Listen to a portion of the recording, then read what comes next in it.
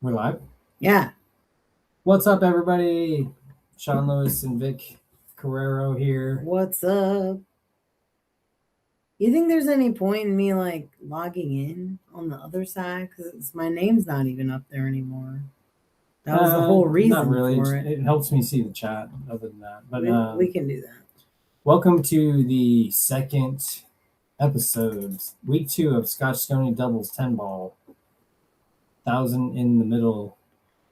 We have Stephen Els and Mike HOLTROP are the defending Scotch-Sconi team. Yeah. The challenger Jason Larsen and Ray Pistoresi. So we got 12-9 race. This is going to be winter break, rack your own, no early tens, Push jump allowed. no 3 foul rule, jump allowed, push allowed, 2 and 3 do not matter.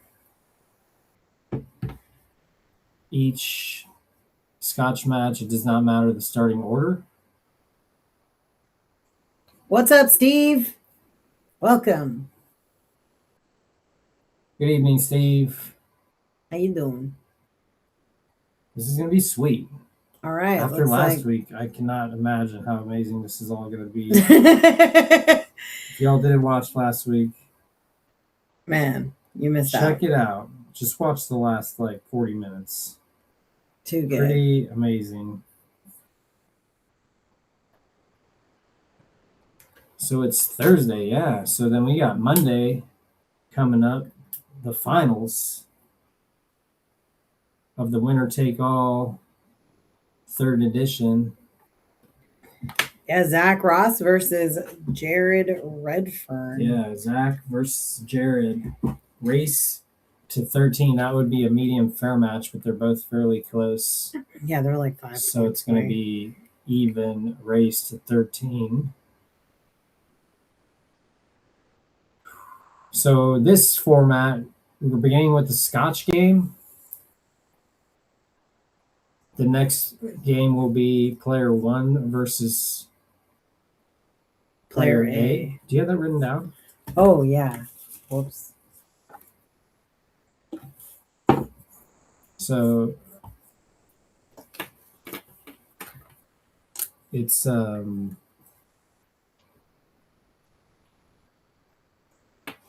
think Steven is 1 and Mike is 2. Yes.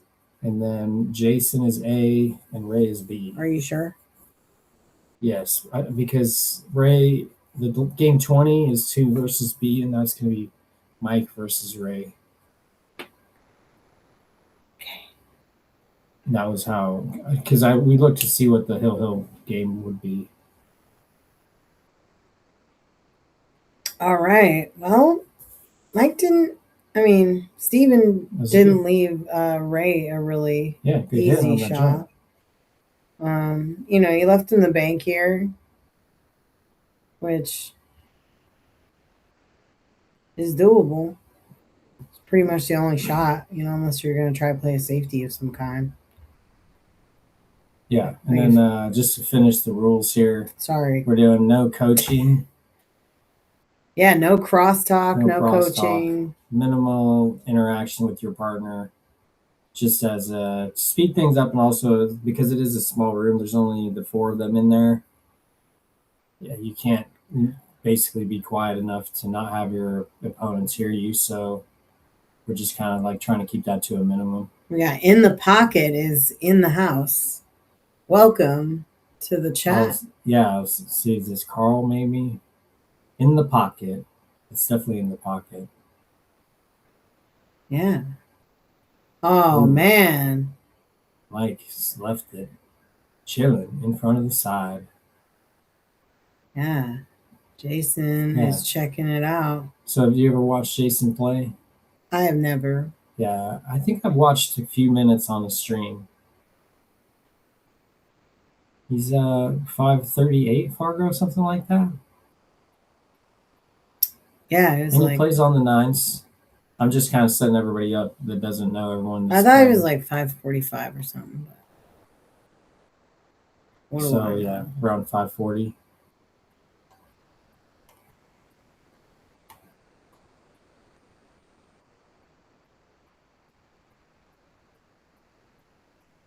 So yeah, his Fargo and Rays are matched up pretty well.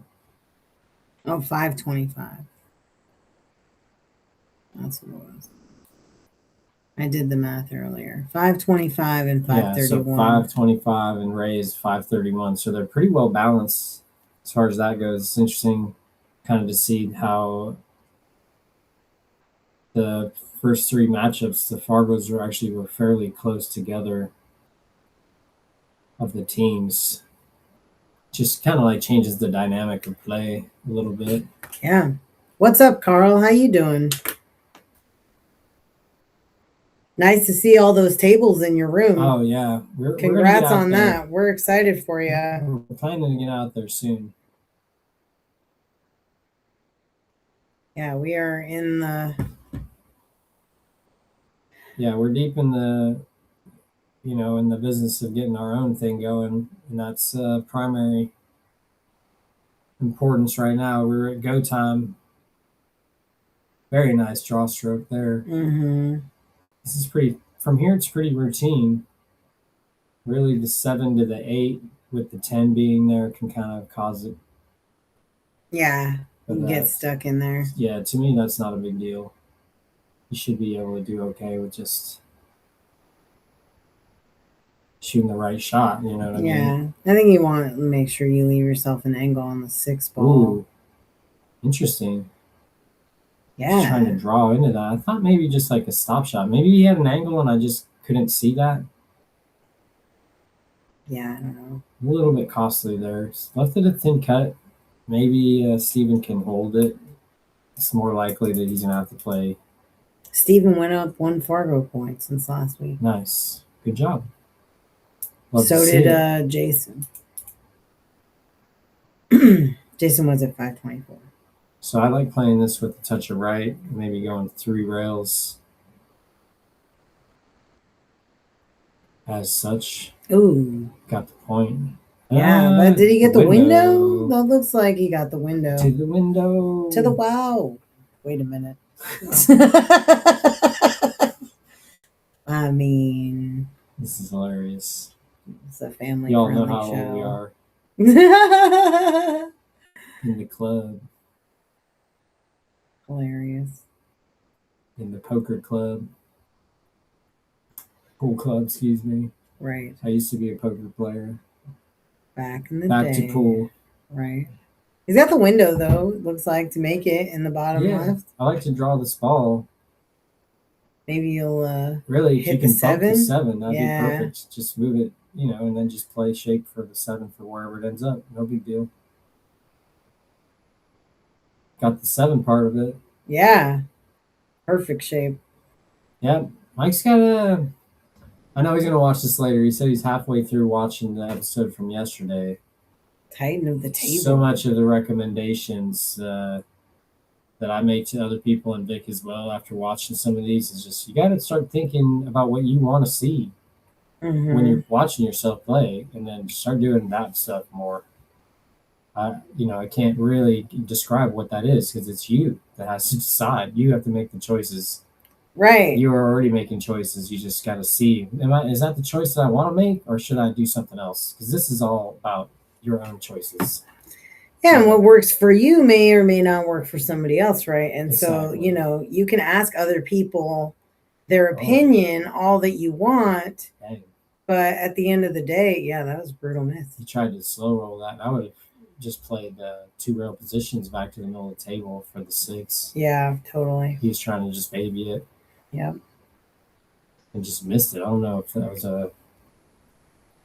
Sometimes you can know that you can't hold it, you know what I mean? And then it doesn't happen. Like the shot itself it never works because what you were trying to do didn't really exist.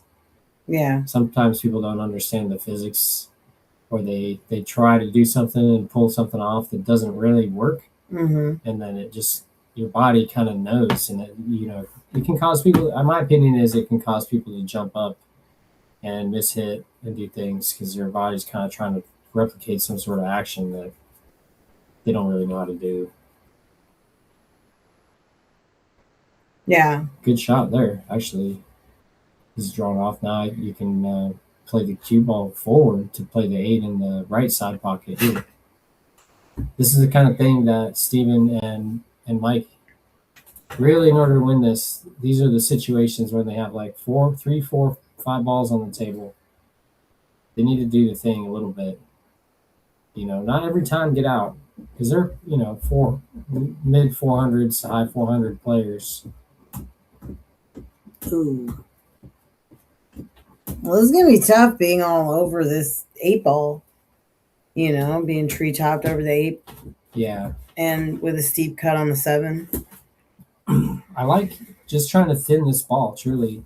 Mm-hmm. Kind of the reason for that is because you are tree topped, you might not be able to hit it accurately, but if you kind of see if you thin it too much, you might go where the cue ball will come back down and then the 7 will bounce and go back to where it's at, kind of. Mm-hmm. And then also, if you miss it altogether, you could kick it back up table and still make a hit.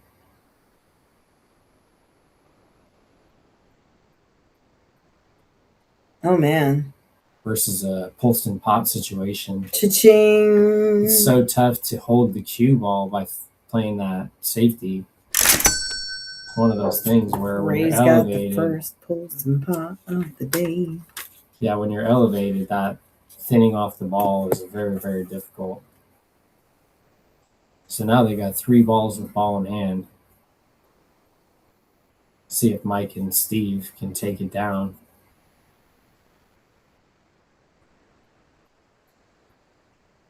Mike was here yesterday, and he's got something to think about. So I'm hoping that he comes here with a game plan.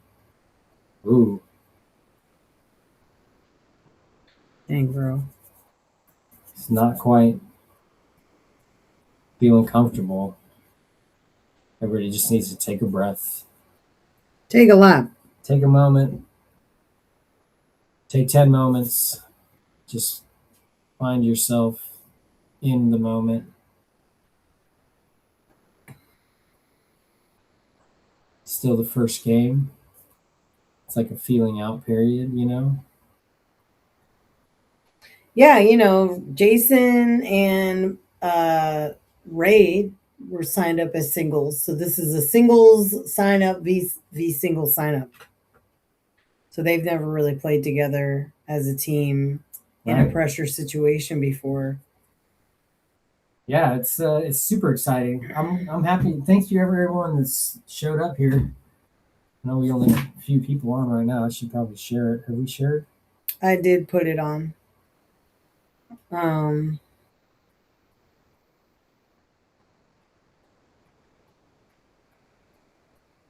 They're still on the 7 here. Got it. Yeah, maybe everybody's waiting. No, I heard Ray was saying that Shane was on right now. Oh. We got competition. Nah. He'll be on. Dang, this is brutal for Mike right now. To leave. Ooh. After Steven made the 7. I know. I looked away and they were still on the 7. But now we got. This is going to be interesting. I like the kick bank here myself. But I don't, you know. Or if you could skim the like the top of the 8 ball a little bit. But I don't know if you know, you might knock the 10 away and open it up. It's tough.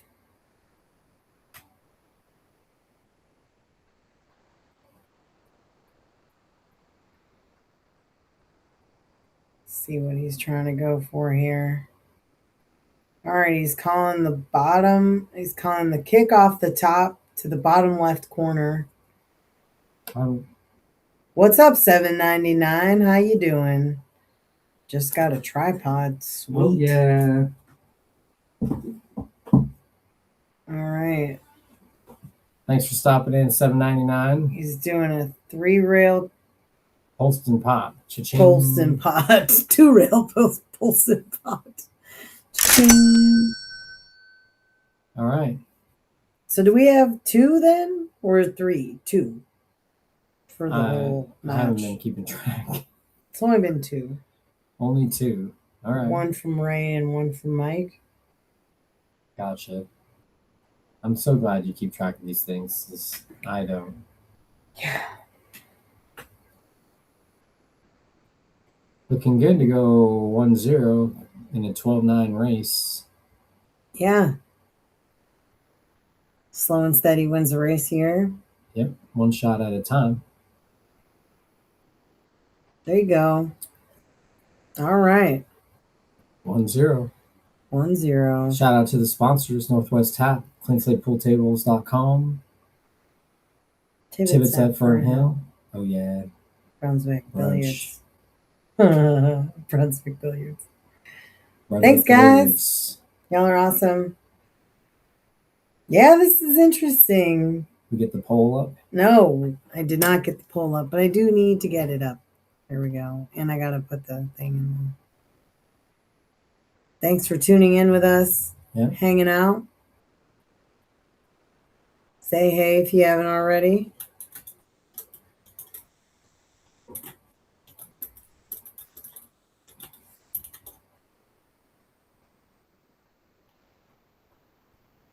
All right. So now we've got 1 versus A. So that's going to be Steve versus Jason LARSEN. Jason will break. This is winner break format. So whatever team has won the last game will break the subsequent game. This is a Scotch doubles with 2 singles matches format, alternating between your singles opponents between the 2 players of the teams, and then back to the original once all the different iterations have been gone through. I guess that would be the way to say it.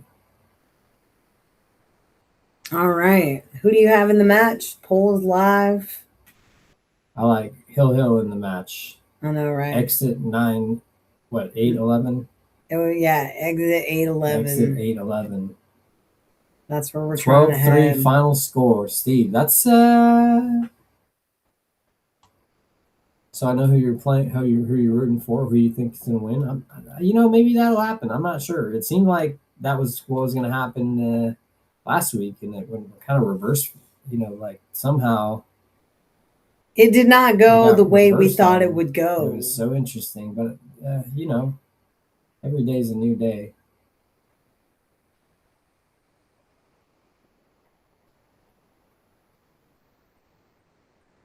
Oof. You got a fair amount of love on that. Yeah. The rollout to get a shot here. Stuck behind the 10 there. 12-3 final score. Definitely could happen. Possibilities are endless. All right. Did not get it.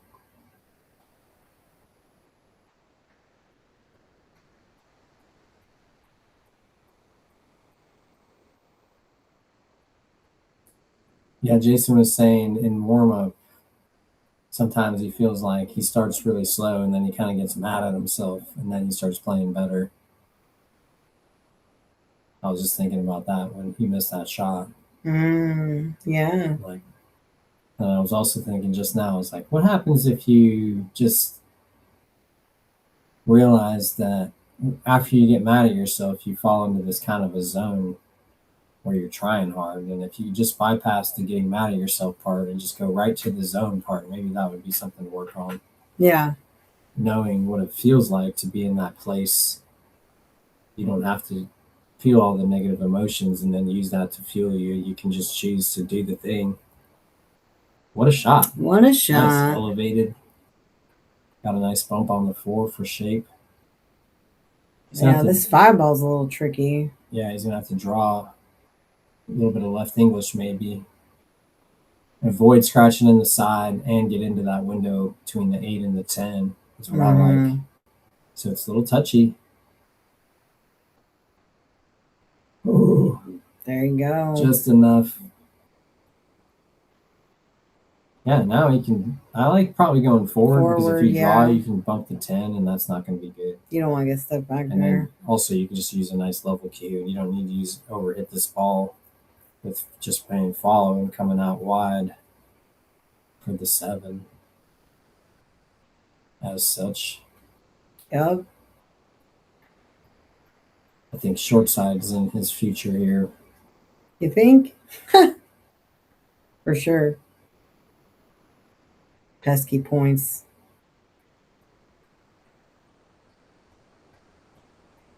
All right. Steve looks pretty solid on this 9-footer. Yep.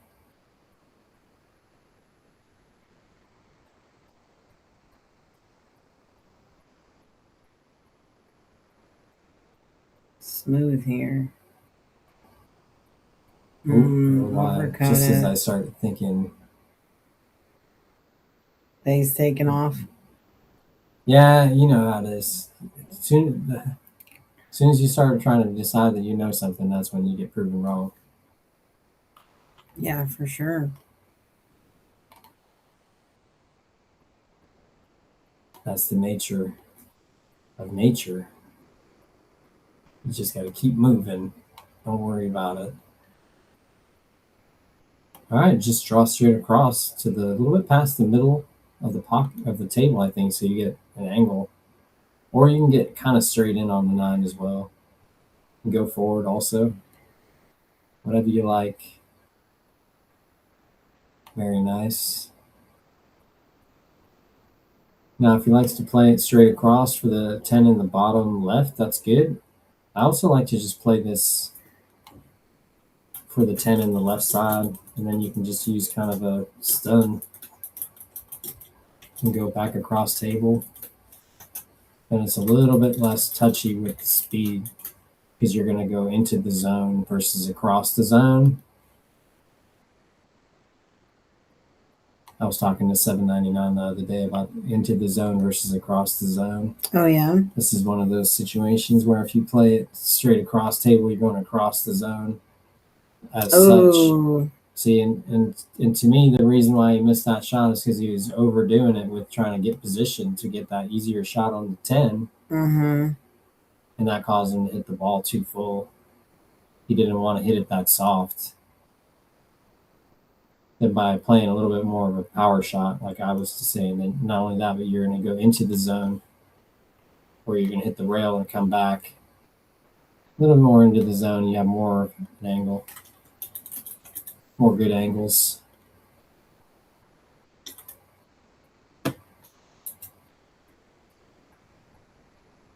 Another one where he's forced to go across the zone. Ooh. Going for the bottom left here? Yeah, nice. I think that's the shot. A little bit of yeah, draw. You just don't want to so you get carried away. Yeah, with very nice. In there. 1-1. 2-1. Is this gonna be Ray versus Mike? Mike on the break? Mike on the break. Yeah, Mike, see how he's doing today. I'm sure he's doing better than yesterday. Yeah, he had a moment to reflect, since yesterday. Yeah. Watch himself play a little bit. Yeah, exactly. And he was asking for input yesterday, so hopefully he's taken some of that and applied it to today. I wouldn't go too deep into that. You can't really, Rome wasn't built in a day. Maybe it's an analogy you can use. It's continuous progress over time. Continuous improvement. Kaizen. Yeah. All right, so we got Ray and Jason taking it down in round 1, and Steve and Mike in round 2. Oops, sorry. That's fine. Yep.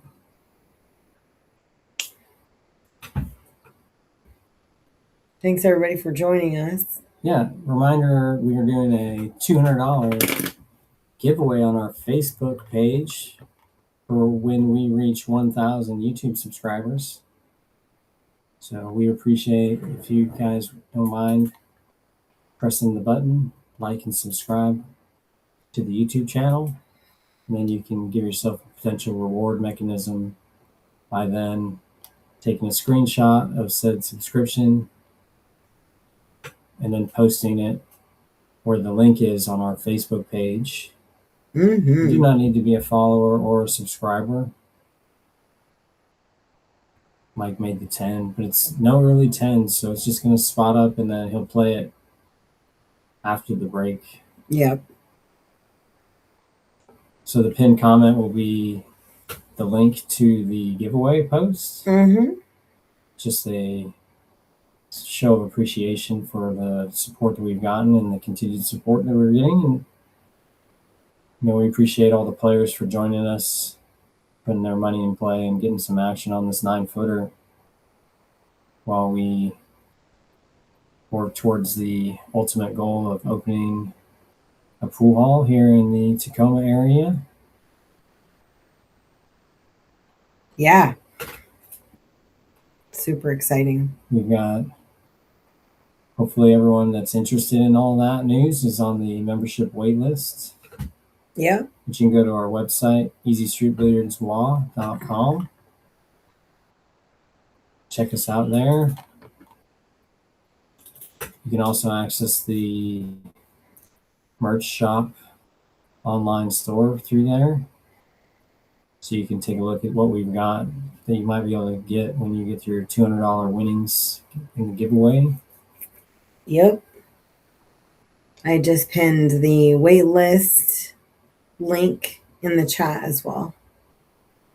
All right, Ray, what are you doing? We're going to go for the cut.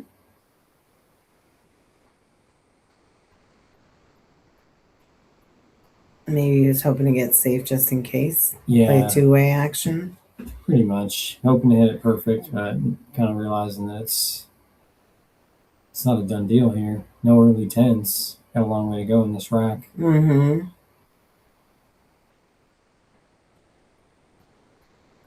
And this is a singles game. So this is Ray versus Mike. Mm-hmm. Every rack is just switching it up a little bit. Makes it a little bit weird. Ooh. All right. Ray's got a good look on the one.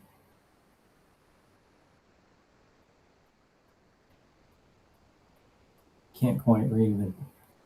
Oh, right. Yeah, sorry. Oh, no, sorry. I was just grabbing the link. Make it easy.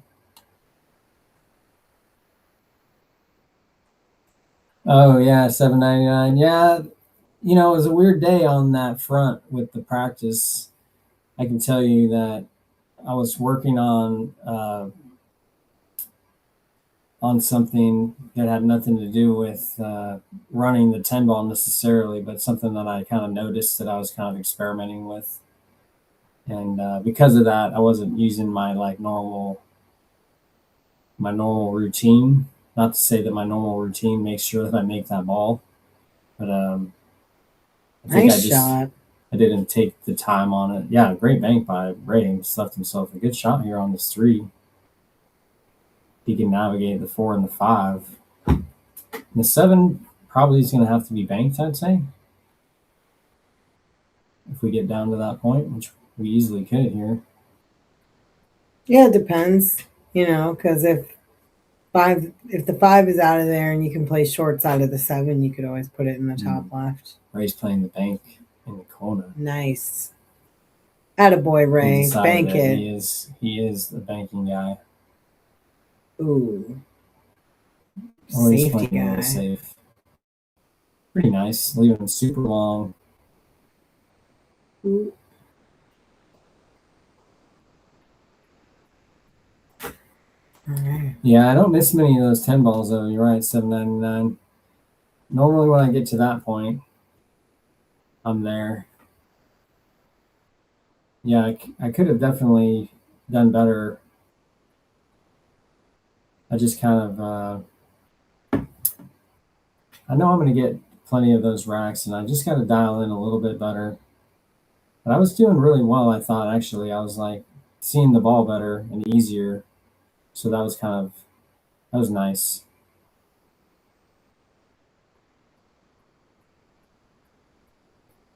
Good speed, kind of just for a stall shot.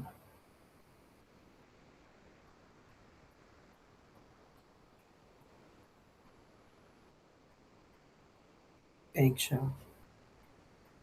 Oh, yeah, play safe. Yeah.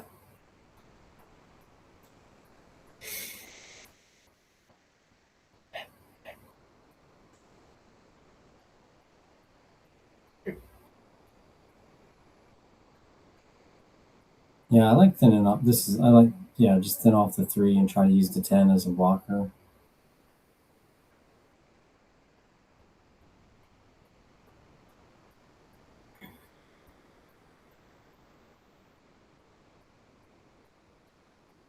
I wonder if Mike's gonna go for the bank. Yeah, I love the bank from here myself. Mm-hmm.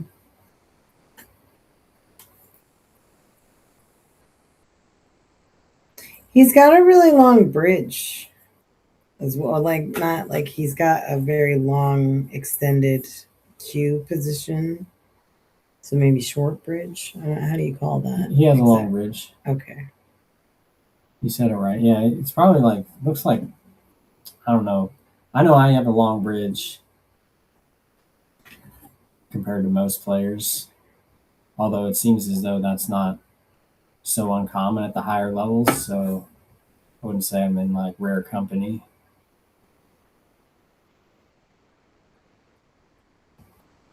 But Mike's, based on his the way that he stands, it's really long.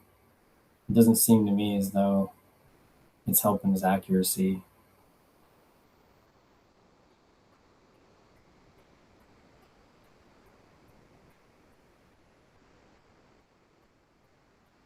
I know it doesn't help my accuracy, is what I'm saying. The longer bridge, you have to be more precise with your stroke. Yeah. In order to hit the absolutely. in order to hit the contact point. It's just kind of the sacrifice that I make, being a little bit shorter and not being able to reach quite as far. Mm-hmm. By using a little bit of a longer bridge, I can reach a little bit further, and to me, that kind of makes up for the little bit of inaccuracy. But I'd say with today's equipment, with low deflection shafts, really consistent tips, and all that, Ooh, you definitely can get away with a longer bridge than you could back in the day when it was, wood deflection and before Predator, before the low deflection technology was popular. And there's definitely some examples of top level pros that play with bridges, similar length to what I play with and what Mike's doing too. So there's really no way to say it's wrong. That's what's so amazing about pool, is there's really no wrong way to do it. You just have to prove everyone wrong by doing it your way and doing it better. At the beginning, nobody believes. right. You have to believe in your own game enough to make it where other people believe in it. I think just then in this shooting the 3 towards the 9 and just letting the cue ball go wherever. Yeah. It's fine here. If it bumps the 4 a little bit, you're going to be all right. You just got to take away the offense. Yeah, see, just now the 4's out of play. So I wouldn't say that was what I'd call a great safe. It was a good move to like extend the game, but it doesn't get anyone any closer to winning. So on that note, it's more of a stalling safety, which I think is fine in this situation. There wasn't much he could do. You don't want to just leave it open and have it be too easy either. Yeah. Mike's going to have to progress the rack somehow. Could be aggressive here and go towards the 4, although I'm not sure how much control he really has.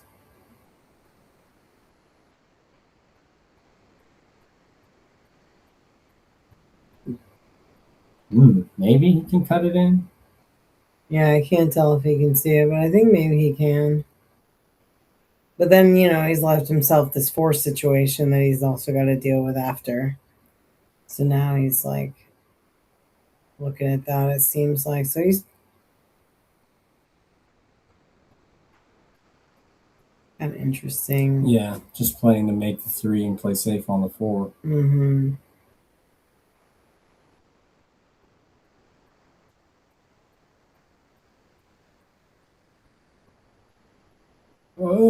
Ooh, nice got a little bit breakout. I don't know if he's going to be able to do anything here. Yeah, you could bank it. You got to put a lot of inside. What if you played it? If you hit what it, if you played it like on 2-rail bank back to the left side or 3-rail bank? Yeah, you could do that too. That would be, just smash it. He's looking at the inside English here, a little bit of right English, and nice, and just you got to get the grab on the from the rail. That's fine. Best you could do. Now the 7 is tied up, so we're still lengthened a little bit. Maybe the 8 carom might go. If you get on the left side rail, like even further left than where the cue ball is now, 7-8 carom.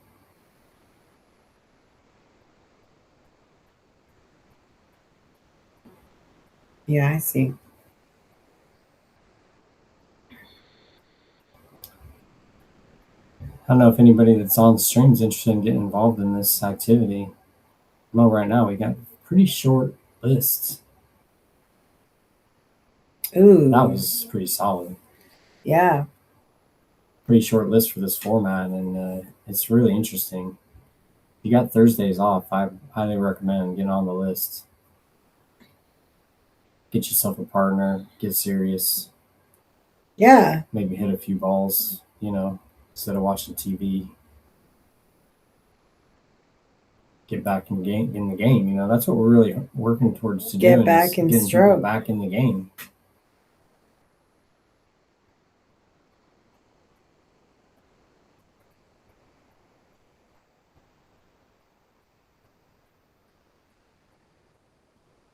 Raise the other ball in hand. And like I said before, the 7-8 is tangled up. So we'll see what Mike does here. Get bumped, like shoot the 6 and go into the 7, potentially. Yeah, it just depends on where he ends up on the 6. Correct. Could even maybe get short side on the 7 and shoot all the way down if you can get underneath.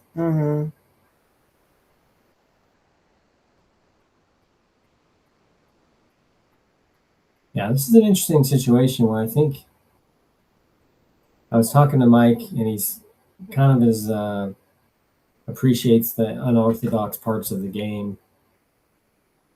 And I think that causes him to have a little bit of struggles when he's shooting like what I'd call standard Orthodox parts of the game. Or more closely known as like routine run out shots in rotation, where he's one of those guys he really just likes to just throw the balls out and hit them in, and he's really accurate doing that. But when it comes down to the finer points of rotation, it doesn't seem like he's quite as dialed in. So it's just an interesting dynamic where some of these situations seem pretty routine, and he's taking a lot of time.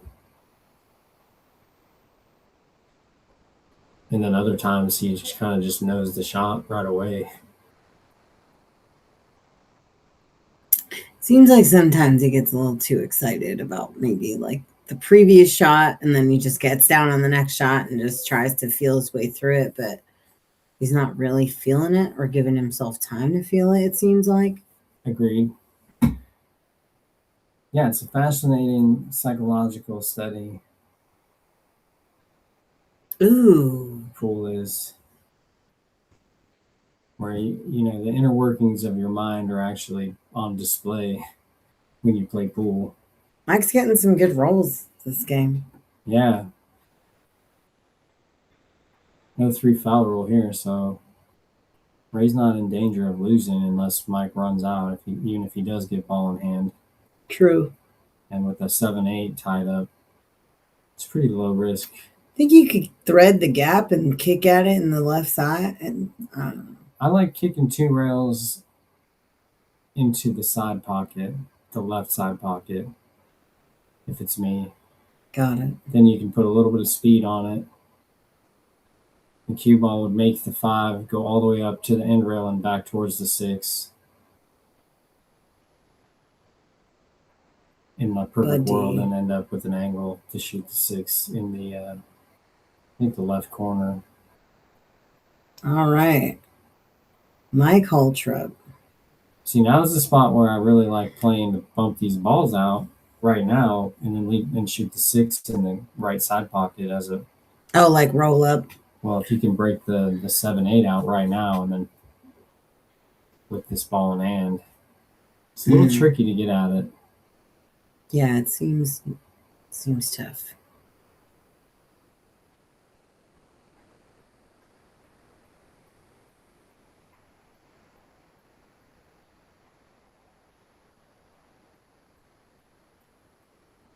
At minimum, you got to play position to break it out. So then I think he's going to go forward. Whoa. Ooh. Didn't almost get got there. Almost. Left himself really long on this 6 ball. Yeah, he was trying to break that 7 out. Almost got there. That was really close to a sweet shot.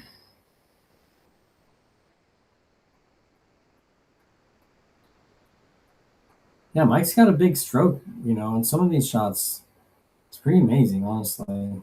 Mm-hmm. It's just interesting what people get good at through their career playing pool. Where I wouldn't expect necessarily that a mid 400 level player has such a big stroke and actually can make like these 3 rail positions and all that stuff.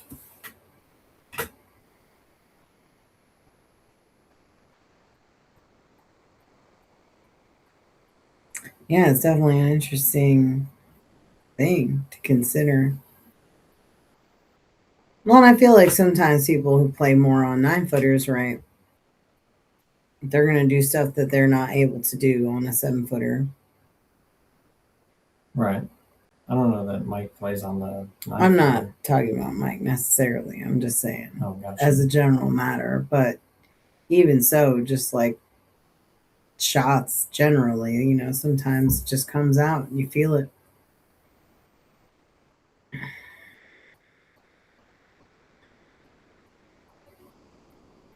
Yeah, I'm not sure what Mike's looking at here.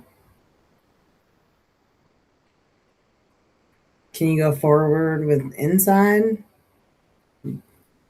Yeah, I think you just make it and then you play safe, or you bank the 7 in the side if you get below the. I really think that the other shot you could do is play safe by shooting the 6 like into the rail and into the 8. Mm-hmm.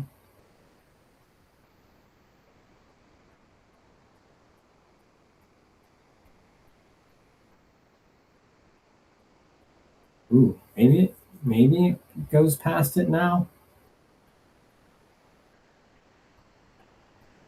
Past the 10? The 7 past the 8. Oh, maybe. Because it bounced.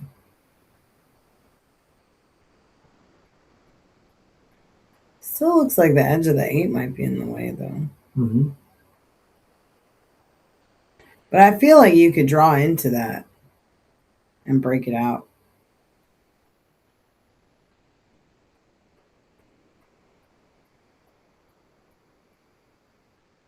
Maybe it does go. It's just hard to see right with the monitor. Mm-hmm. It seemed like he was playing it as though it does go.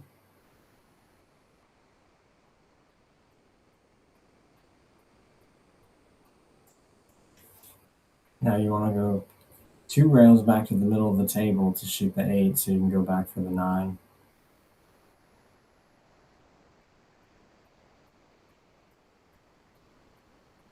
Ray's got the extension out. It's going to get a little straight. Bounce. Yeah, once he gets to the rail, he wants to be frozen on the rail. Mm-hmm. Now he looks like he's going straight at the pocket if he uses follow. I don't know if he can cut it to the right so he can use the bottom rail to come back up for the 9, or he has to try to draw straight back, create an angle. I don't know. Ooh. Oh, no. Yeah, just barely missed the pulse and he pop. had to cut it to try to get that position and overcut it. Mm-hmm.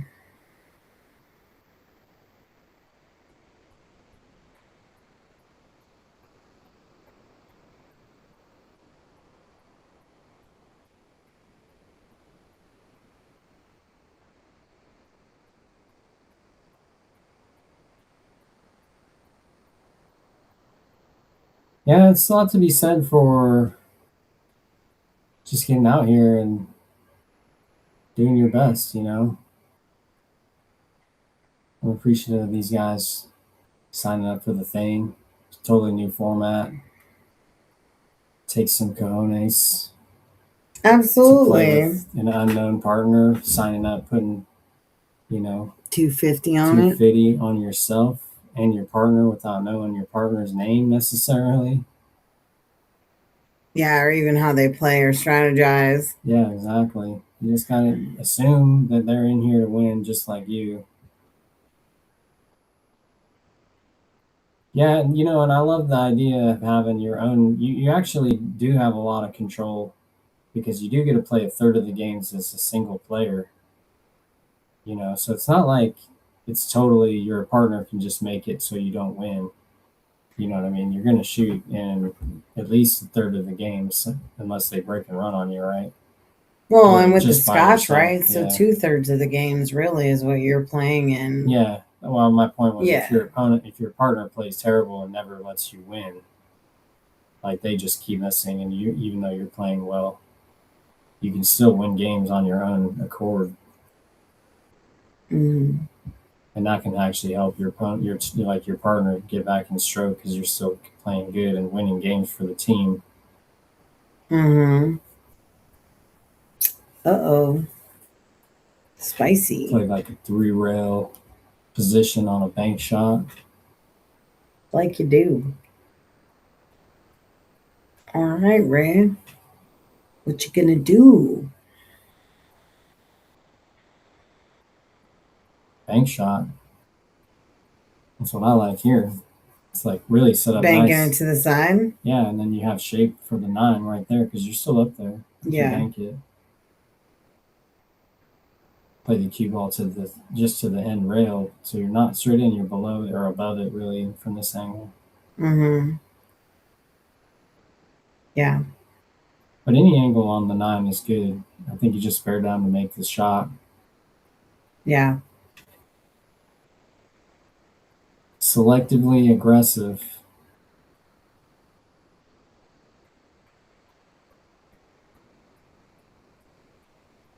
Oof.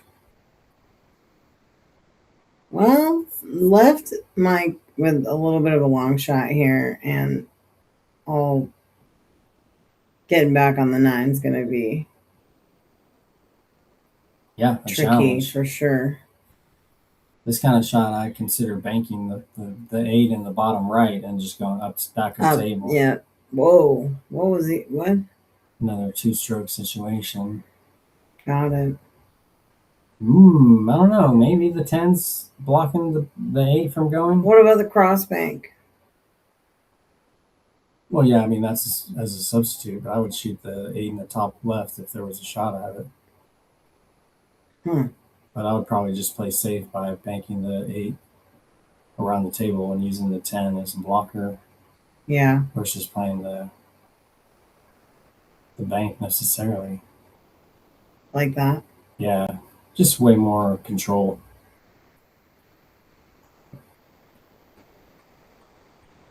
As where when you play your opponent, you don't want to give your opponent 2 to 3 balls when they're at the level that, kind of play a little bit more snug. Assuming that you can outmove your opponent by being, 100 points higher Fargo. And then, if you were watching the interview, Mike says defense is the weakest part of his game.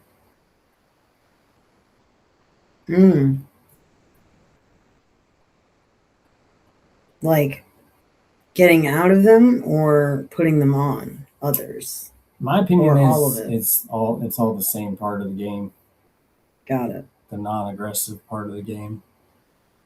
Didn't quite get there. Tightened it up a little too much coming around the corner there. Would that count as a Polston pop?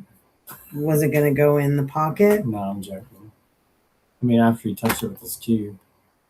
Oh, but not naturally. Yeah, it wouldn't have gone naturally. Then no. I know, baby. I know.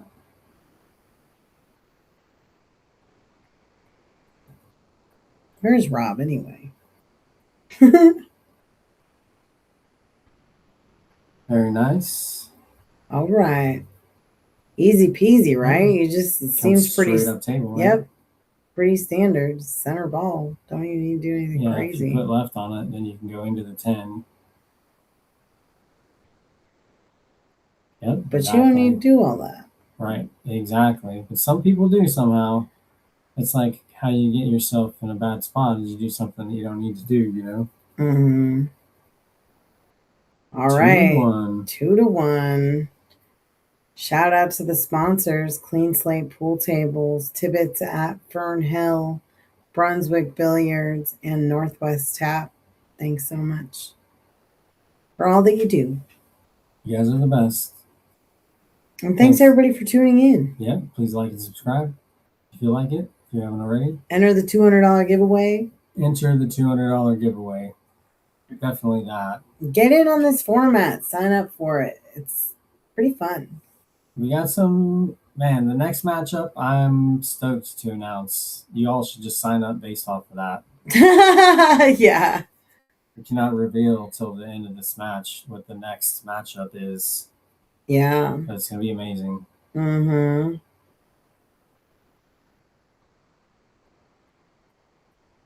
Oh, Ooh, 4-ball didn't drop.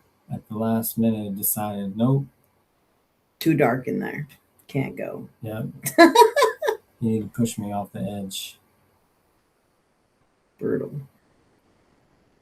All right. All right. Steve versus... No, this this is doubles? Scotch. Dang. I'm lost already. You're lost already. I knew we needed the score sheet. Good thing we got it laminated. That was a good call, babe. Yeah. You're welcome. Makes it easier. Then we can just reuse it. Little thin already.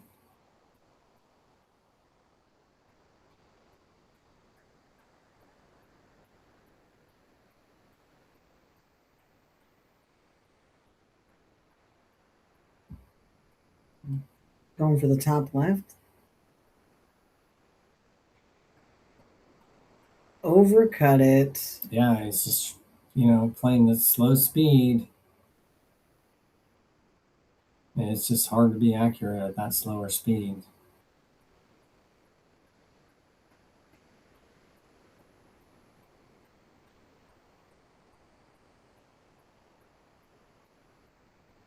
All right. All right. I like banking this now so you can draw down for the 5 if you Yeah. make it.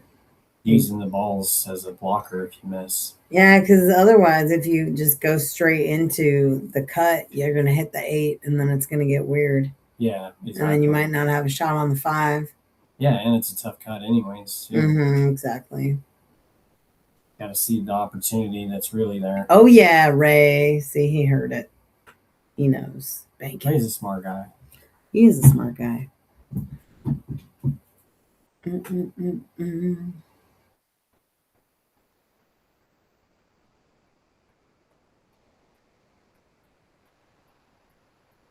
What a shot. Got there. We make a You noise think for that it's one. what? That's the sound effects. We don't have any good ones.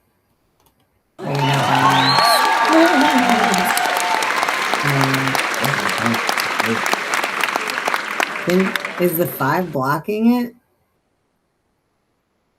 Oh dang! I forgot the 4 was on the table. I mean, it's an easy kick shot though, really. Oh yeah.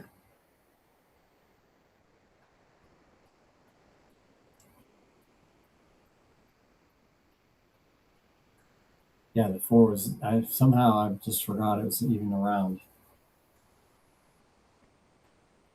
Yeah, just make this 4 kick and you get a shot on the 5. So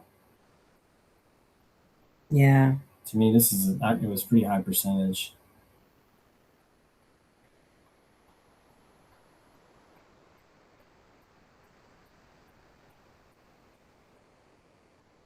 Ooh, missed Way it. down there. Yeah, those can be tricky, if you put any extra English at all on one side, can definitely get crazy. All right, so Steven's got the ball in hand situation here. I've seen so many people get into trouble because of how close it is inside the pocket. Yeah. And, they line up really straight on it. It gets weird. But this, he hit it with good speed here. Yeah, playing an object ball in the jaws, you got to be just as precise as any other shot. The expectation that you're going to get position is much higher when you're going to automatically make the ball. Right. And you should play this shot as such and not just be like, oh, I'm never going to miss this shot, so I can do whatever I want. But that's actually not the correct mentality in general. Mm-hmm. You always want to be as precise as you can as a habit, not because it's required on any particular shot.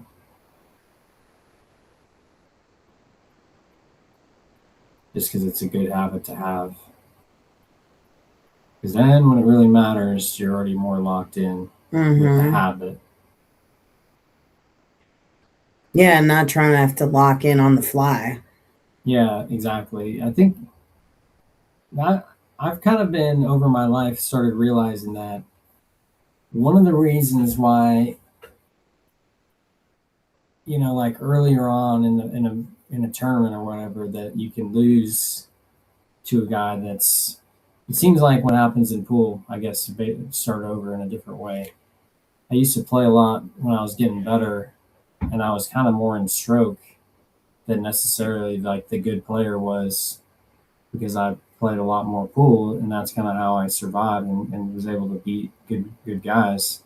But then as I get older and I don't play as much, then I realized that I was relying so much on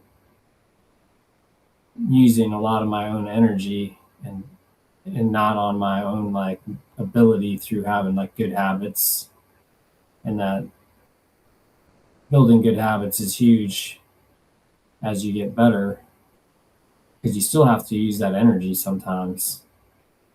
But if you have better habits, now you're going to just be able to multiply the benefit. Ooh. Missed it and hit the 6 with his cue. So just kind of developing a habit of being as precise as you can all the time that's in the long run, that is a huge accumulation of extra skill.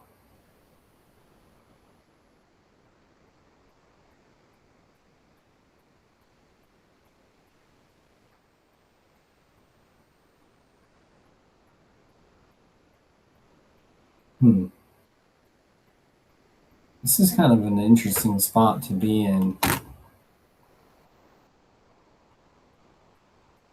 Dang, we got 7 votes.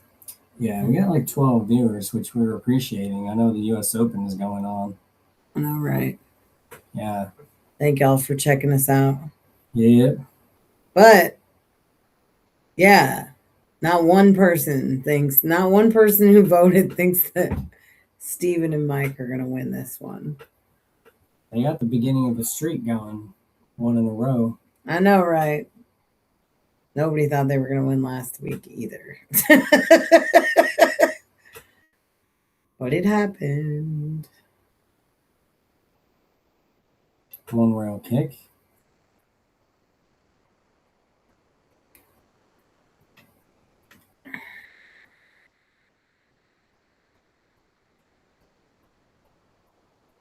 There he is. What's up, Rob?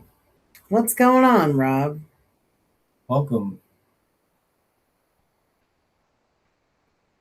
We are chilling, watching this matchup. It's Scotch right now. Yeah, the beginning.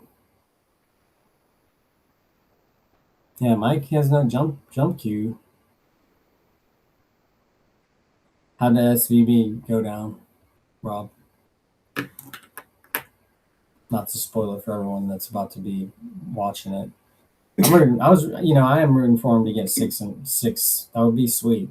Maybe the last time it'll be possible to happen. I'm pretty sure Earl has no chance. You never know. Yeah, and then Shane, I think he's 42. He's getting to be that point where I think he can still win more of these tournaments, but these young guys are so good now. There's so many of them that it's like every match is like a landmine. Ooh, narrowly. Life is but a dream. Almost hit it. Oh yeah, let's go. I love that. Down 5-2. 7 SCV is straight. so good when he gets rolling, man. It's like being on ESB. What's that? Down like 14-2, running 4 straight. Down 7-2, running 7 straight. People be doing it. Maybe we should. Well, we got to think about, if we do another format, maybe we could do a 9-ball format. Yeah. I like the 10-ball, but it seems like at least Matchroom is trying to go like, y'all just play 9-ball all the time. It's more action. So I wonder about that. I like 10-ball. Ooh, Ray. I like 10-ball. Yeah. Yeah. I like 10-ball. I like 9-ball too. You have to do longer races. Race to 14, 9-ball.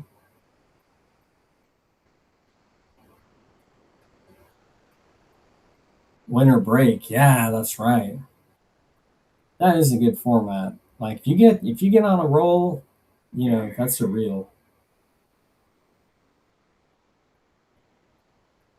Well, there's like a couple guys, right, who like broke and ran the whole set. I don't know with about a winter break format. I think that Filler has done 9 in a tournament. Someone won a world championship of some kind with that sort of like ran all of the balls. Yeah, well, broke and ran every rec. Yeah, winter break format. I don't have that information. I'm gonna go look it up right now.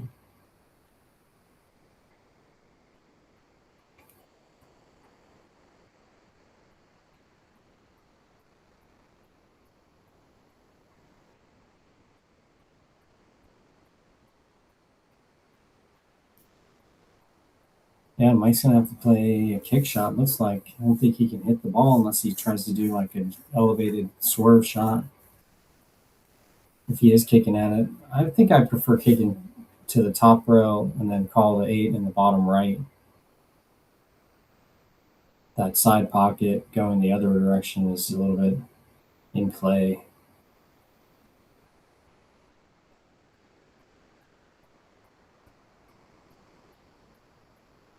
Seems like it has a magnet on it.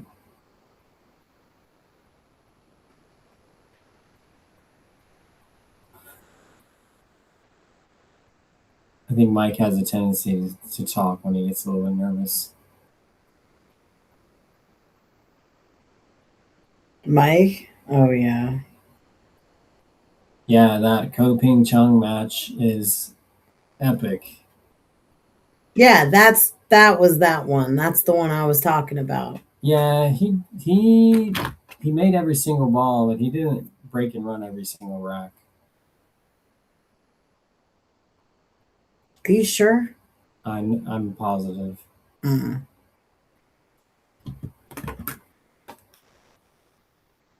can't tell you exactly how it went down, but I know that Yap did have at least a few opportunities to do something.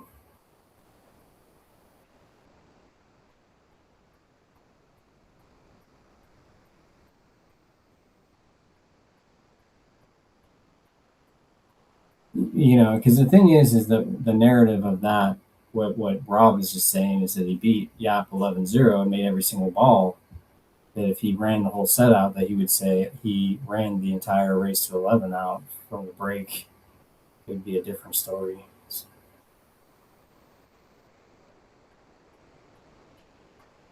But I know he did run a lot of racks, and he played a few safeties. Says he pocketed all 99 balls in a row without a miss, recording 7 break-in runs. Yeah, 7 break-in runs, not 11, right? Guess so. But that was the semi-final. An epic performance for sure. Nonetheless. Yeah, and then Earl had that $1 million rack 10 break and runs.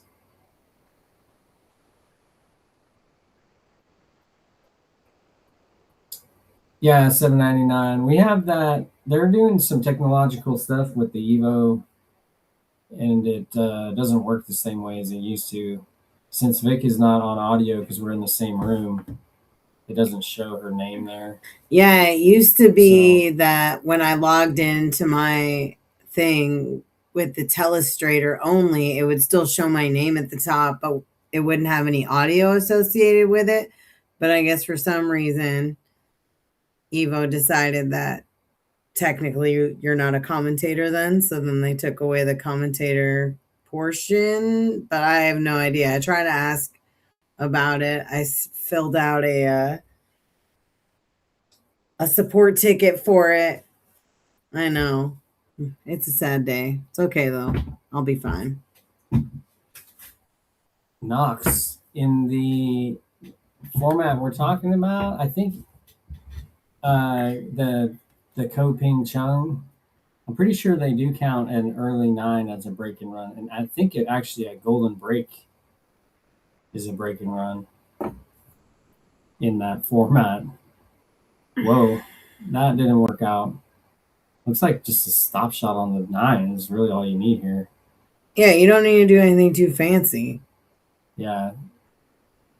It's one of those interesting scenarios where maybe Jason's trying to be overly perfect, you know, and that might be kind of hurting him a little bit. Not this situation, but some of the time I was like, you know, he's definitely being methodical. I haven't watched him play a lot, so some of it's just like how consistent he is throughout the whole set is kind of what I'll see as his game, you know. 3-1. Oh yeah. 3-1. Now it is Steven versus Ray.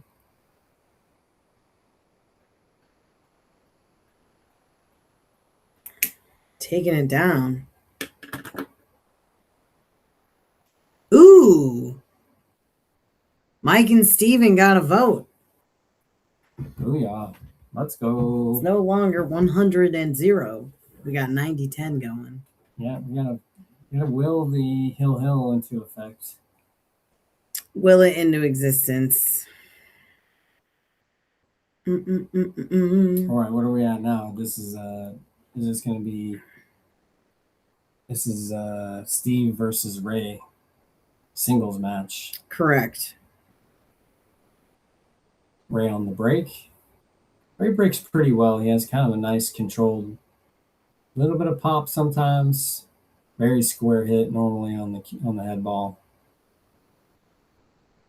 7, maybe 8. 7 went in. 7, and it looks like the 8 is cleared, so he can make the 1. This is a legitimate break and run opportunity, appears to me. Mm-hmm. The trick to this rack is going from the 2 to the 3 to the 4. So there's about 3 shots here that need to be hit pretty well.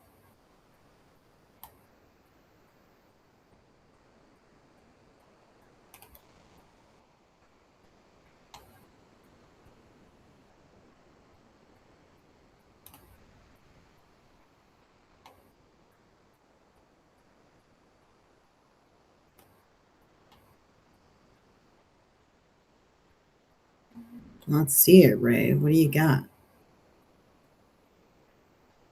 Nice and smooth. Nice. A little follow on the 2. Yeah, or if the 3 goes in the side, which I'm not sure if it does or not, you might draw above it. But I think as it stands. Well, I feel like if you follow the 2, you can get a little angle because it looks like there's enough that you could follow it and hit the side rail for the 3. Yeah, I don't know how much the point of the side is in play. Yeah, I don't know. Can't tell.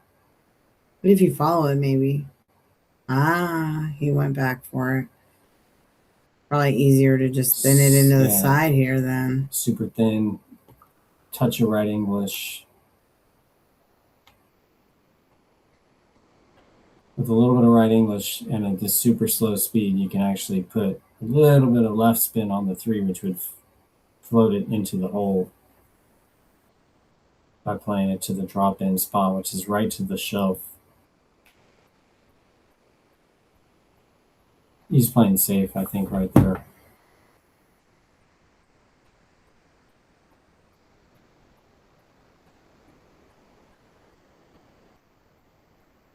Yeah, if y'all have an interest in getting on this Scotch-Sconi action, jump into the Easy Street Billiards stream group, go to the featured tab, and then there's all three of our formats. Well, two of the three formats are available to be putting your name on the list.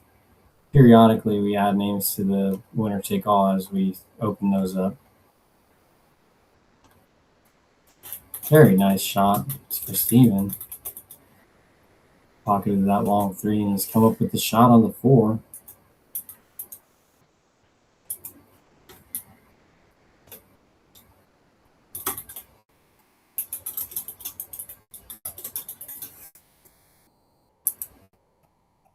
Yeah, we've got the 5th winner take all is almost full. So that's coming up. But we haven't announced that yet. We're going to do the draw next Monday, or this coming Monday, for the 4th winner take all. And that will be featuring Savvy Nyack, John Casey, Gilbert Palorin, who's the winner of the 1st winner take all, and Mike HOLTROP. Gilbert, interestingly, has gone from the lowest rated player of the group to the highest rated player of the group. So now he's going to be the one giving weight instead of the one receiving weight. So this will be interesting to see how he is affected by that, if at all. But yeah, so I'm excited for that.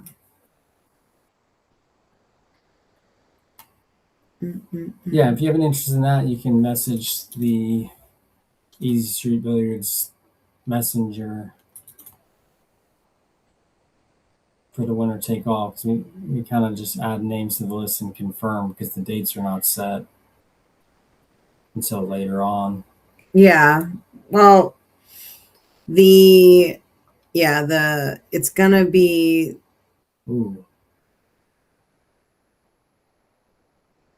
September 28th, October 5th, and October 12th. So you need to be available for all 3 dates, but you would only be playing one of the first 2 dates. And then if you win that, then you would go to the final on the 12th.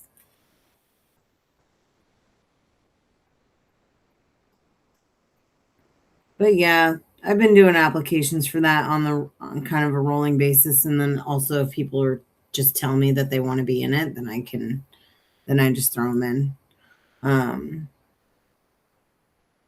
But yeah, as long as you're available for all the dates, it's all good. Get your name on the list. Give me a buzz. Send me a message. Ooh, Ray's left them a good opportunity here. Dun, dun, dun. 5-ball run here. Pretty good entry shot here on the 5.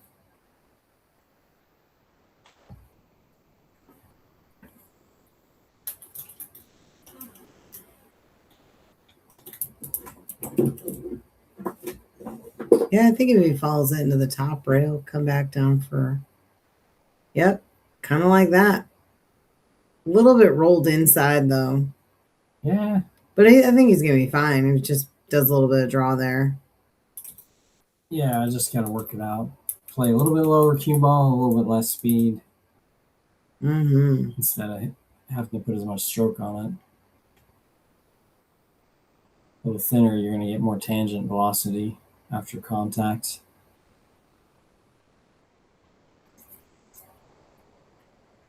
Very nice. Now I think you can just make the 8 and go forward. As long as you don't end up on the left side rail, you should have a pretty nice shot for the 9. Even if you do, you're pretty makeable. Just ideally, you're off the rail. Yeah, you don't want to have to follow it.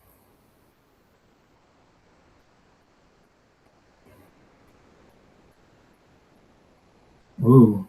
Brutal. Just overhit it. It just wasn't quite as accurate. This isn't a walk in the park though. The 10 is walking the bank, and it's a tough cut to the bottom left, but makeable. Yeah.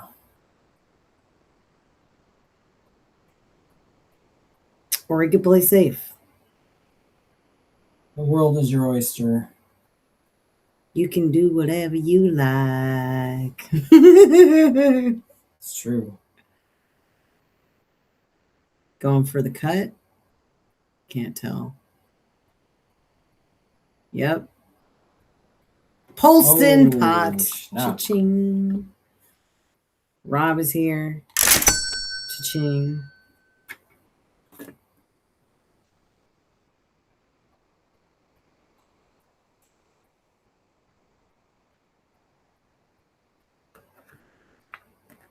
Interesting putting it on the rail, but I guess that'll give it a little bit of an angle. You want it to be, I don't know that I want it to be straight in. Yeah, he's playing this to go forward and then back up. Yeah.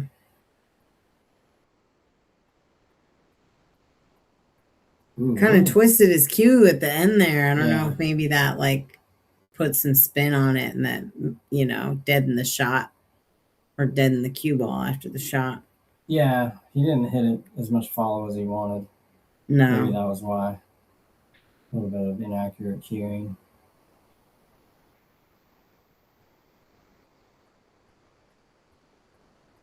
Ooh, is that going to scratch? Oh, no. Oh, no. So close. But now he's left himself like a cut the other direction. Yeah, I think he's going to make this. Yeah. As long as he's recovered from almost scratching, you got to reset your emotions after that. He took a breath, so yeah. See how he is.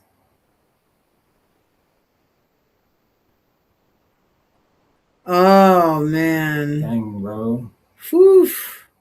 Bro, he's got an opportunity. Opportunity, long shot. Just breathe, man. This is one of the ones where you can steal it back. You made a mistake. Totally. I mean, and that's the thing, right? It's like this 3-1 position is so... Sorry, go ahead. Yeah, no, you're good. I was just saying that, yeah, scratched on the 8, and he's got like a free shot now. You feel like, maybe they're supposed to win, but he can steal it back here. Mm-hmm. Yeah, and then the score is huge, right? 4-1 instead of 3-2, yeah. Ooh, it's like right along the rail too. Yeah, a little bit off angle, so he can follow this ball, but he's just right on the rail. This is a tester. Mm-hmm. It's getting good.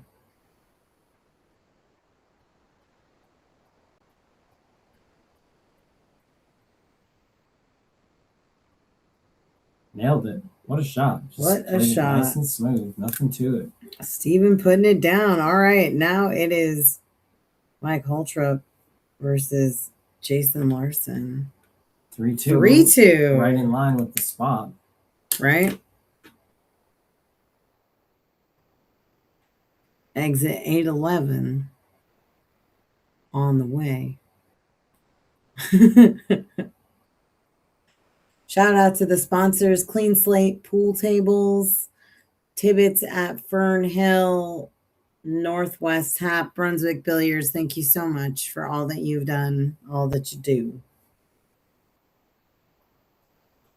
Yep, y'all are amazing. Thanks for stopping by. Yeah, thanks for tuning in, checking us out. Of you. Checking out this Scotch-Sconi doubles format. Testing it out. Might take off, maybe won't. Who knows? As long as we get people to keep buying in, it can be the same people every week. To me, it's fine. If you're missing out. I mean, that'd be cool to be able to play every week, Mm-hmm. Get some action if you like to put your money behind your game.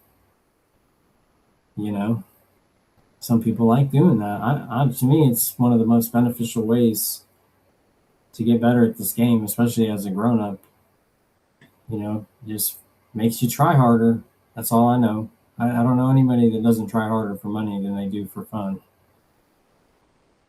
doesn't mean that they're going to be necessarily more successful or a better Mike's player. not using the doily.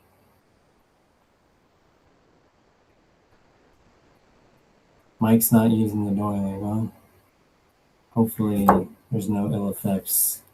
I know Bo doesn't use it either. Holston Pop. Cha-ching. Oh, Scratcho. So we've got Jason versus Mike. Singles game. 3-2 on the score. Everything is very normal so far. Seems as though Steven and Mike have a little bit more confidence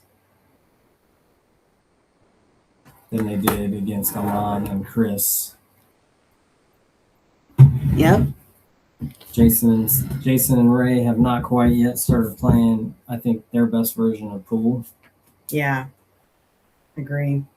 We'll see how this goes, you know? Yeah, I gotta feed the dog. I'll be right back.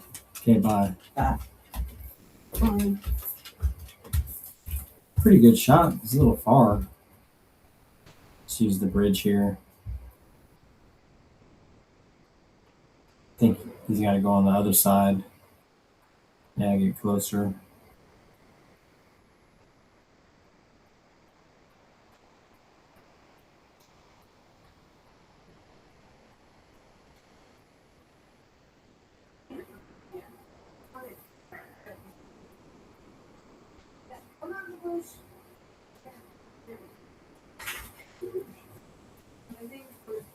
Oh, that's right. Forgot already. Okay, Jason's just going to draw here, I think, or follow it. Whatever he likes to do. With the bridge, you don't have the full stroke necessarily.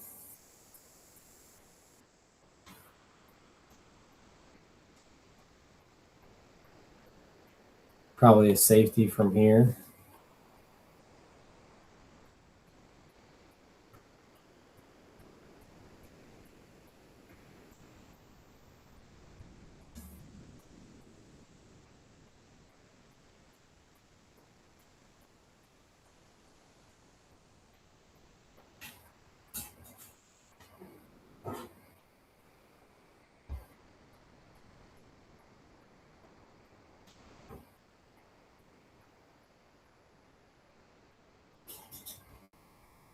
Very nice result. Looks like Mike may be able to see the left edge of the 3, but it looks like that is not going to give him a great, I don't think that's going to be a great opportunity. So he might have to kick to the top rail at the back of the 3, maybe play the 3 in the side pocket close to the 4.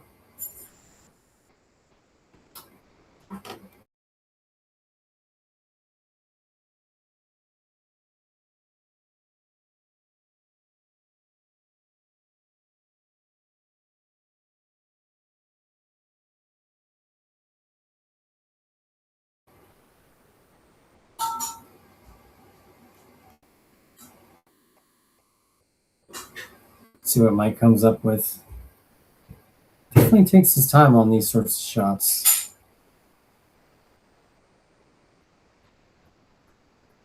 What's up, Mark? Welcome to the stream, my brother. Yeah, it's close. Hasn't been much separation, but it's 9-12, so, you know, it's supposed to be close, looks like. Ray and Jason haven't played their best version of pool, and I don't think Steven and Mike have either, so it's just beginning to see who gets the comfort first. Oh, Mark, you watched last week's episode? How insane was it, man? So insane. He really just vets the Fargo Fair Match format as being really tough. Good action, I should say. Makes it really difficult. You got to play hard the whole time. Really think about your choices. Make sure you're doing everything as good as you can, increasing your own percentages as the better player, and then the weaker player as well. They just figure out how to play just a little bit smarter, a little bit better tactically. It can be huge in these modified, the handicap races. Oh, what's up, Mark? How's it going? Yeah, he's just saying he watched the last week's episode. Oh, did he? Yeah.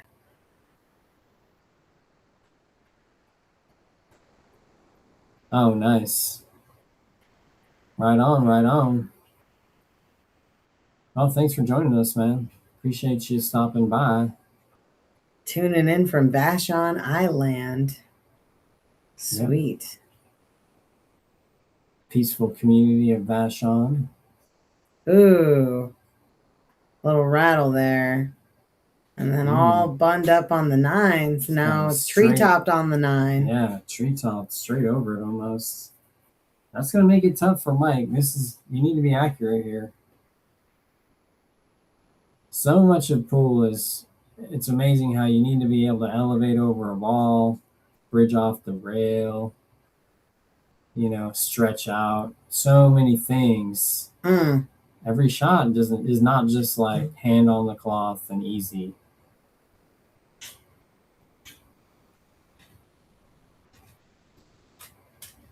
Oh yeah, that's well, you know how it is. That's why I never quit. I don't like starting over. Oh yeah, his back wasn't doing so hot, right? I had to take, yeah, I think so. I had to take a few months off in my late 20s, I think. I had like a neck injury. Couldn't turn my head for a while, so I just quit playing pool until I got better. That was before I found yoga and stretching. And then since my son was born, I've kind of changed my form around where I don't need to be as rigid, and I'm just more like balanced and neutral stance, if that makes sense. Things we go through. Good shot. Nice cut As shot. pool players who can't quit, Like when I had my knee surgery and I was like hobbling around playing pool. It's part of your rehab. On my crutches. It's rehab. Mark was there. I was there. You were there. Everybody was there. That was the beginning. Mm-hmm. I love you. I love you.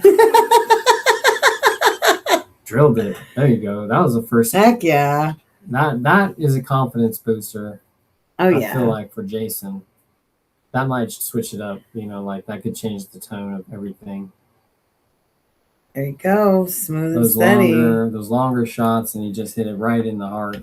You love to see those shots. Those ones, to me, are extra gratification. Making sure got the chalk going. Yep.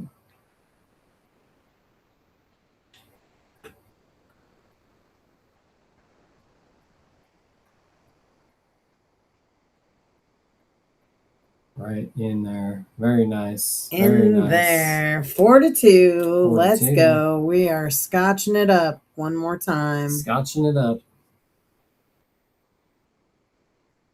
It's true that. Yep. Can't stop, won't stop. Cannot be stopped.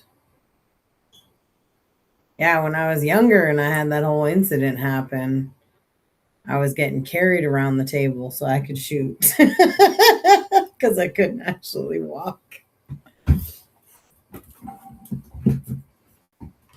But labor of love.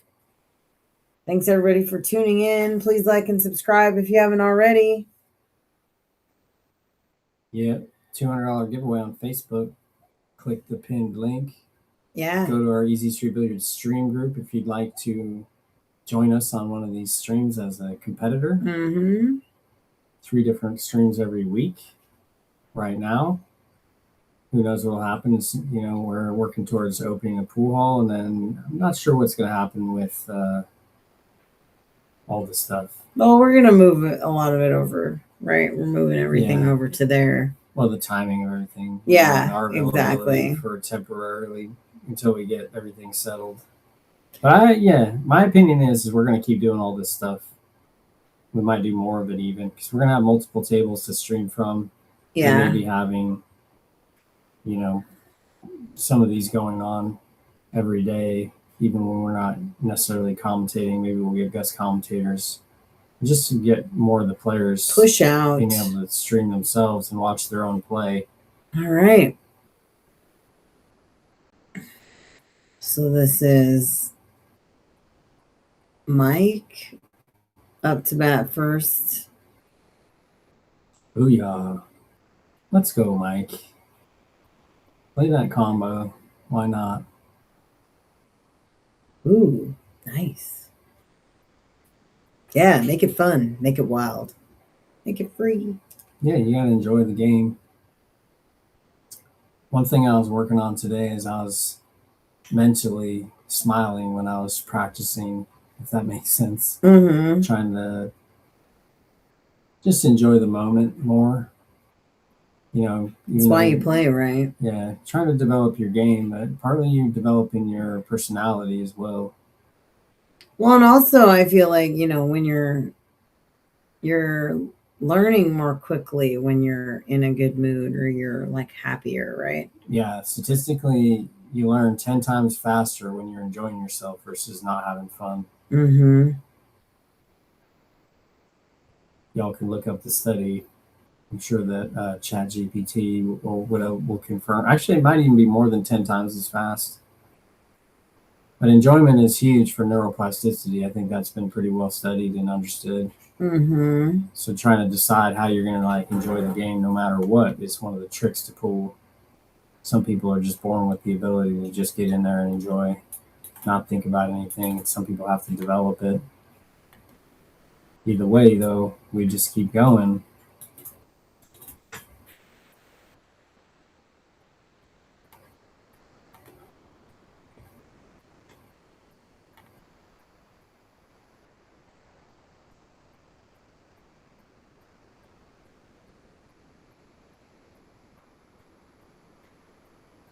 Ray's called the side.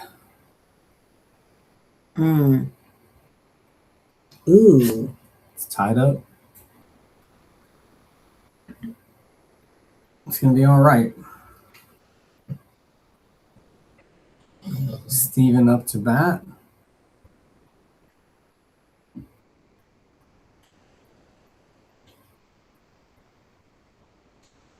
think you can thin off the one to the left side of the one. And then the one will kind of bump the 7, and then the cue ball can go down behind the 3 and the 10. 1 2 rails. That's what I like here. As such. Nice. Jump shot. It's about the best thing you can do here, I would think. Yeah. Cue ball naturally wants to float down towards the 2. Maybe if he makes it, he could potentially get hooked behind the 5, but I think you still got to shoot it no matter what. Potential highlight reel shot here.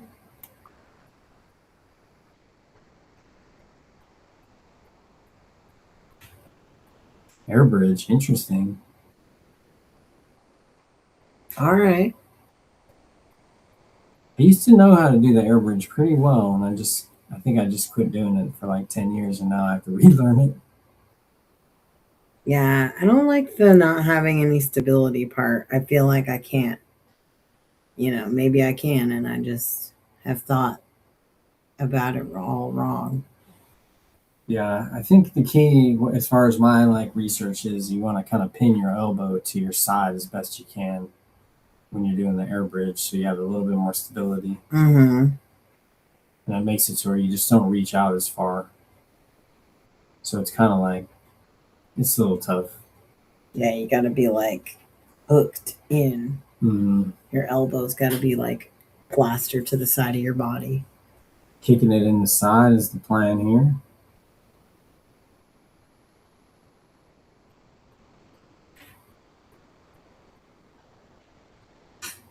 Ooh. Hiding Kicking it behind the safe stack. is the result. Probably 2 rail kick here. either through the 10-3 gap or to the right. Either way. And this is Scotch right now, huh? This is Scotch. All right.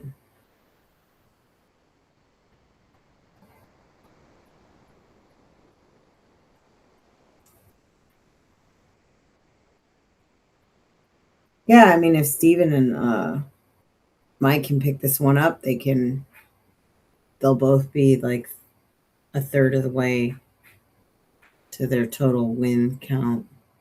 Yeah. Yep. Ooh. Pretty close to playing with the handicap, just like by rote here. Mm-hmm.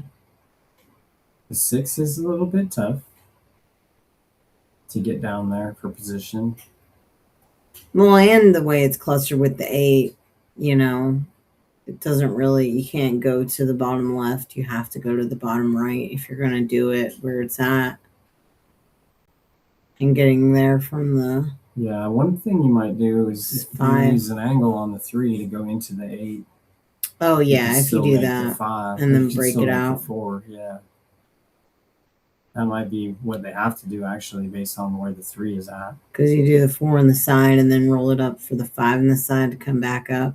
Yeah, potentially. Well, yeah, and if you've already broken it out off the 3, that'll be huge for the possibility of the run out. He's straight on that? No. There's a little bit of angle. Yeah, there. I think now, definitely bumping the 8 or the 6 is the shot here, which will just make it a little bit easier. Ooh. Whoa. Put a lot of... You're definitely broken out. 100%. I did not expect that much velocity into the 8. I didn't either. I thought he was going to hit it softer, I should say. Mm-hmm.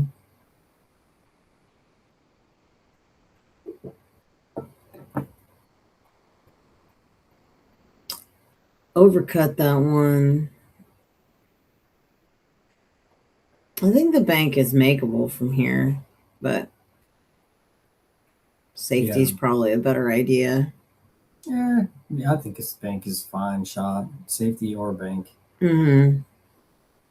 If you play a stop shot bank here, then you got the shot on the 5 that you want.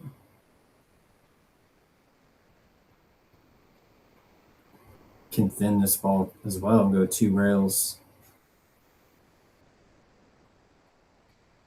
Mm-hmm.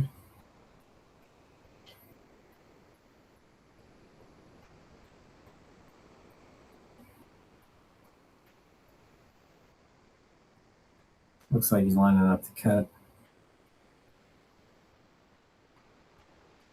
Well, he got safe.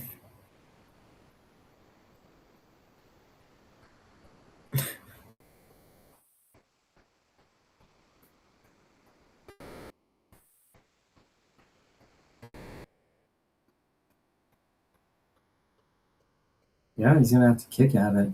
Yeah.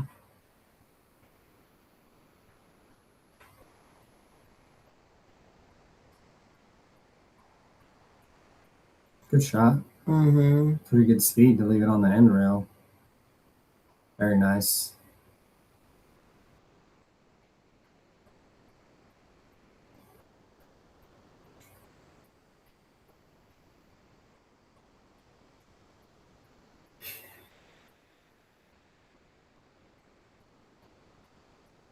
Would you safety here?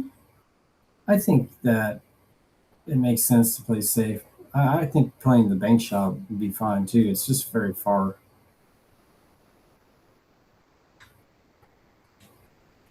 Yeah, there's a lot of distance on either shot. That's what made it tough, was the distance. Yeah. Pretty good starter shot here for the 6-ball potential run.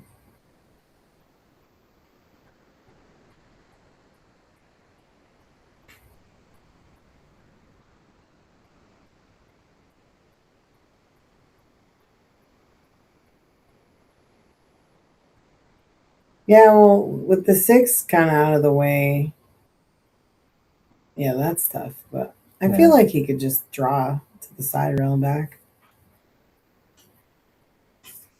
A little on the. I like cutting it to the right. Really? At this point, yeah. It's I mean, it's hard to see the angle. It looks like to me that if you shoot the 5 in the top left and you use like a little bit of top right, that you might scratch in the top right corner. Can't you just draw into the side rail and back? I think it's too thin for that to be like, unless you want to shoot the 6 from the end rail. I don't think you can draw enough to stay off the end rail. But if I can play the top left pocket and play 2 rail shape back to the middle of the table, that's what I like. Yeah. Otherwise, I like to cut it to the right and then play 3 rail position to the middle of the table.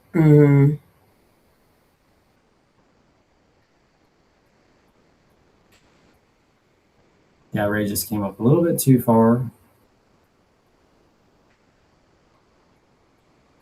Forcing Jason to make a shot here. Or at least, I don't know, he doesn't have to make the ball, it just has to do something a little non-standard.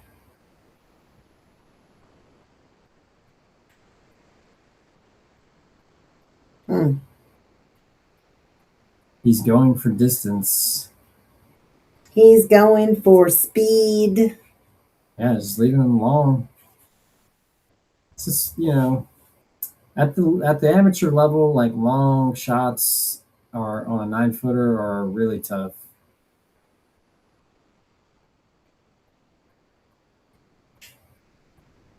Especially if you don't play on 9-footer a lot. Yeah, it's just like, if he isn't playing on a 9-foot table, he hasn't shot this shot very many times in his life.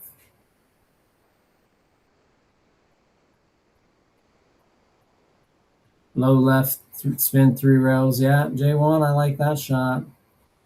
You just got to make sure you come off that 3rd rail. And Welcome make the to ball. The stream, by the way. What's up, Justin? Thanks for tuning in. Yeah, appreciate you. Hope you're having a good Thursday. Yeah.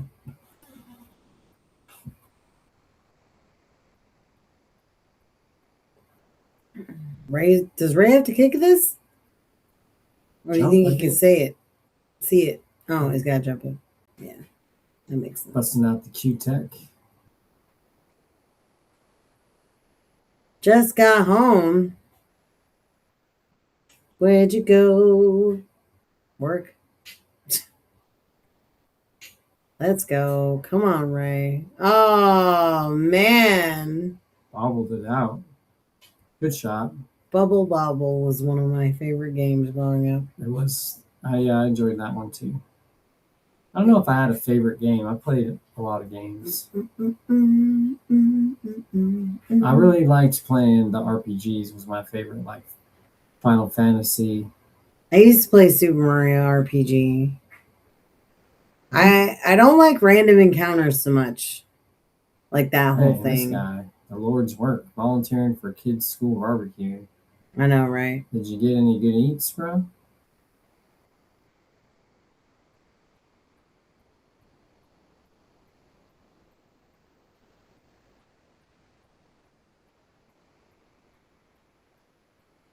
Oh, Steve. How's the speed? Safe-ish. Well, not really. Not really. He's gonna play a safety. I like playing the cue ball under the 8 here. Yeah, I like the bank there too. Yeah, you can call the bank.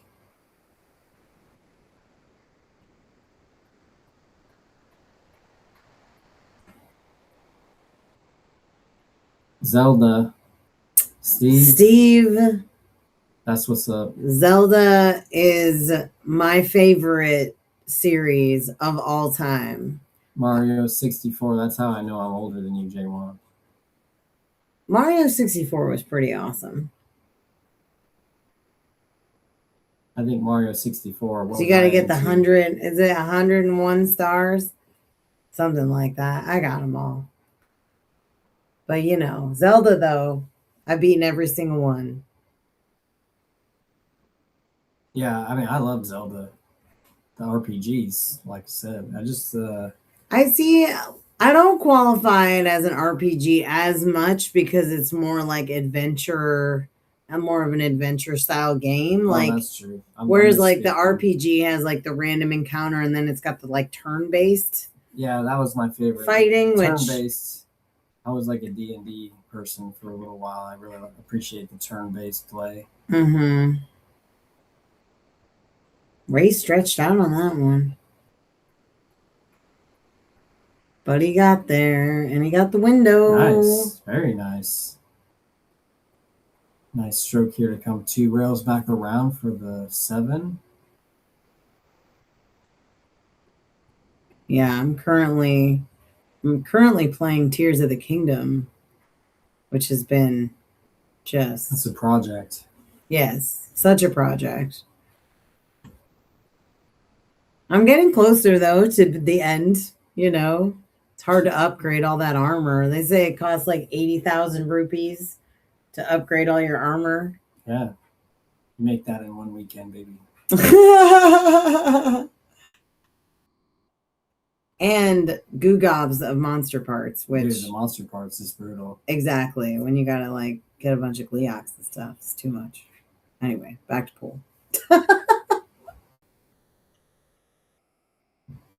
think he's sold out the shot here. See how they can manage run these balls. Wind Waker's okay. I mean, it's cute, you know. I like the cartooniness of it. It's cute, but there's a lot of ocean, which like made getting around. I mean, you know, like yeah, after you nice. like can warp and stuff, but I don't know. It was good. It wasn't my favorite one. I don't know that it's hard to have a favorite though. They're all so good. And they're all so good in different ways, you know. How many rupees in the middle? It should be a mini game. That'd be tight if they made a mini game out of Zelda. Pool out as a mini game in Zelda. Oh That's how yeah, you know instead of Pool the is back. archery range. That's how you know Pool is back. Yeah.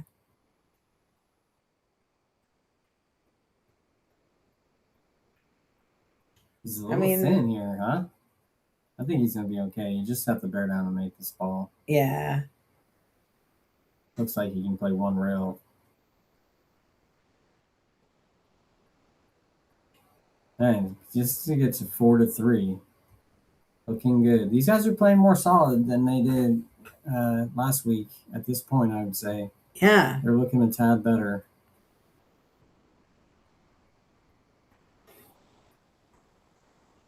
If I knew the rupee dollar exchange rate, I could give you a number. Uh-oh. Oh no. Woo! Another one on the scratch. That's 2 where Steven has touched the side pocket point.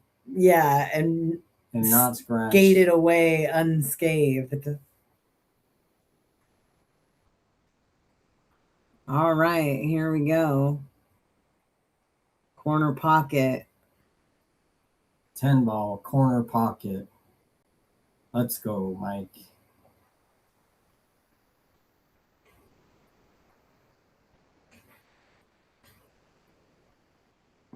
Just trying to get comfortable.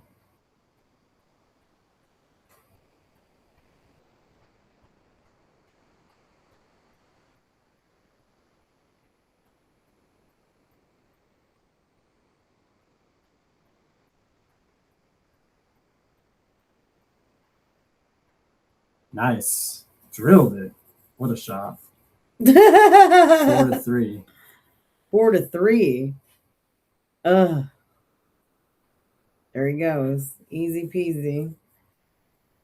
You know, they're now both a third of the way there. And who do we got? We got Mike versus Ray.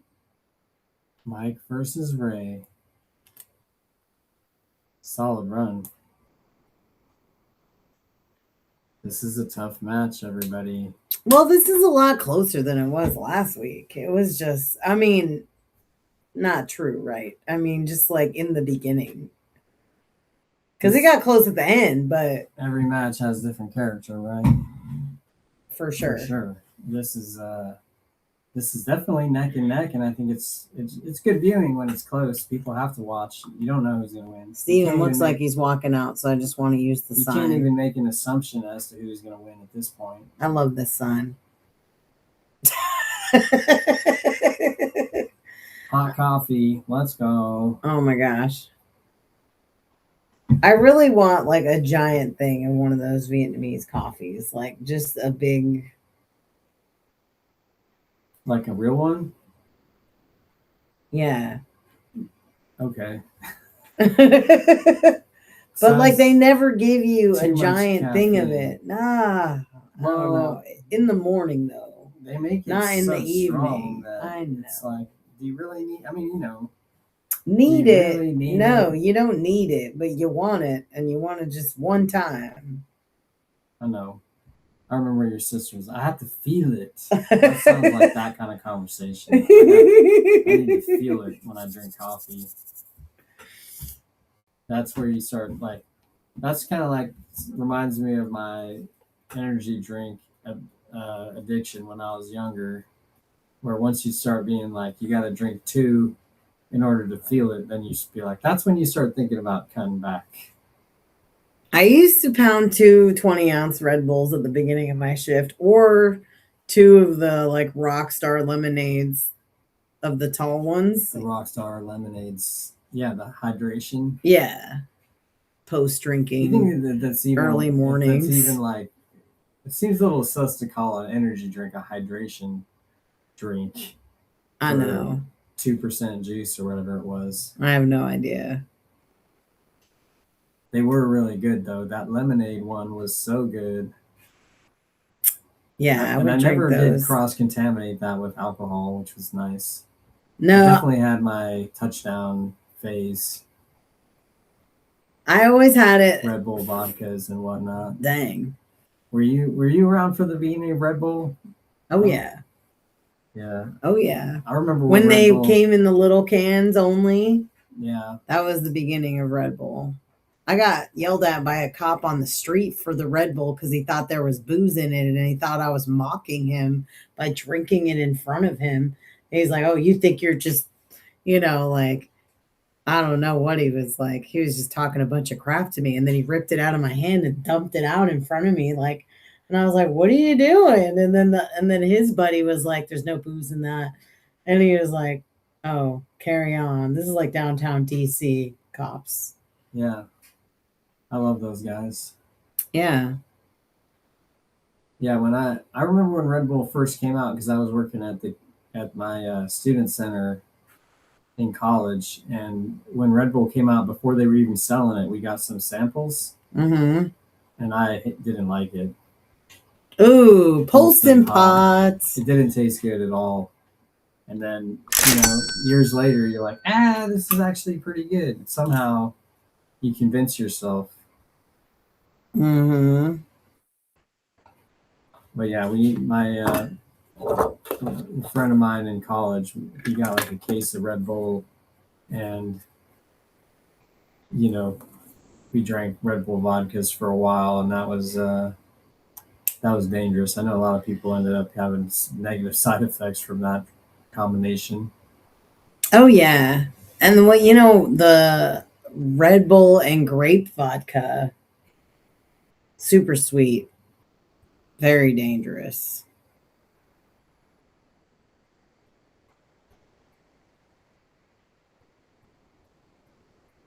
Yeah, I just joined the Facebook group Sober Pool Players today. Did you? Oh yeah. Nice. I was like, where has this group been for the last 6 years? I'm coming up on 6 years sober now. Good job, babe. November will be 6 years. But September 1st, after that, I think I only had one more drink.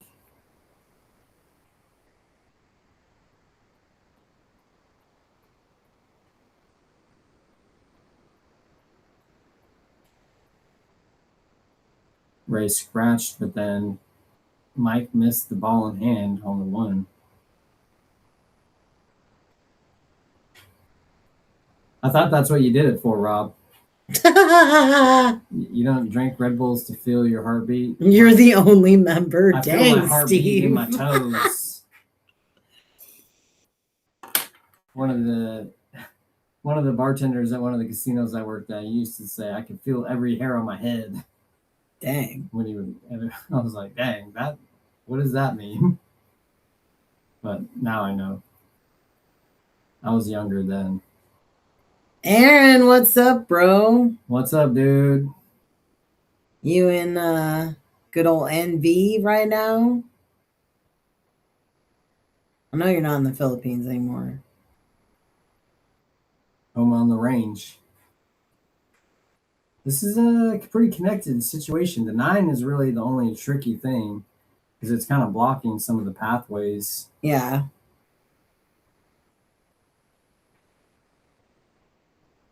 This ball in hand is looking pretty good to just play the 1 in the left side, straight in-ish, draw back a little bit, play the 3-ball 3 rails back to the middle of the table. Then I like playing the 4-ball. I personally like having a little bit of an angle on the 4 so I can easily go swing around 3 rails for the 5 on the side.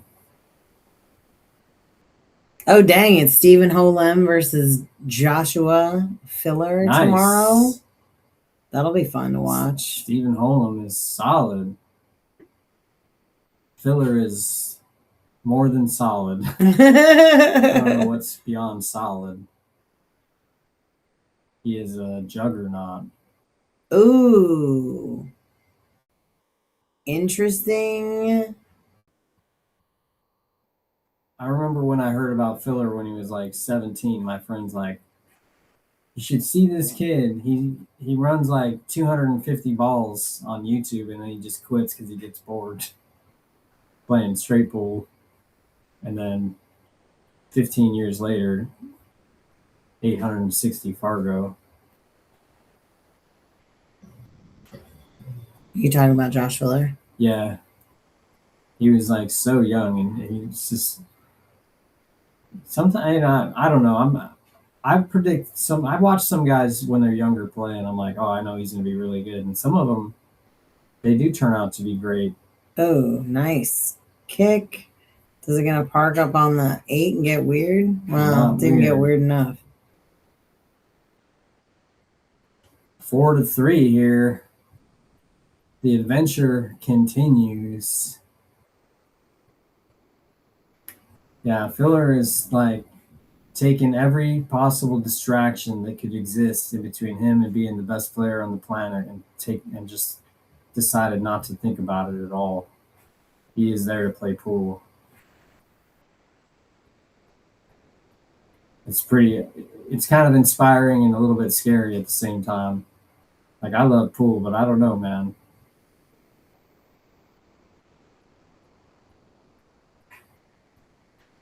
Oh, nice, Aaron. Yeah, what a match that's going to be. I'm excited to see. Yeah, Filler is just always a treat. He's so lethal. Ooh.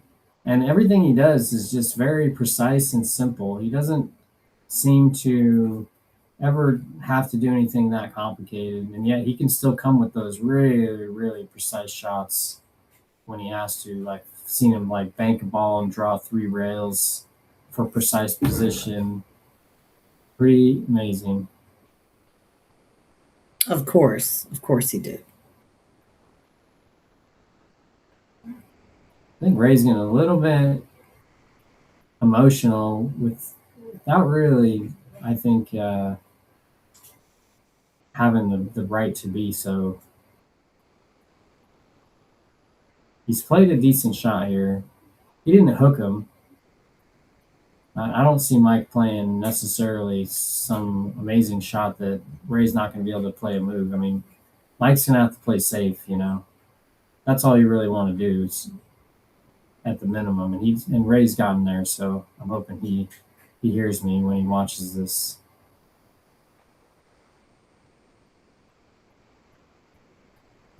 Not weird enough.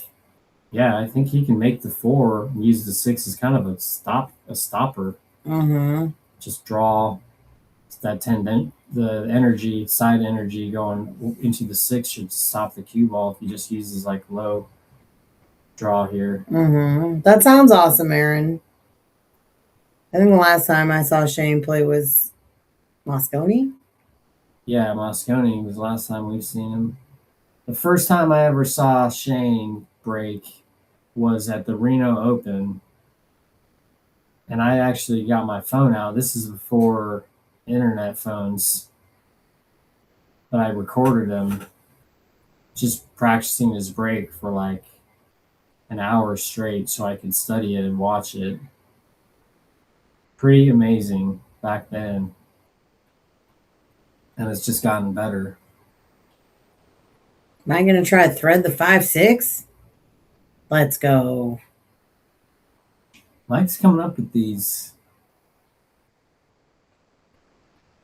Hey, what's up, Will?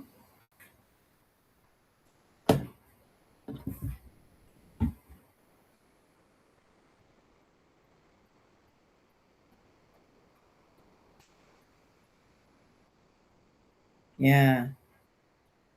Interesting. I don't know. I might play it off the left side rail and try to like kick it in. Kick it. Kick it down. Oh. All right. What you gonna do, Ray?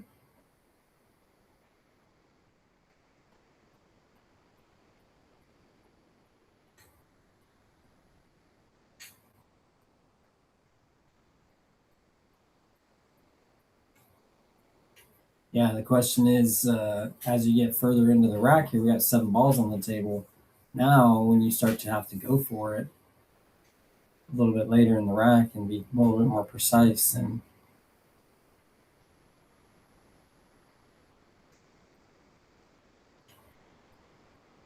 yeah, he's playing. Yeah, that was a good shot. Playing the bank hit, shape on the 5 if you make it. Didn't get lucky, any sort of lucky save here, but I think all out to go for it is good. You got to trust that your opponent, can make a lot of balls, and he's going to have to prove it, and so far, Mike hasn't proven that he's a 7-ball runner on a 9-foot table. Right. Yeah, again. Case in point, right? Like that shot. And then goes, loses his tempo. Mm-hmm. And he's acknowledged that he has a tendency here, and I think one of the things that I'd recommend to all people really is that when you notice that you have a tendency that you're exhibiting, that you don't want to take ownership by saying I am this, I do this, by labeling it as one of your like personality traits or your habits. Right. It's better, I think, and I think this makes sense. And obviously it's a project to say I'm working towards an ideal, and that will then eliminate the thing that we're doing now that we actually don't want to do, without necessarily directly speaking about it. Ooh. We don't have to talk about the bad habit. We can just realize that. Move toward the good habit. Exactly. You have to acknowledge what is happening. You don't have to take ownership of it. That was just a great shot to drill it.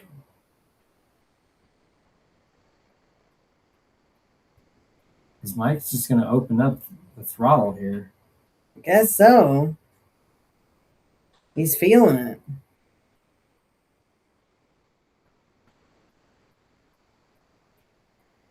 See, but there it goes again with the made a couple balls and then 2 strokes it.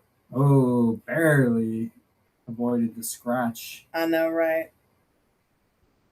I don't know. I mean, it looks like a powerful game, honestly. Just doesn't have the consistency to hang in there for the whole rack with that pace and get there. Mm-hmm. This is dicey a little bit, right?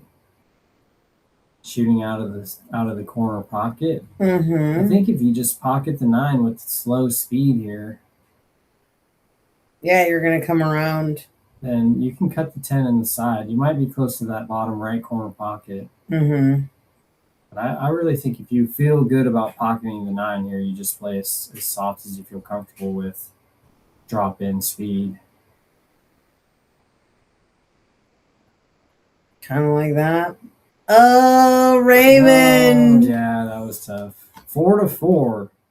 Dang. Cha-ching. I said it, everybody. Dang. I know, right? All right. Mike and Steven looking good. Hanging in there with the 400s, even with the 500s right now. Well, if you want to play again, you got to get your robustness up. The formats that we're playing right now require you to have 500 robustness. So I hope that you can overcome that obstacle and get on there.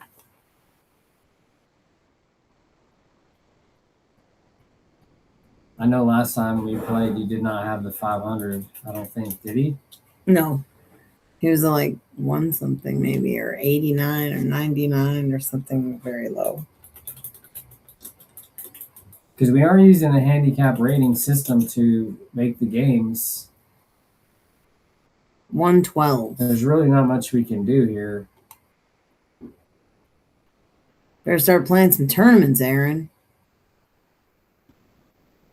Yeah, we don't want to use a rating system and then have it not be accurate through the virtue of not having enough games in the system to have an accurate depiction of your skill.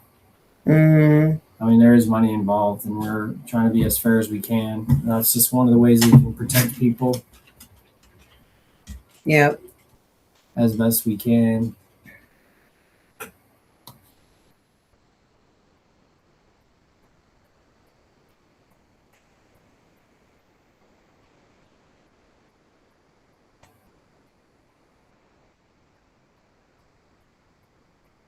Four to 4.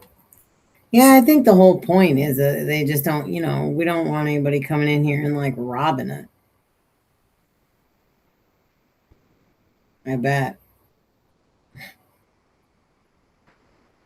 Yeah, well, dude, if you can get into like a BCA league, BCA tracks Fargo as part of the league scoring system. And I think for a lot of people, especially in the area that I live in, that's one of the legitimate ways to get your robustness up. If you can't find a weekly tournament to get some games in. I mean, there are some players, especially ones, if you're like around 500, especially in this area, there's plenty. I think that the Seattle, Tacoma area and Washington West pretty much caters to 7-foot table play, and Fargo is kind of taken over as kind of one of the strong metrics. There's a lot of other league, APA and TAP as well. Push out by Steven. So there are quite a few ways to get your robustness up in this area.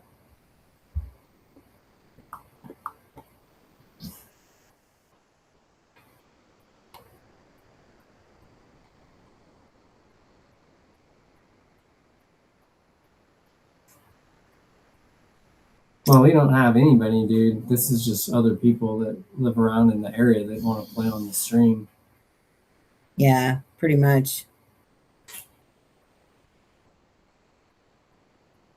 But yeah, if we had information as far as your identity truly, then maybe we can make it happen if you know you're going to be in town. I don't know. We got a lot of... Never? Dang. Why not never?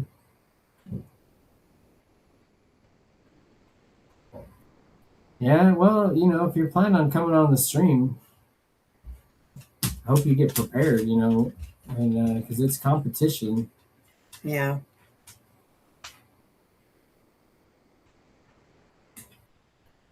So much of this is the people that play here a little bit more often get a little bit more comfortable. They aren't always successful, winning wise, but they're more familiar with the whole thing. Boosh.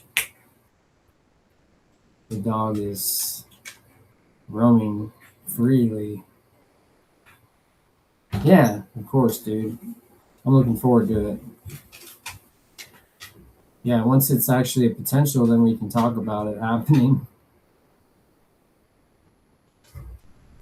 Oh, yeah. Yeah, we should have this pool hall going soon, really, from a lifetime perspective, definitely. So all these conversations will continue forward later.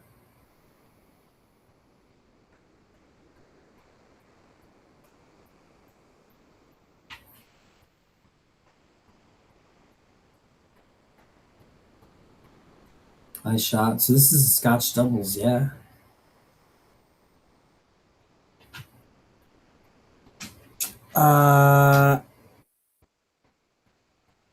It should be Jason versus Steven. Oh, okay, yeah, it is.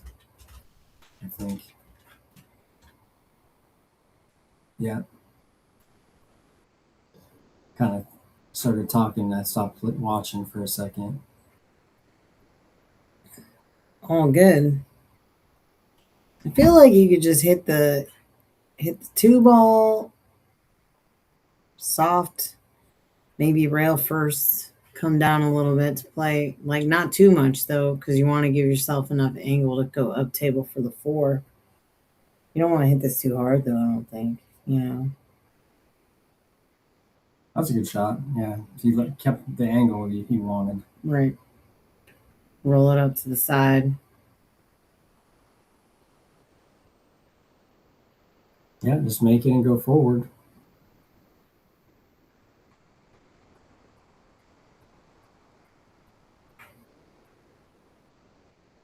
Ooh. All right. Jason's got a good opportunity here. Got 4 balls to the 8, and then that's kind of a reset button. As far as if you get a little bit out of line, you can use the 8 to recover a little bit.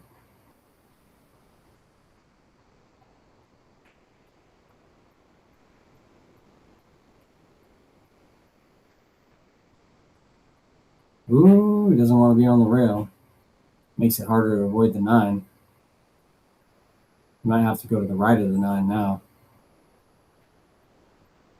Maybe he can play the top left here, still make the ball, and then go to the left side of the 9 to the middle of the table, kind of. Yeah, Jason. Ooh, Aaron, I don't think that I don't even think there are any 800s in Washington, are there? The highest Fargo player that lives in Washington State, I think, is Blake Baker, and he's like 740. Right. I don't think there's any 800s that live on the West Coast, actually. The best player I think that lives on the West Coast is Oscar, and he's like 790.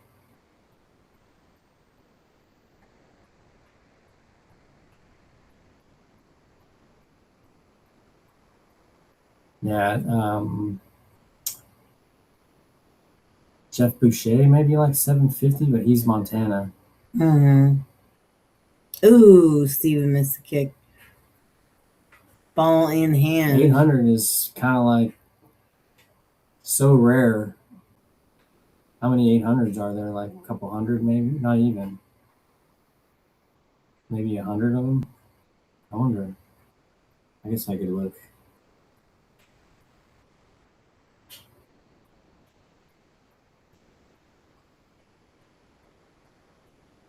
I feel like getting around the 9 is really like the only concern you should have here. Or one of the primary concerns, like not getting stuck back there. Exactly. Play to the middle of the table. Right. Pretty good. Use that side rail to come back to the middle of the table again. Yep.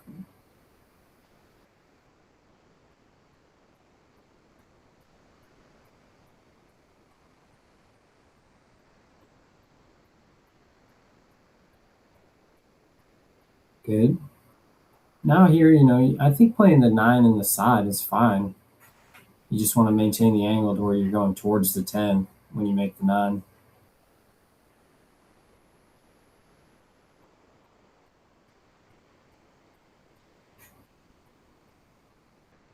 Yeah, I'm curious to see over the next few years how pool in this area develops once we have the pool all going. In my opinion, the people are going to get better. There's going to be more competition on the 9-footers, and that's really going to elevate players' games. Oh, Jason's busting out the glove. He's done with it.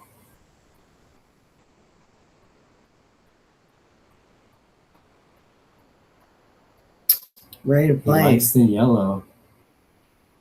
Some people are into it. I like yellow. It matches his case. Yeah, exactly. That's why I said that. Although I did find it interesting that he had 2 cases. He was prepared.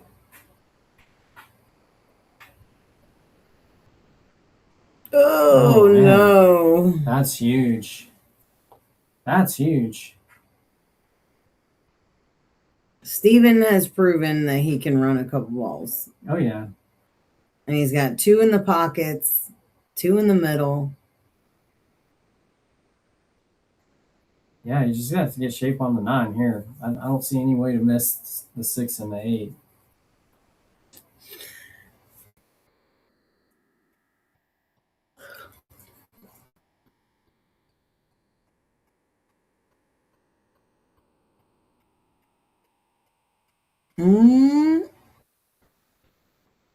Looking solid.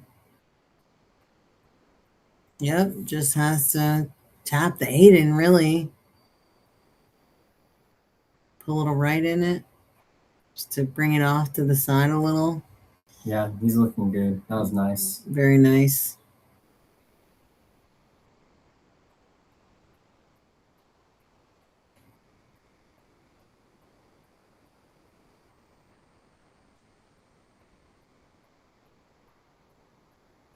Yeah, that was kind of an unforced error there by Jason. It looked like he had no issues as far as he left himself what seemed to me pretty reasonable shot on that 6. Mm-hmm. I'm not sure what happened. He got the glove out, so maybe there was something there. I don't know if the temperature is weird in there. I put the AC on, so it should be fine. He had some kind of thing with his shaft. He was feeling his shaft.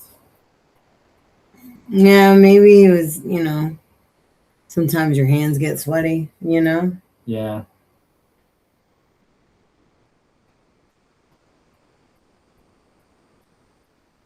Dang. Marlon Manalo. Blast from the past.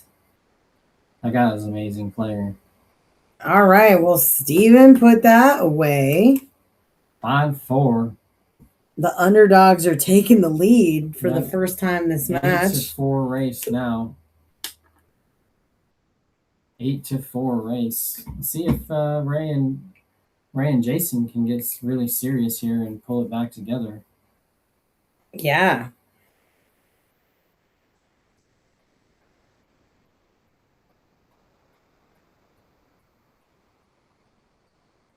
This is wild. This team of Steven and Mike is kind of like a sleeper build.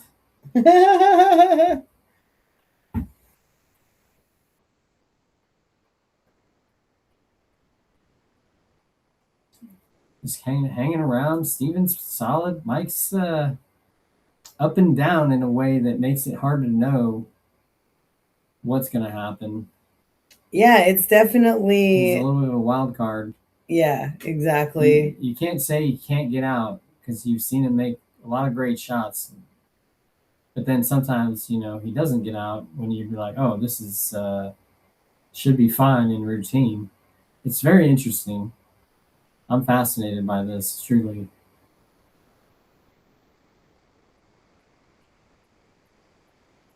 Yeah, it's definitely interesting to see.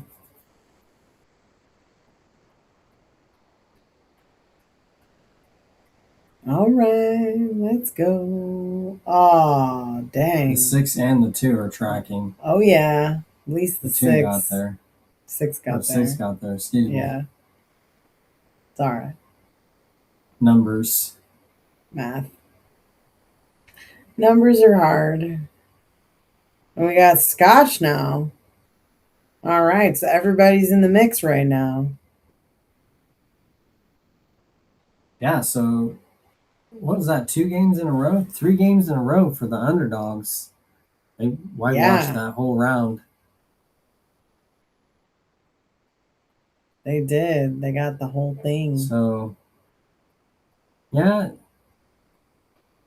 this is interesting. This is obviously this is a brand new format. This is the first time that the low-rated players have actually been ahead on the total score, I think, in the whole time. They pulled ahead, yeah.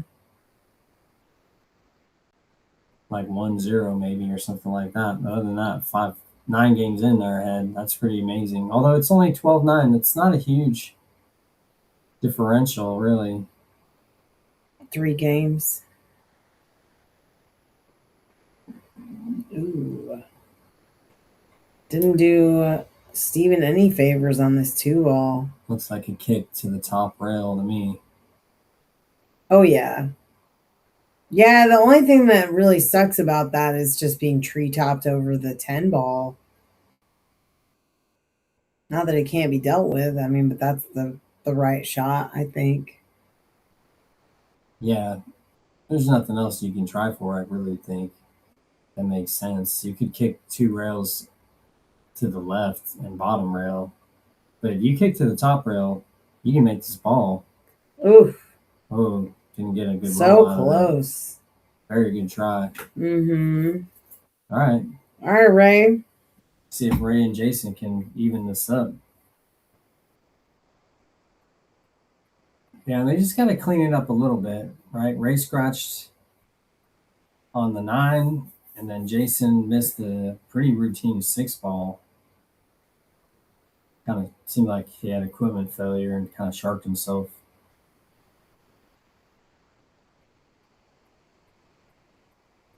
Yeah, and they got to be, so much of this is about maintaining composure. I feel like they should go ahead. Yeah, it just seems like so far. Yeah, this is what I was thinking. Yeah, very nice. Is getting the safety behind the line of balls. Yeah, every shot, there's no reason to get disappointed when you can still make a good move or a good safety. That's part of the game. We're not professional pool players, so shouldn't have an expectation that everything's going to work out perfectly and every shot's going to do exactly what we want it to do. We got to battle through a little bit of the inconsistency of our own selves. Yeah, you're right. Mike's going to swerve it, I think. He's getting this swerve on. Get your swerve on, Mike. Almost. Didn't swerve it enough.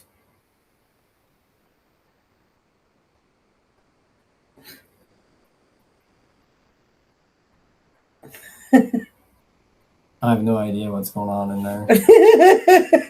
I know Mike is a talker. Yeah, for sure. But they do have music on, so hopefully the vibe is impeccable over there.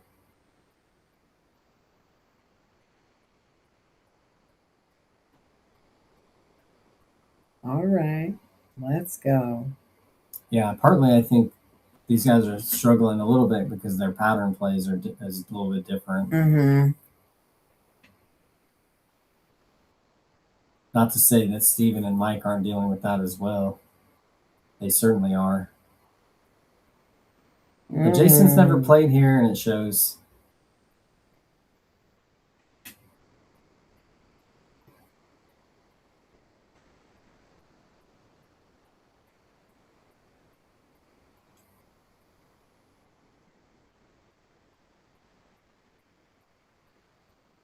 Hey, it's Bo. What's up, Bo? Bo does.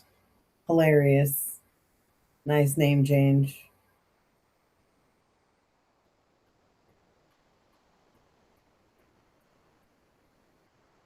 How long do those last, though? I'm curious. Asking for a Ooh. friend. Ooh, sold the farm, Ray. Yeah, Ray's beside himself a little bit. He needs to get his head back in the game. Yeah. Yeah, you can't let your emotions get the better of you.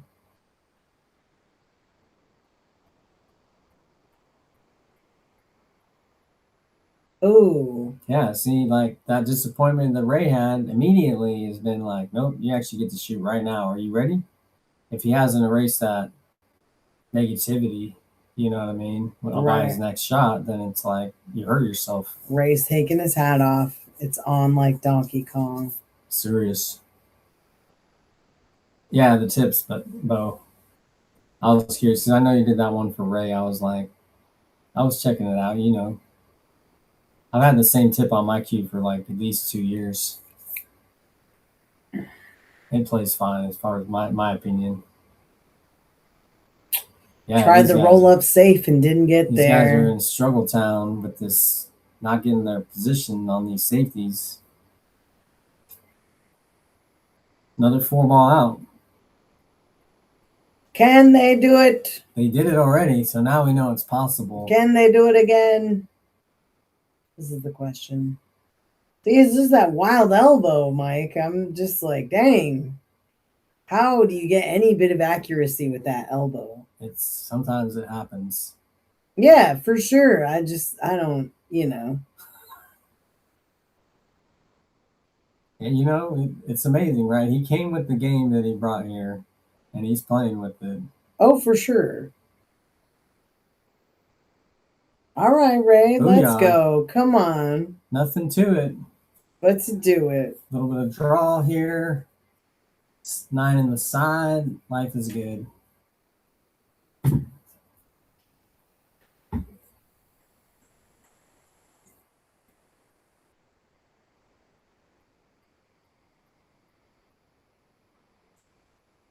Yeah, Bo, did he tell you how long the tips last or not yet? He's making me wait. Oh, got it. I see. It's all good. It's part of the mental strategy. Well, they're pretty compressed, so they should last quite a while. All right. Slow down. Whoa, honey.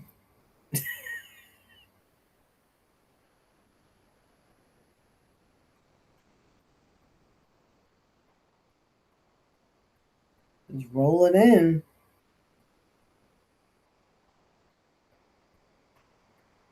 Yeah, play for the 10 in the side, I think. You don't need a lot. That was more than I would have given it. But hey, you know what? If he gets there, yeah. If he gets there, then, you know, it's fine. Yeah, I mean, to me, this is good enough. Long cut, but you gotta trust your partner, you know, and you shoot the shot that you shoot for yourself, and you assume your partner can take it.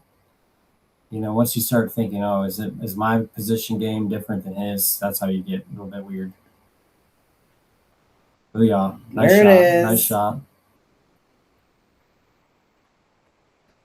Dang, bro. All right, Bo. I'll think about it. 5-5. Thanks to shout out to the sponsors. Brunswick Billiards. You already know. Northwest Tap. Call the number.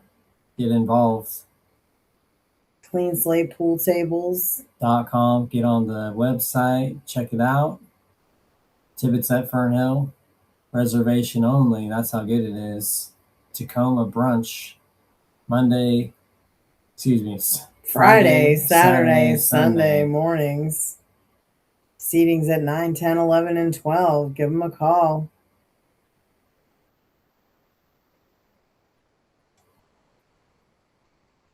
Right on.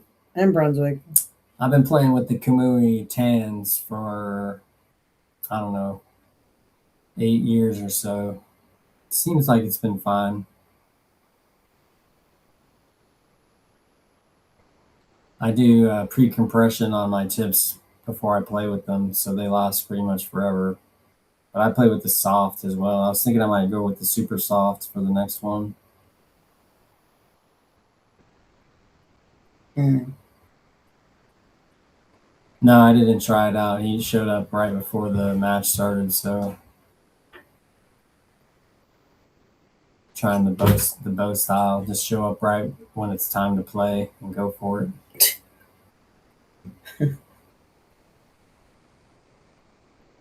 No, I didn't try it. I'm sure it's fine. Truly, my opinion about stuff has gotten to be more about everything's gotten better. I'm sure it's great. I don't have preferences as like I used to.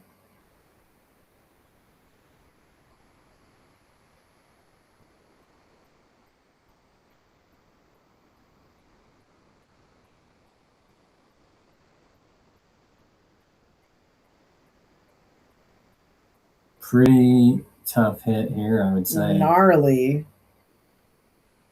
And it's like out in the middle of the table, so it's hard to jump, right? Yeah, and close to the 2 as well. The thing is that I think you just kick one rail to the left, probably with a touch of right English, because it looks like you have to spin it. Or you can kick between the 10 and the 3 and use left English. The world is your oyster, Raymond. Yeah, and it's no early 10s, no 3 foul roll, so this isn't going to punish you if you don't make a hit here most of the time. There's a lot of interesting shots to get position on in this rack. He's going airborne. Let's go. Put it in the sky. I mean, 5-5. What a time. What a time.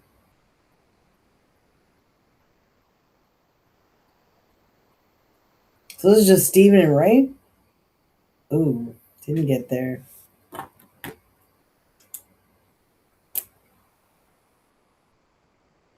Steven and Ray, right? 1 versus B? Yes.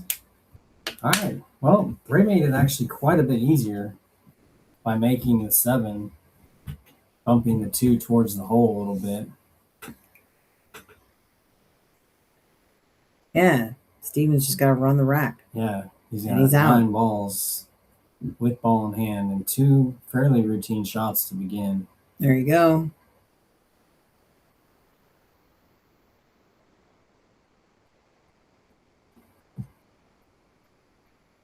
Yeah, because you want to follow this, right? And then come around for the 3 in the left side.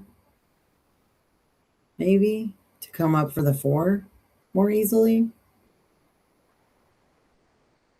Yeah. It's a little bit like there's not really an easy way to get really nice on the 4.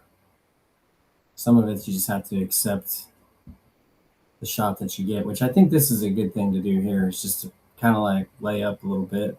Yeah. Leave yourself an angle on the 4 to the bottom right and just stay up kind of up there.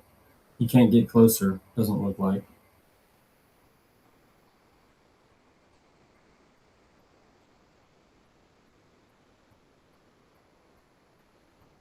All right. Yeah, now you just make the 4 and go back up table without, I wouldn't necessarily try to play draw or right English, anything like that. Just high ball, maybe a touch of left if you're comfortable. If you like the inside.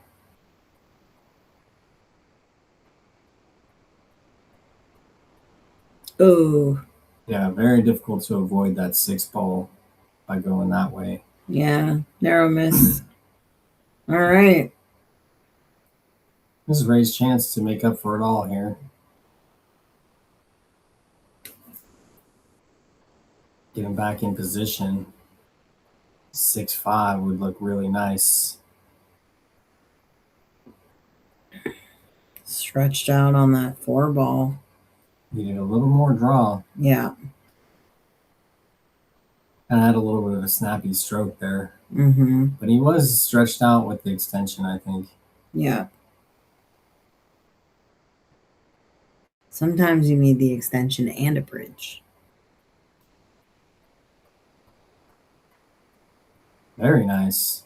Muy nice. Muy, muy nice. And he got... So muy nice. Yeah. He got in a spot now where he could just roll it in soft, leave himself an angle. Yeah, he's back in charge here. Yep.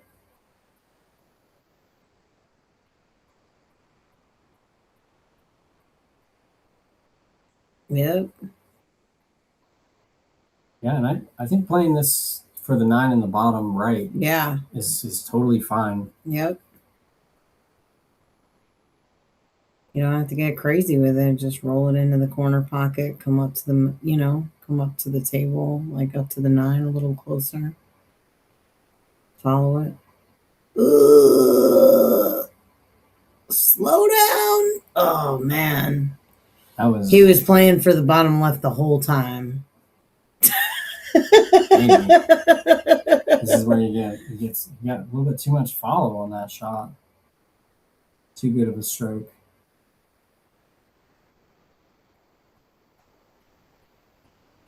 Looking good. Mm-hmm. Looking to go 6-5.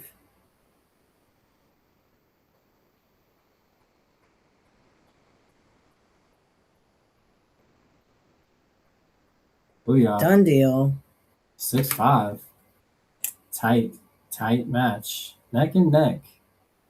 Couple games here, couple games there. So where are we at? 6-5? Who's up next here?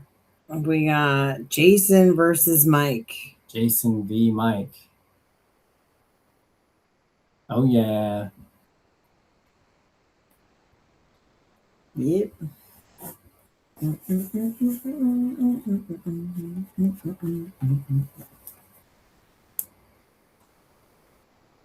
Much better.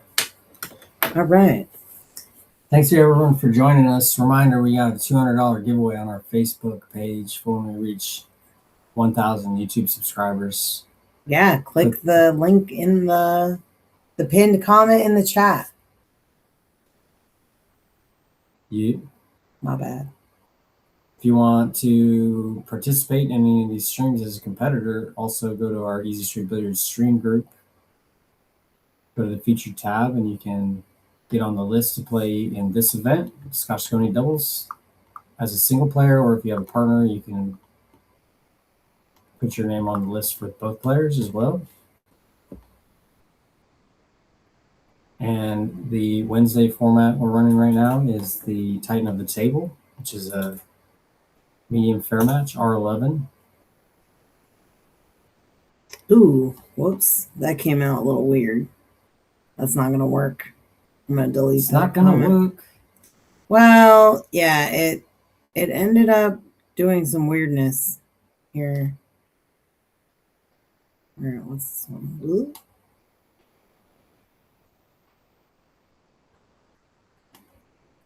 That's not going to work. Wow. Okay, Jason is taking the glove off. Oh, dang. The gloves are off. Literally. All right. That one's for tonight's format. That's the Scotch-Sconi doubles. The official one. Yes. The other one, the Titan of the Table ran into the other link, so then it highlighted it as part of the link, but it's not part of the link. So that's why it won't work. But then if you want Titan of the Table, you can sign up at that link.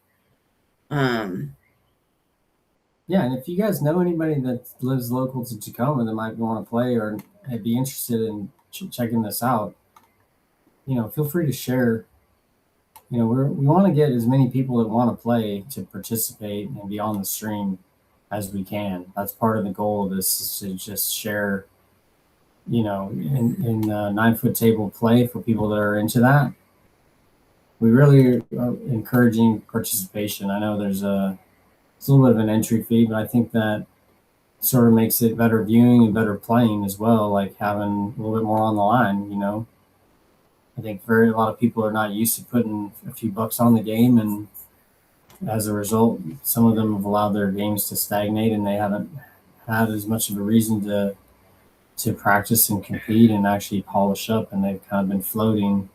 And we're giving people a reason to Get to back get better, out there. you know, to like play and be in action and enjoy that part of the game a little bit more than maybe they have.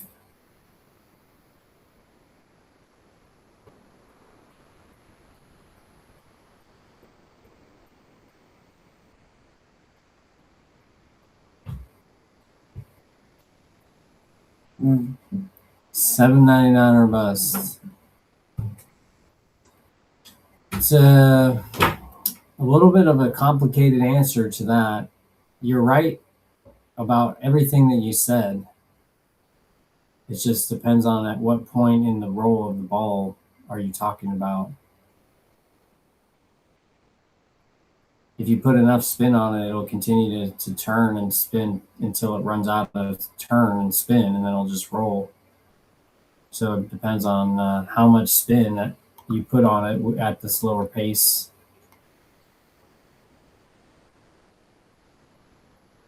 But yeah, in general, it does just start going straight at some point.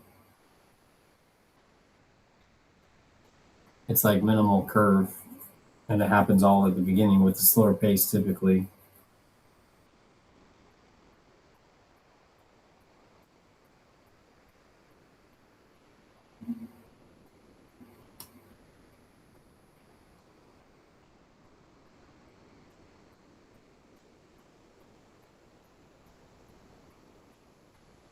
I think you can make this ball without hitting the 10 first, in which case I'd just be making it with draw. I'd say trying to maintain some sort of a shot on the 4 ball, either to play safe or maybe play a carom on the 7.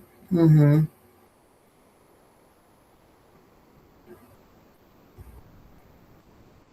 Yeah, the 4 ball is a little hairy right now.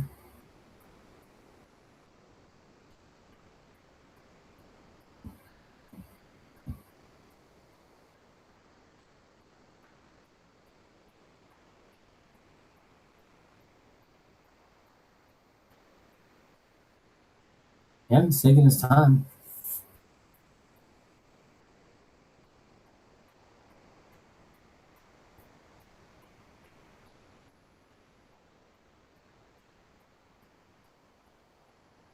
Not sure if that was a good hit.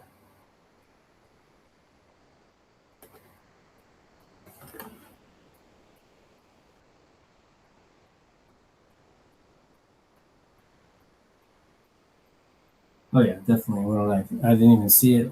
Right. Yeah. He hit the 3 into the 10. Yep.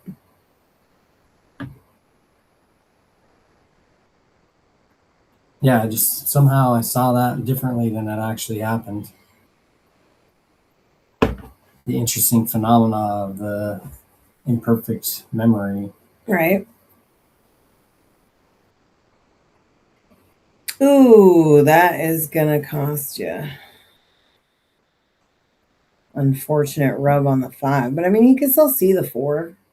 I think Right. so. See I it just or jump don't. it.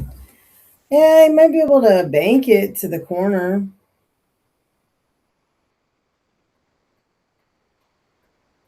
But if he misses it, he might sell the farm. Yeah, and most of the balls are close to the hole too, so this is important that he does good here.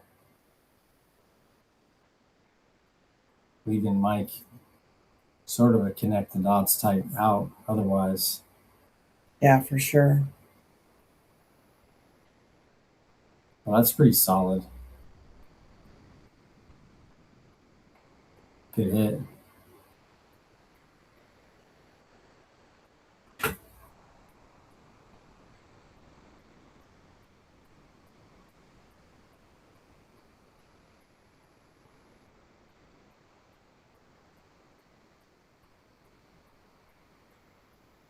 Yeah, this shot I might play.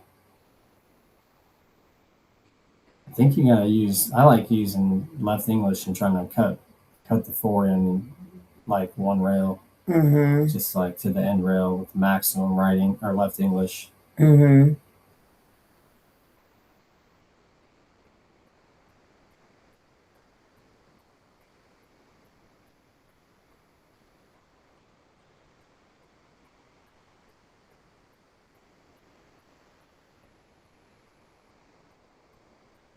Like so. What a shot. Got it. Top left. Draw to the side. Yeah, this is Stop a shot kind little of of a touchy situation. draw shot for me. What about like I stop? don't know if Mike has this in his. Yeah, he's gonna play Ugh. around the table like he likes to do. Mm-hmm. This is the one where maybe he got down too quickly. Yep. It's like 2 and a miss. 2 and a miss. Yeah, 2 good ones and a miss too. That's how it goes, though. He gets all hopped up on the first 2, and then on the third one, Yeah. he doesn't take his time as much. Doesn't seem like. He's got to add one more step in breathing Mm-hmm. before and after each shot, I would say, to make himself a little bit, slow himself down just enough and keep his energy level up. Yeah. You know, one of the things that happens in pool, you'd be surprised at how much energy you're actually consuming just in the process of walking around the table, getting down on the ball, and using your brain. Your brain is using a lot of calories, you know, while you're doing this activity through the thinking and all that. And you have to breathe in order to keep that oxygen. Otherwise, you know, you'll get to where you're a little bit tired. Ooh, interesting. I would have left that on the side rail to shoot at one rail position so I don't have to draw it back up. Could have played the one rail, but we'll see how he does. This is totally fine. It's just a little bit more like you're coming across the zone instead of through the zone and into the zone again. Mm. Potentially flirting with the side pocket as well. Yeah, pool is amazing. It's you're right about that. Dude, yeah, for sure.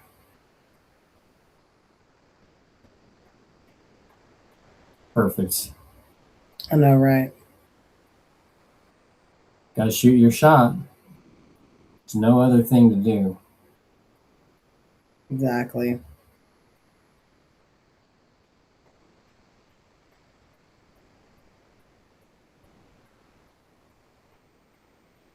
Ooh, All right. kind of like 7-5. kind of started steering it a little bit left and right. I wasn't sure if he was like Yeah. dialed in on the spot. Yeah. All right. Scotch now. Ooh, we're back in there. 7-5. So we got a 5-4 race. Neck and neck. 100% agree, dude. 100%. Yeah. The best. I'm like, the longer I watch this game and the more I play and the social stuff and all that, I look at the game like the pool table and the game that you're playing is like, it's like its own little universe where each player, each shot that you shoot is like that player's shot. It's that player's expression. Mm-hmm. You know, it's just like the shot you shoot is like the clothes you're wearing in a sense where everybody knows who you are by what you're wearing and what you do, you know, and it's the same thing as like the cue that you have, you know, the shots that you shoot, the strokes that are in your arsenal are things that you spent time on that you decided was worth it to acquire and to utilize. And once you start looking at that lens, it's just, to me, it's so fascinating where it doesn't even matter who's playing, you know. That was an excellent break. Mm-hmm. Got the side drop of the 3. Yeah, if he can avoid bumping the 8, which would force him to probably shoot the 2 in the bottom left, I'd love to play for the side pocket for this 2 ball. Mm-hmm. Then maybe you got to shoot the 4-6, or you can get short side and play the 4 in the bottom left. Mm. And then from there, it's looking pretty solid.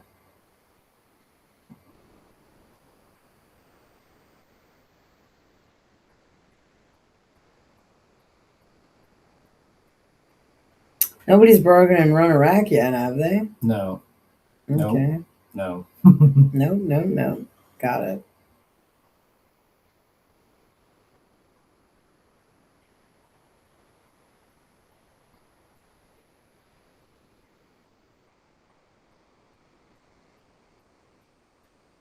All right. We're looking for the 4-6 combo then. Yeah, just roll it in. Think happy thoughts here.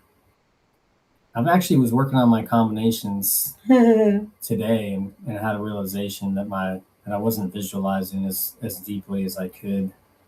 And I sort of thought I figured it out, and I'm going to continue to work on it with my practice sessions. But one of my things that I really wanted to work on was my combination play. All right. It just seems like it was one of my really weak parts of my game. Through my practice, I noticed. So I'm dialing that in. Karen the 6. I think that's the shot, which makes it a little bit of an interesting positional play for the 4. Yeah, how are you gonna get back on the 4? Especially if you end up in the group here. I think you can hit it thinly, but not make it. Oh, and this is doubles, so we got Mike. Right? He's gonna come up with something fancy.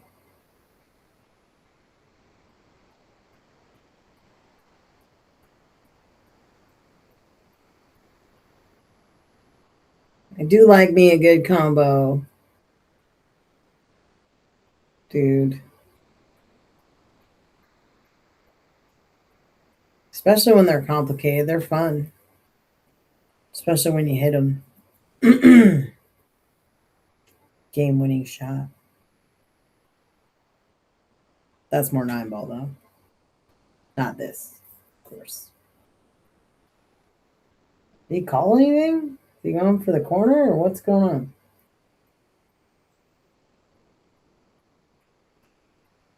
I don't know what he's doing. He's exploring.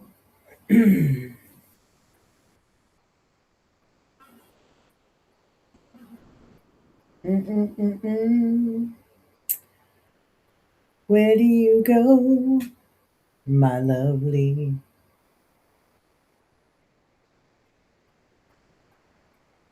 I don't know what backward from 9-ball means.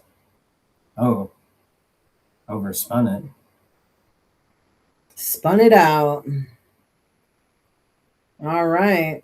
Ball in hand. 6 balls to go.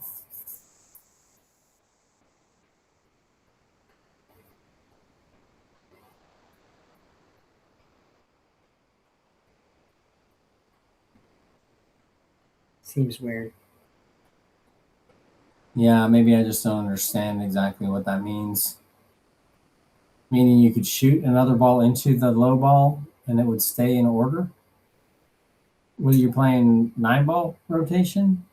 That seems weird. Yeah, maybe I don't understand. Yeah, I don't think I'm following it either.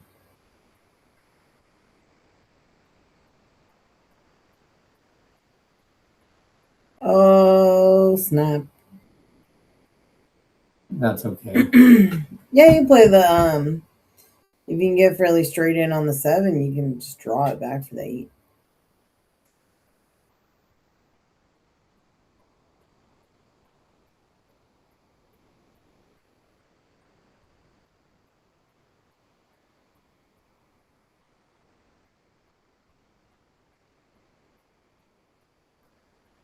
Yeah, so it sounds like what you're saying is you got to pocket the lowest ball in order to continue your run, but you can use other balls to shoot into it. Interesting.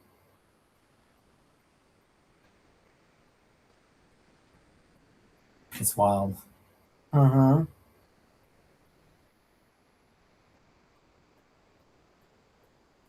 Straight draw here. Yep. Nice and smooth. Wrist, a little bit of a wrist turn. Mm-hmm. Didn't get the stroke on it either. Bank shot laid up nice. Interesting variation, dude.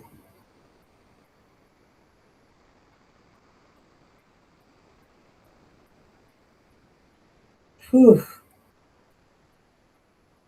Looks like 7 Ooh. goes. Yeah.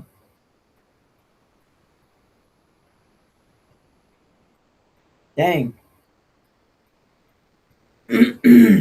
Yeah, those guys are animals over there, man. So good at pool. It's like in the blood. It's just a different. I know I've never been there to play, but I've just heard nothing but like it's all tough action. Yep.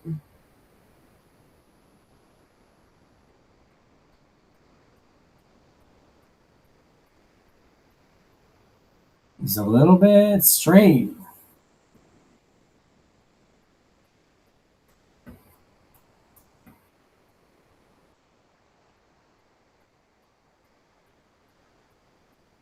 Yeah, this is a scenario when these guys gotta. If you don't have a great shot,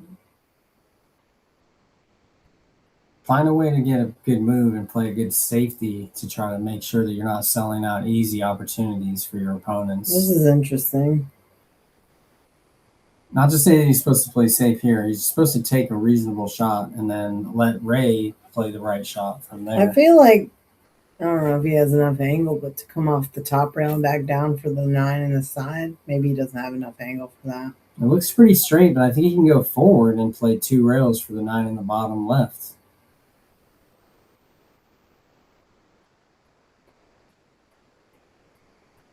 Dang, I didn't know that would help.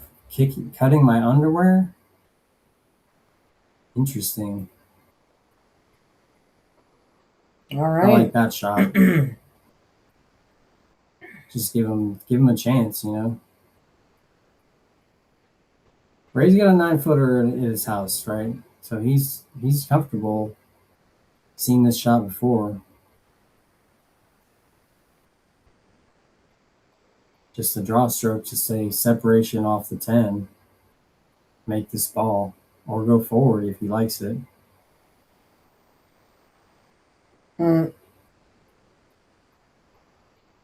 Well,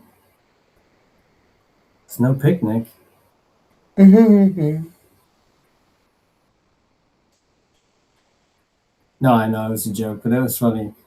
I was playing along, dude. That was hilarious.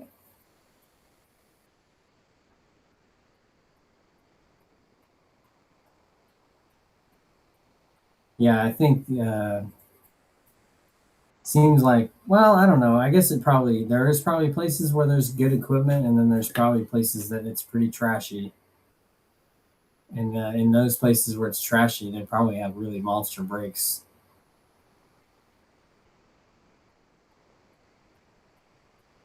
But you start somewhere, right? Let's see what happens with Mike's shot here. This is a good scratch. You could miss it and scratch. Ooh. Trickled it What a in. shot. All right. Looking to regain some ground here. Yeah, that was a nice 9 ball. Steve just has to make the 10 here. Yep. This is his favorite side pocket. Seems like it, doesn't it? This is going to be to go to 6-7. Hilarious. Will it be 6-7? It will not. He hit that point for like the 10th time. Dang. All right. Jason has the cut down the rail. Yeah, but the other 2 times he hit it, he wasn't trying to like make it. And that was the cue ball, right? Yeah, exactly. But this is definitely a tester.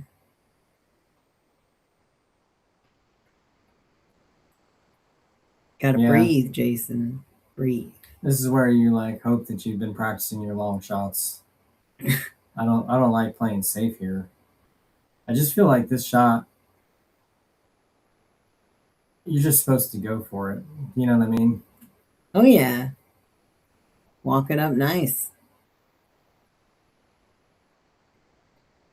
Nice and smooth.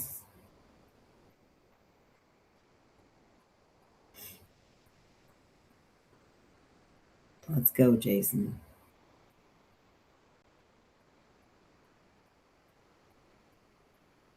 Oh.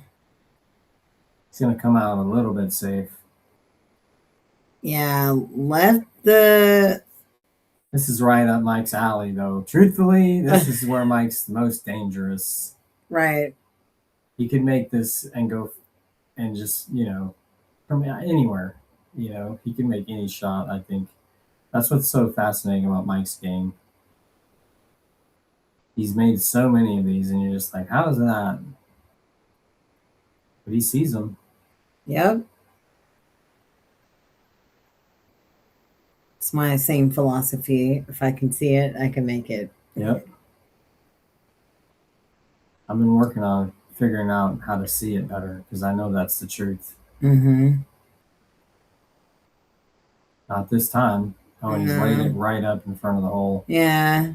He two-stroked it, It didn't look like he took his time with it. That was a huge game. 8-5 is what we're 8-5 trying is to way get big. to here if you're Ray.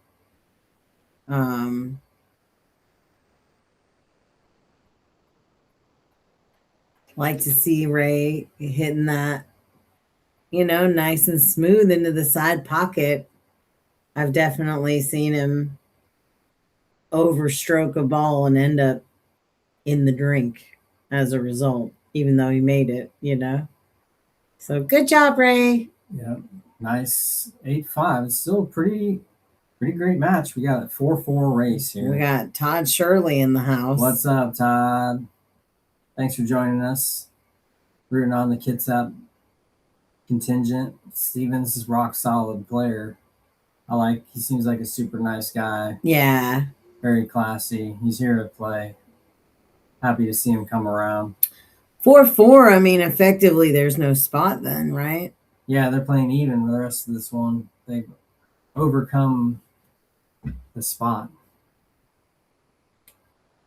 Gudo. All right, so it is 4-4. now going to be Jason versus Steven.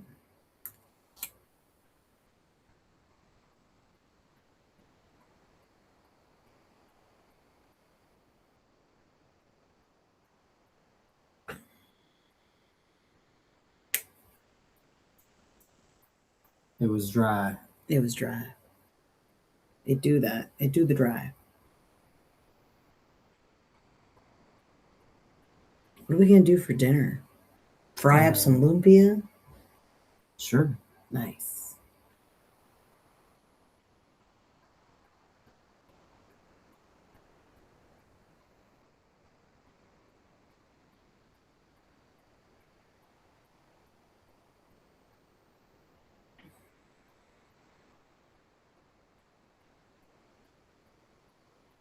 Nice cut shot. Very nice.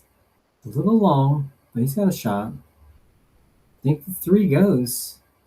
Mm-hmm. It's a little tight, though. Maybe it doesn't go. He had to get all the way down on the table to see it. Yeah. Got to get the low eye down there. Check the edges of the ball and see if they pass. Looking at the side.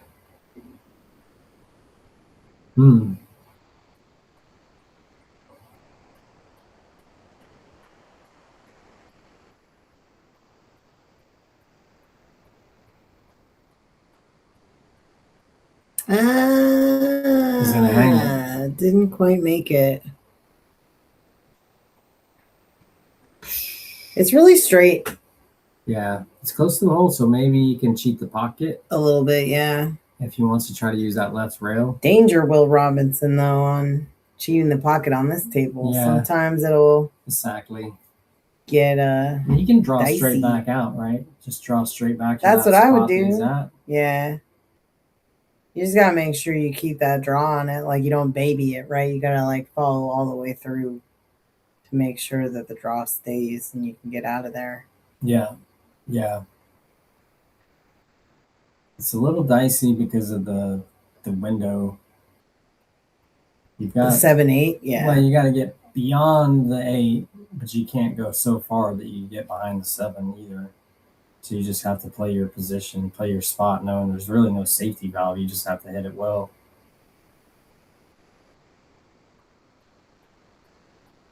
Really nice. Kind of like that. That was a great shot. Well, and I think it goes because I don't think he'd have played for it, right? If it didn't go. Well, unless he didn't look at it. Or he has to play safe from there too, maybe. Like roll Just up on the that's the floor only way and to just get like on the shoot three it. to shoot it. There's nowhere else to shoot the 3 from, but there maybe. So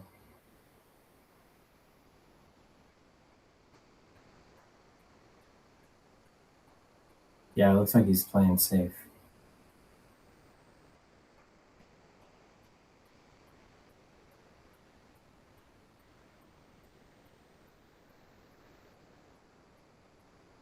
Good shot. A lot of distance. Mm-hmm. Steven can play behind the 4 with the cue ball here.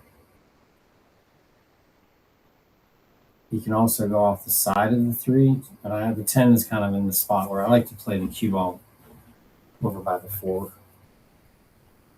Kind of like that. Yep. Ooh, Really that nice. was nice. Got the 8. All bunned up on the Yeah. 8, but he did leave an opportunity to come off the bottom rail for Jason, I think. Yeah.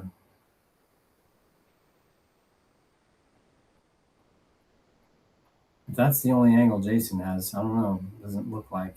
Calling it. He's like Babe Ruth right there. Didn't even look and just pointed.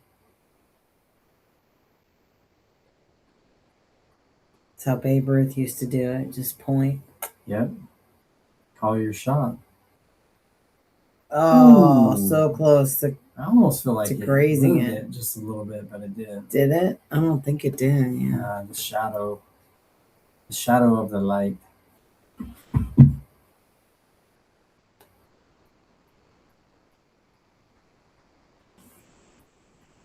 Get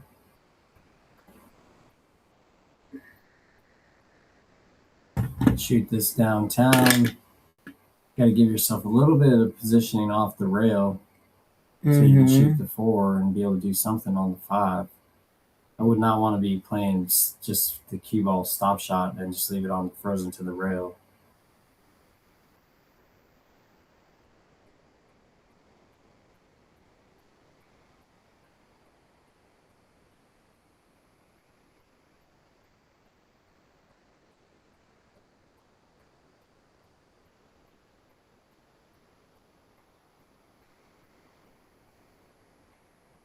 Yep. Yeah, that point's huge when you're shooting it like this. Feel like getting past the point.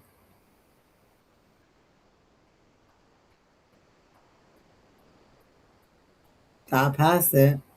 Easy peasy. Still left room for the 4, looks like. I don't know if he can. I think he can cross bank it, maybe. Yeah. It looks like it's hard to get under it. Yeah, he's calling the cross bank. Yeah.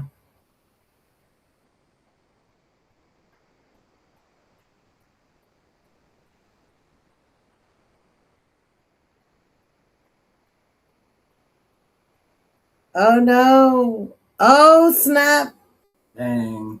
Hooked him. Deep in the pocket, but not in the pockets. Funny because Jason hangs out in the pocket. I know, right? That's exactly what I was thinking. I know, right? You're so funny, honey.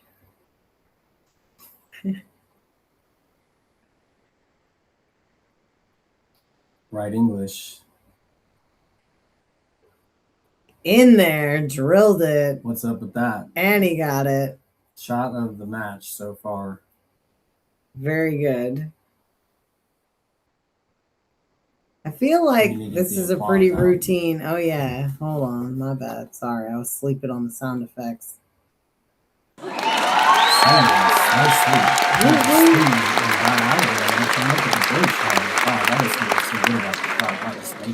Playing position. Mm-hmm. Playing the likely speed. I should have been there for the replay. I know, Rob.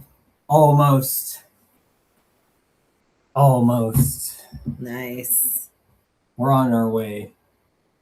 What is it? Exit 8811. Very strong run out potential, Todd. Agreed. These guys may be figuring their lives out here at the second half of this competition. We love that.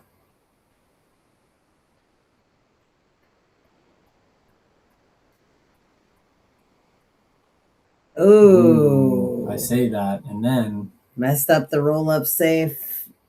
5-ball out here. I would have just cut it in the side. Yeah, I thought cutting in the side was the shot.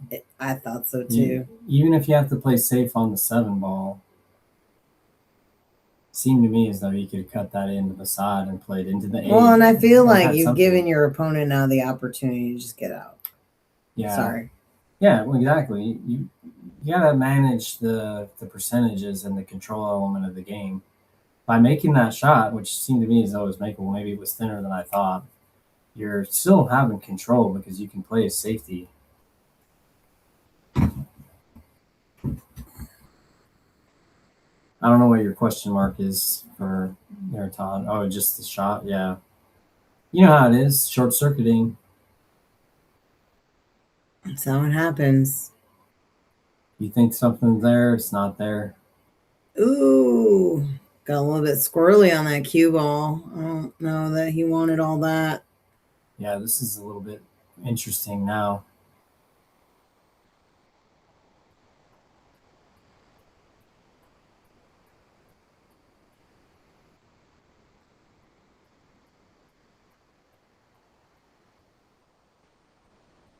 What you gonna do here? Looking for the cut. Yeah, it looks like it bumps the 8. 8 and might scratch, right? Might scratch. Might come out perfect. Who knows? Only time will tell. Oh! That's not what he needed. Nope. Rob Holston making it more difficult. Yep. Man. Isn't that pool in a nutshell sometimes? You just... Oh, yeah. Like the balls are laid out super nice Yeah. and then you just make it totally like worse than it needed to be. Yeah. And it happens like all the time. Like, dang, I just did that to myself. Why do I do this? Why you do this? All right. Nice. I like that. Yeah, I think this is pretty standard out here. Just like roll up. Yeah, leave yourself a little angle on the 9 so you Right. can go off the rail and back towards the 10. Yep. I like a little bit of a stun here. Mm-hmm. You can roll it forward too. You don't want to end up straight in on the 9 on the rail. That's the only thing. So as long as you're playing your cue ball off the rail. Oh, bro. Ooh. Yeah. He did that and missed the shot. Another one where you play position over making the ball. Gotta play in your mind. Gotta make the ball. The priorities, which is number 1, make the ball. Number 2, play shape. Right. It's a step-by-step process. Right. Shape don't matter if you don't make the ball. Yep. Exactly. Which is tough because you need shape as well, but you need it after you make the ball. You need shape. You don't need shape till you make the ball. Correct. Ooh. Good shot. Nice. Steven's determined to keep him in here. Oh, yeah. Closing the gap. 6-8 potential. Going to 6-8.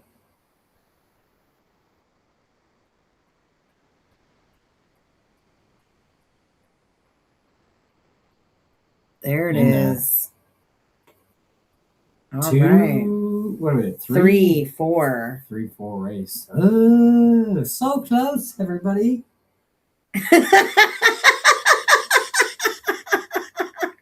Rob. That's another clothing brand, Rob. I know, right? We got to keep it positive over here. We got to change it. We have to have an alter ego brand. Brand. Get you some billiards. Was like what? Easy Street, be like Tough Road or something. Yeah, that would be epic. Tough Times Billiards. It has to be something highway. Highway to Nowhere.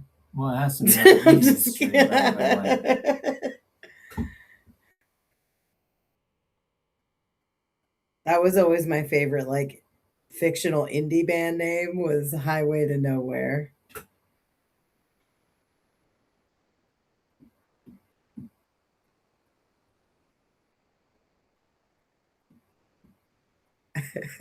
Shape don't matter when you miss. ESB. Print it. Put it in the magazine. I'm pretty sure We it said said doesn't it. matter though, but still. I like it. He said shape don't matter. I thought I said shape doesn't matter. Oh, yeah. True. Grammatically. If you're going to Similar. quote me proper, he Yeah. says. I saw this interview, like a reporter was asking a politician a question, and he was Mhm. like, "That's false." Someone was asking me that yesterday, and I told him, and he was like, "Yeah, that was me." And this is what she said, and he was just like, mic drop moment. Dang. Nice. Politician just lying to their face, acting like they didn't say the thing, and meanwhile they just rewind the tape. Let to me yesterday. play back the tape. I actually asked you that question yesterday, and you said this. That's hilarious. Yeah, People are wild. so wild. On to back to pool though. Shawn definitely said doesn't, but don't sounds more Tacoma. You're right. Grit City got to shine through. I know, right? There you go. Grit City Billiards. Grit City Billiards. That's right. The Tecomton Files. Y'all follow the Tecomton Files Facebook page? No. I try not to. Yeah, it's too wild. It's dicey at best. I already see random crazy stuff.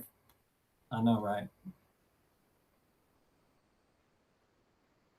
Who got me into Tecomton Files? I think it was Dom. Oh, dang. Good old Dom. What's up, Uncle Dom?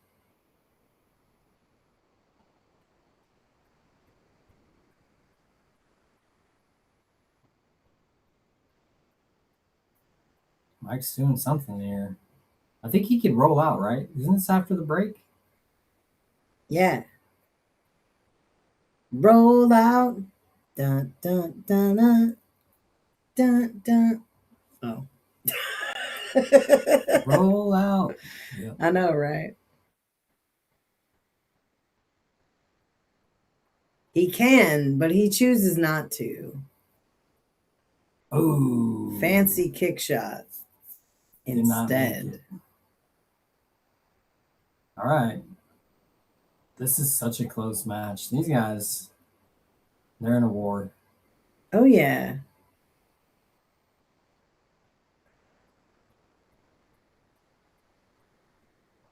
You think the 2 squeezes by the 3? Yeah. I mean, you got Looks like it to me. If you hit it in, it definitely goes past. To me, I don't know if you can hit the 3 and make it. Mm. You know what I mean? I mean, if I don't know, you can hit the 3 and it would still go. It's sort of as it's like a backboard. Swish. I think you just cut this in and bump the 6 and don't worry about it. Bumping the 6 isn't going to hurt you here, I don't think. Just cut the 2. It goes right towards the 6 and holds it for the 3. Just think of it like it's your homie. What's up, bro? Dang. Tied up to 10. Yeah, that 6-10 is looking hella gnarly now.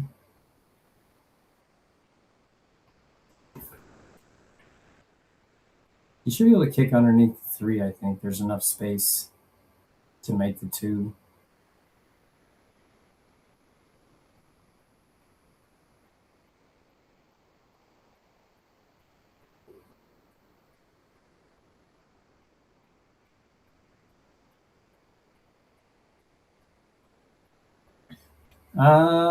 Yeah, Bo. I mean,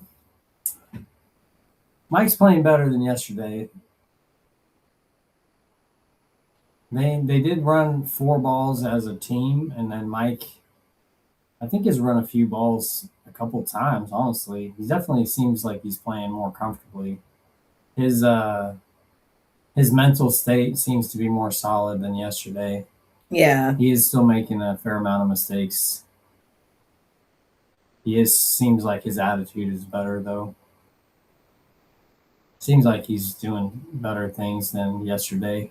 They're definitely in there with the score.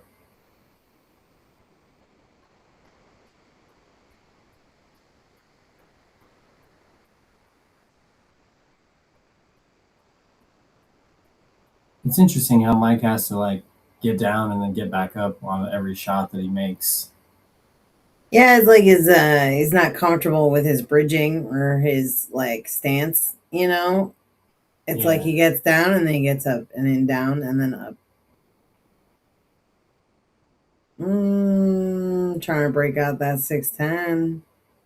Yeah, that would have been interesting to make that 3 and break it out. I don't know if that was even possible. Left it wide open, but it'll be interesting to see here what they can do to like break out this 6-10.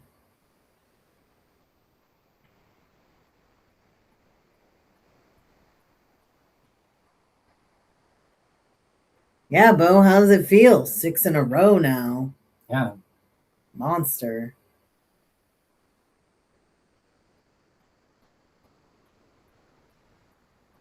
Nice shot, Ray. I feel like you're on the wrong side of the 4, though. Yeah. I was thinking draw myself on that shot. Yeah.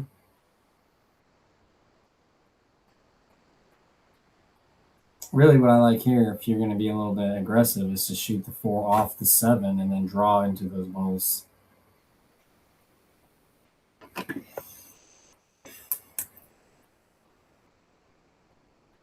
Ooh, overcut it.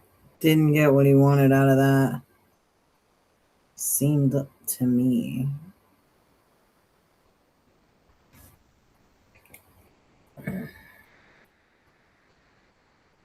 Yeah, Bo just shows up, sees what happens. Doing his best, though.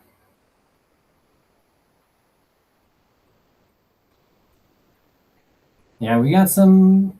We got a heavy hitter coming up. Oh, yeah. The matchups will continue.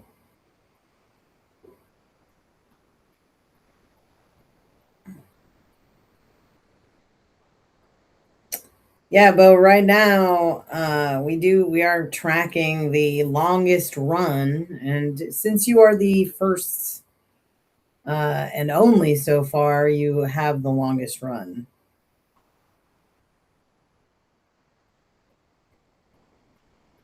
Maybe, but maybe not. Who knows?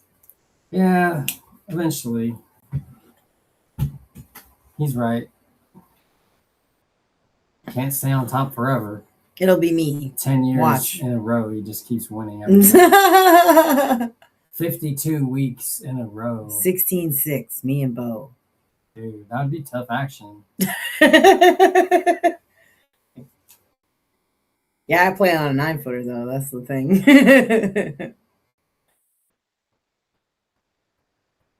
Oh, post and pot. Cha-ching. Graze the 7. I'm not sure what's going to happen now. Banking the 6. This is almost to me, this might actually work in Ray's favor, believe it or not. Oh, yeah, because then he's got, Mike's got to do the dirty work, basically. Mike's got to come with the defensive shot that's successful. And then Ray's going to also make a mistake to not allow Mike to have these 5 balls. And then Mike has to run 5 balls.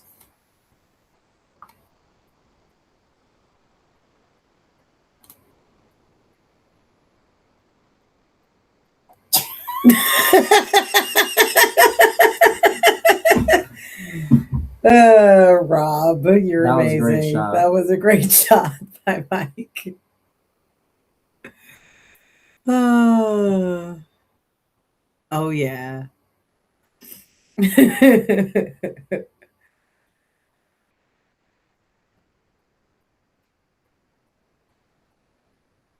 Rob's over here sharing new artwork. Sorry for leaving you guys out. AI is an amazing technology. That's all I can say. I have no idea. Yeah. See, that safety didn't do enough to where he actually created an offensive opportunity for himself. The 6-10, it goes, I think, but it's difficult. But no 3-foul rule here really forces you to progress the game. Playing it safe where you're not allowing yourself to run out is not really putting any pressure on your opponent. Eventually, you have to progress. Right. That's the trick of this format, is forcing people to progress.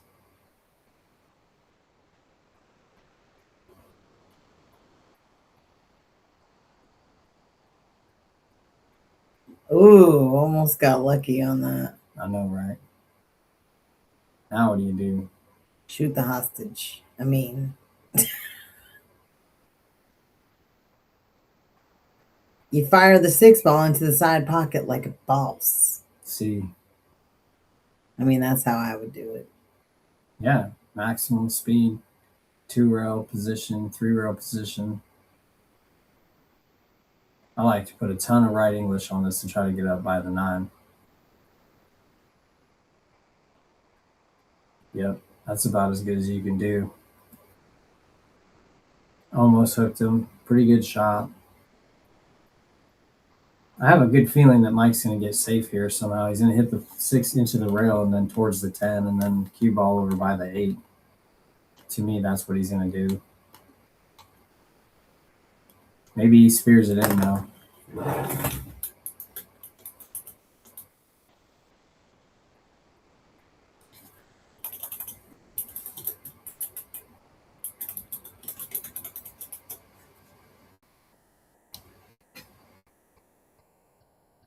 Bank it. Yeah, now I like banking the 1 towards the 9. 6. 6 towards the 9. I don't say the 1. Keep the cue ball under the 10.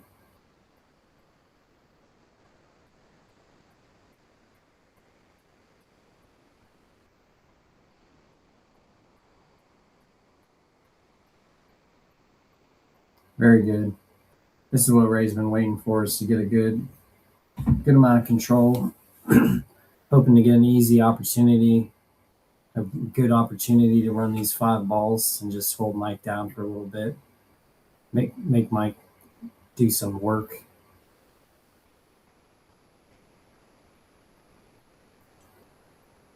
It's true for everybody, Bo. I think, everybody's got different versions of themselves that they are in different situations, depending on the facts and circumstances. Yeah. It's amazing. Like, people are like a collection of stories. Yeah.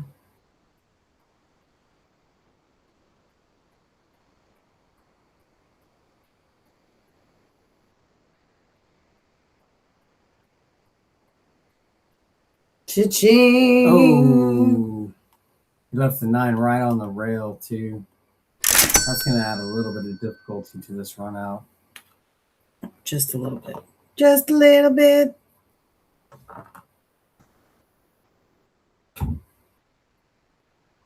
Thanks everybody for joining us. You guys are awesome. Hanging out. Late night Thursday, 10:30. A little bit of long race 10 ball. If the Korean barbecue place closes early, they would have done their last seating right now. So Already? it's 10:30. Dang, bro. We got a ways to go too. I know, right? That's only if they close early. Yeah, well, I think they probably stop seating at like 11. On a regular day, maybe. Well, if they're going to be shut down at midnight, I don't know. I don't make the rules. Yep.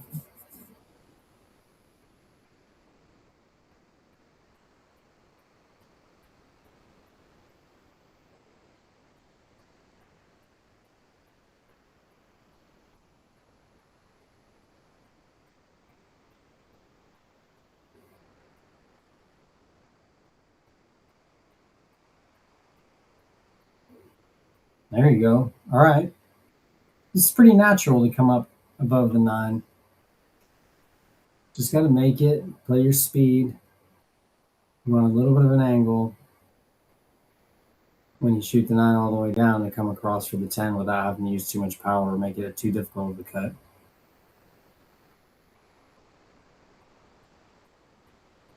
You want it to come a little bit higher. Yep. Now I think you got to just play. You really don't have to shoot at this shot. This is the thing. This is where you need to make this ball if you shoot it. Otherwise, you can easily play safe from here.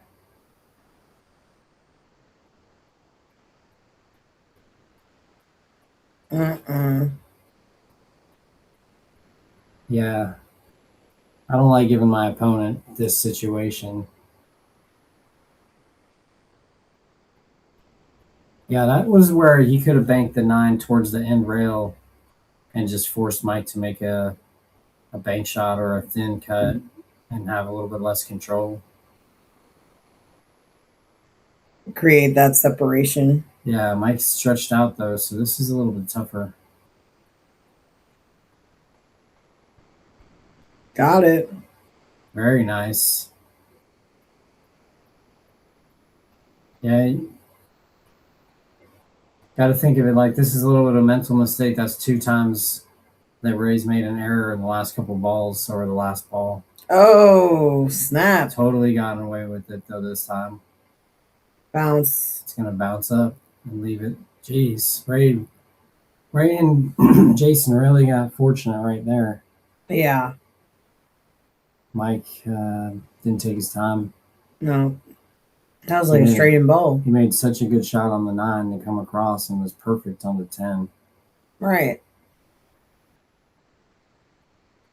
Well, that's a lot of what I'm one. talking about. You know, it's like he'll make a couple really good shots and then he'll just totally let that all go out the window because he's got that adrenaline and that rush from making those other shots that he's just trying to feel it, I guess, more, you know. Too much of a good thing. Right. He's feeling the juice. Yep. Who's got the juice? What am I doing in my life here? Who this? 3-3 race. Whoa. This is back to Scotch. This is intense. Mm-hmm. Thanks for joining us, everyone. Please like and subscribe. Reminder, $200 giveaway. Yeah, check out the pinned comment in the chat. Thank you to the sponsors as well. Tibbitts at Fernhill, Brunswick Billiards, CleanSlatePoolTables.com, and Northwest Tap. Mm-hmm.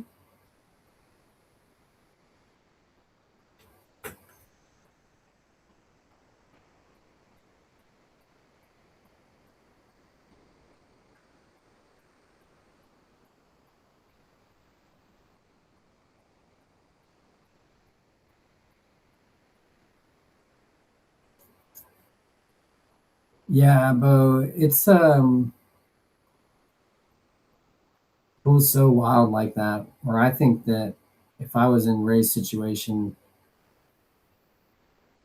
just watching it, I would have probably played safe. Jason. Thinking that Ray's best shot was to play safe, based off what I know of Ray's game. That was tough.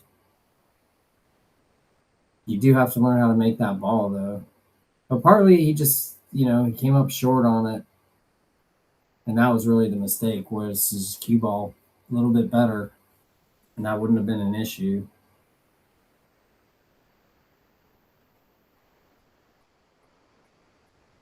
All right, what do we got here? This is, what's the format here? Scotch. Scratch. Yeah, so it should be everybody's hands are in the cookie jar this round. Everybody's going to leave their mark on it. Downtown. Yeah, They're battling. These guys, this is amazing. Yeah, it's definitely Yeah. tight. You know, they're playing a tight race now. Yeah, they're like didn't know each other 2 weeks ago. Now they're 3 games from being up 1,000. Bless you. Excuse me.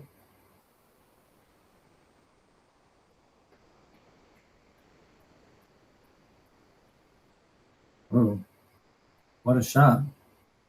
A little far, but a great shot nonetheless. Just keep making balls.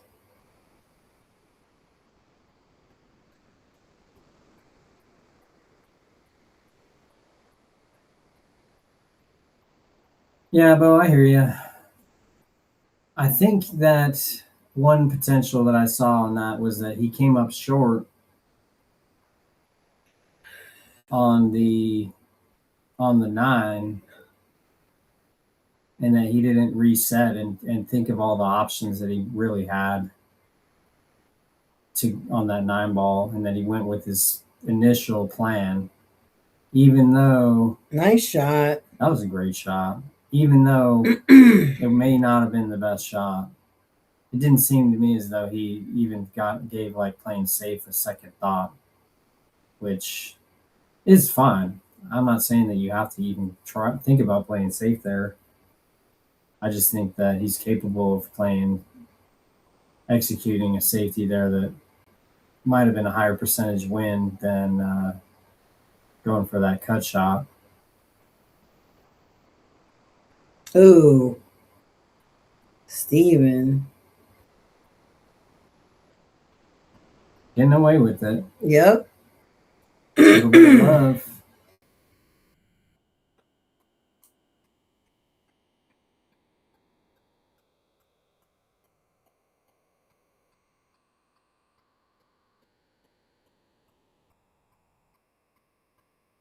I think you can search for him. Yeah, you can.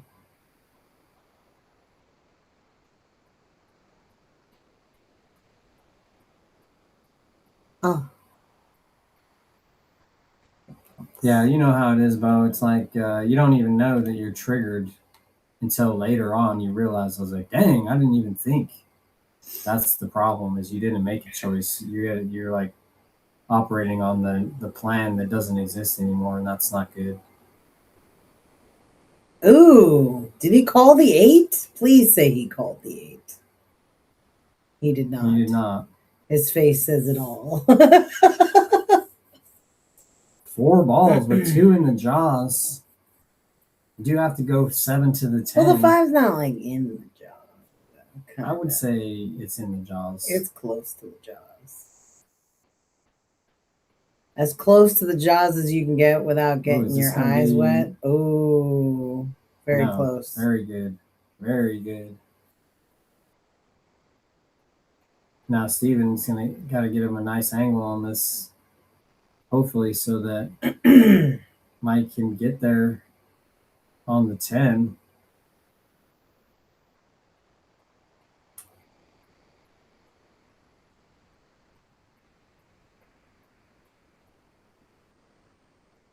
This is a huge shot. 10 to 6 is a tough situation, which they've been in before. Mm-hmm. Movie. This is the stretch. 7-9, if they can pull this off. This is the stretch. I don't know if Mike has an extension.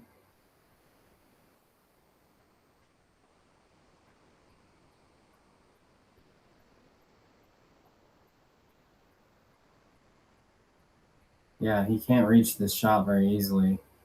Bridge? I mean, I think he's used a bridge before.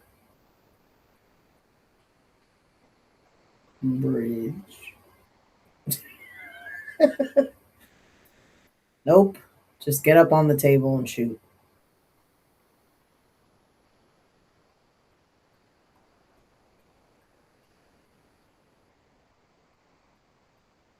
Overcut it. Left and long, but not unmakeable.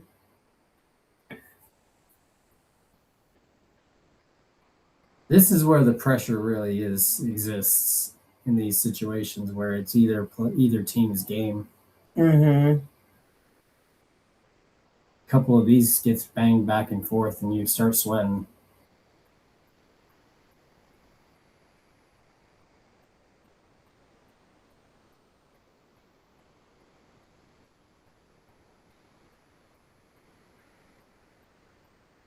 Yep. It's wild who's going to get out and who's not getting out there, you know? But, you know, everybody will get around to it, I'm sure.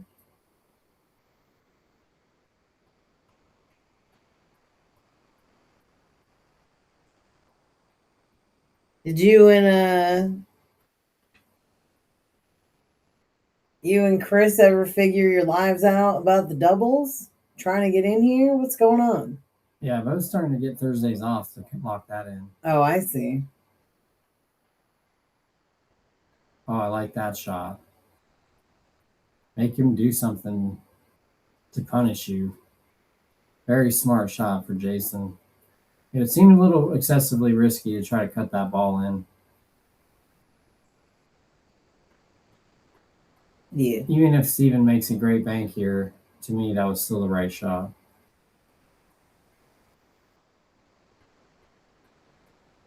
Yeah, Steven's got it tough. Is like right up on the rail. Yeah, absolutely. This is I can't even tell you how many times I've miscued on this shot like that because it was like up on the rail, so close. Sorry. Go ahead. Yeah, no, you're good. Just, you know, it's a good safety where, I mean, he can make it. Oh. But he didn't. And he's left not a ton for Ray. Leadership.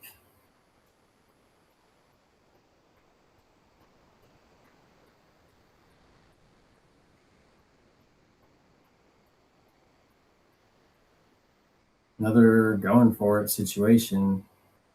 I like this one if this is cuttable. He's got to avoid the side pocket scratch if he uses right English here.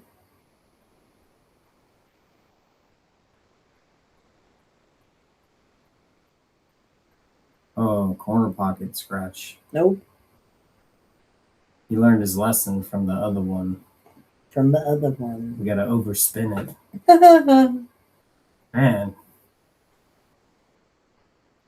This is long. Mm-hmm.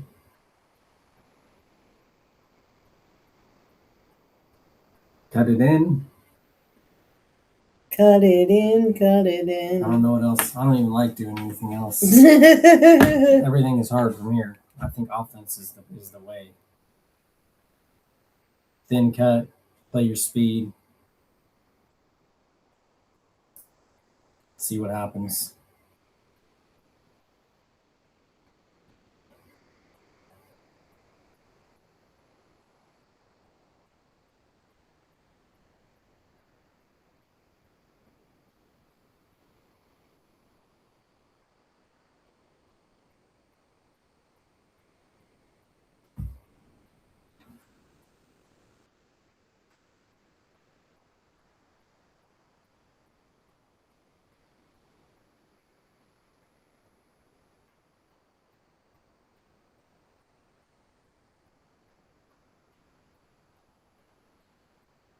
All right.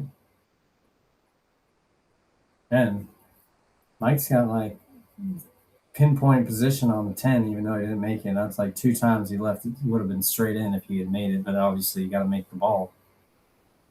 Yep. See what he likes here. Do you draw straight back to the right side, or do you go forward? It's almost straight in, so I think drawing back, it looks like the shot. Mm-hmm. He doesn't cue very low on the ball, though.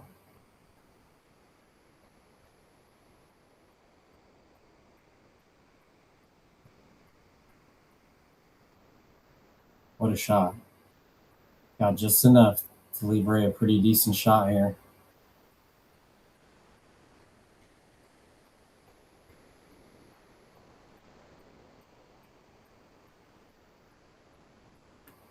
Take your time. Breathe. Take the long way. Breathe. Get your energy balanced. Breathe. You got to see yourself making the ball. And Like breathe. watch it go in. Verify that you're still feeling like it's going to go in. Still There. feeling good about it. Breathe. Nice and smooth. In there. 10-6. Nice shot. That was tough to get through that last two balls. That could have gone either way. And that was the Scotch round. So now it is Ray and Steven. Ray v. Steve. Oh, yeah. Shout out to the sponsors, Clean Slate Pool Tables.com. Dom and Tony got you covered. Tibbitts at Fernhill. Best brunch spot in Tacoma. Brunswick Billiards, 180 years in the business. And Northwest Tap. Thanks, Ed Hobbs, for all that you do for Northwest Pool. All right. What are we doing? 10-6. This is getting interesting. Getting close to that 8-11 situation, which we all love. I'm sure Jason and Ray would appreciate less of the hill situation, considering they're currently in the lead. Ooh, dry break looks like. Doesn't really look like Steven has a really good shot on the one ball here. Might be able to hit the top of it between like the 8 and the 9 and thread it that way. Looks like that's what he's looking at right now. But if he can, it's tough at best, you know. Maybe park it down on the top rail like the cue ball. Just bank it away.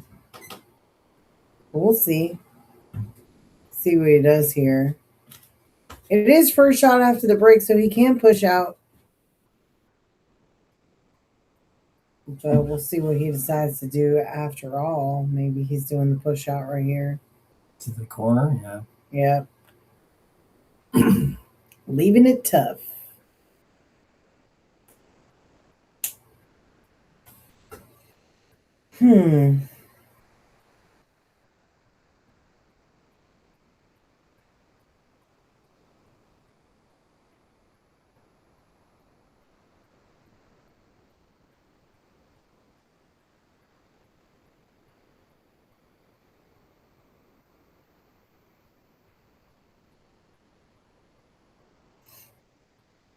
Safety here. Yeah.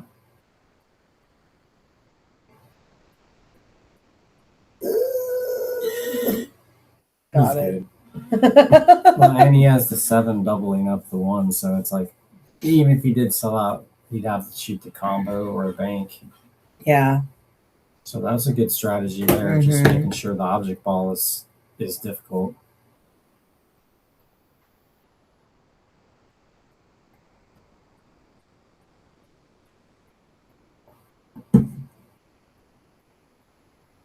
Steven going airborne. Don't blame him.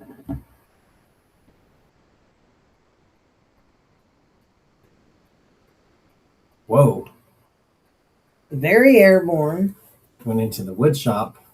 Yep. I hope they can find it. Uh-oh. Do we need to get a flashlight back there? No, looks like they got it. Good times had by all. See. I wonder if the 2 passes the 6 in the bottom left. I don't think so.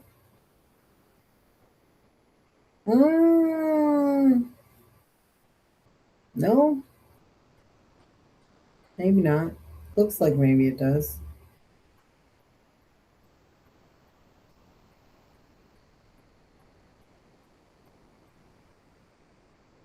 We'll see very soon. Or we won't. Yeah, so Jason and Ray 1 game away from the hill. Yep. Steven and Mike 2 games away from the hill. Yeah, it's very close. Where's Rob at? Rob's. Ooh. Oh. No sooner do you ask where Cha-ching. Rob is, does a cha-ching happen. Holston Pot. That was That's the way to get him out here. synchronicity. Like, bring him out, bring him out. Rob's like, did I hear my name?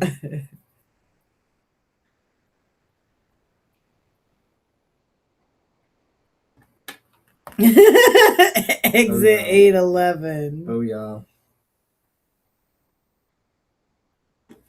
Rob's in it. He's ready.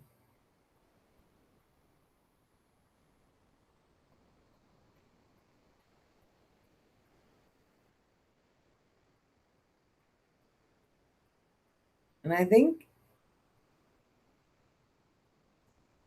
all right, let's go. Singles match. Ah, Yeah. still getting used to the switching around. Yeah. It's very interesting. Steven v. Ray at the moment.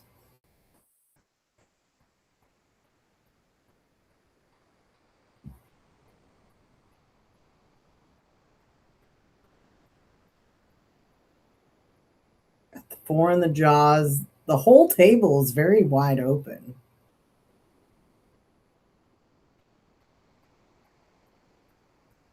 Oh, did he squeak out past the 5? It looks like maybe he got it. I think so.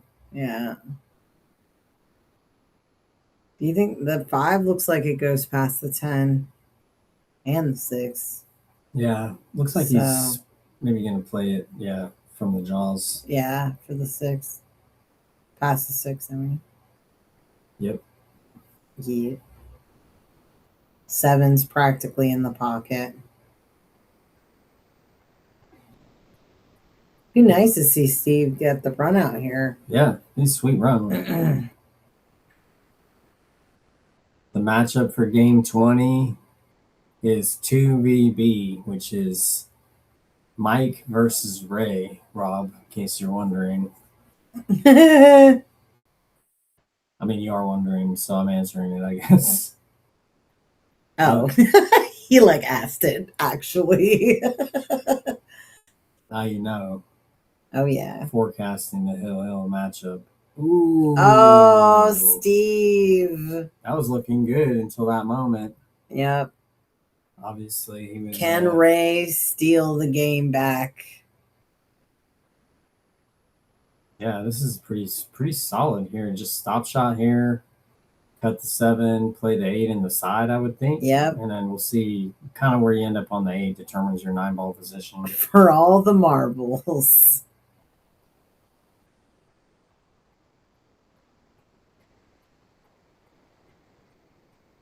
Yeah, I don't think a lot of power is needed for this shot. Just a little bit. Just roll it down the table. Play the angle off of it.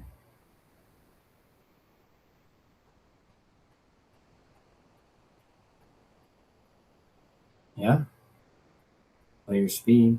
Mm-hmm. Ooh, Overcut it. Ray. Wow. Did he get behind it somehow? I don't know. I can't tell if he got the hook or not. I'm not sure what happened there.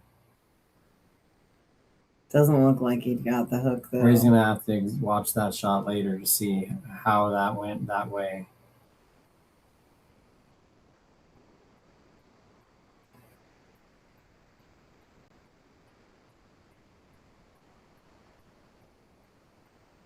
Oh, Steven. Jeez, that was unexpected in a way. I wasn't sure how easily he could make that ball.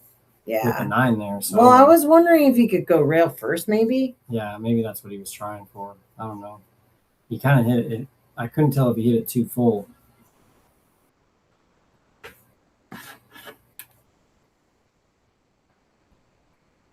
Oh no, that's not even low. Jeez. All right, anyways, Ray's got a new life here. Dodged a bullet. Some Matrix action. He played the code at the beginning. Up, down, left, right, left, right. Ooh. Select start. Got the extra lives. What you know about that? I know about that. I used to play. You ever play Contra? Yeah, That actually. to get the 30 lives. I really game played a was- lot more Super Contra than that I game played. was tough. Super C was my jam. Oh, another one. And another one. Jeez. Wow. This is a little bit of a breakdown. Breakdown in communication between the brain and the arms.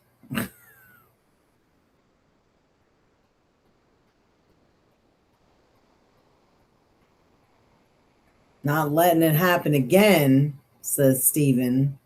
He's over it. He's going to end this right here, right now.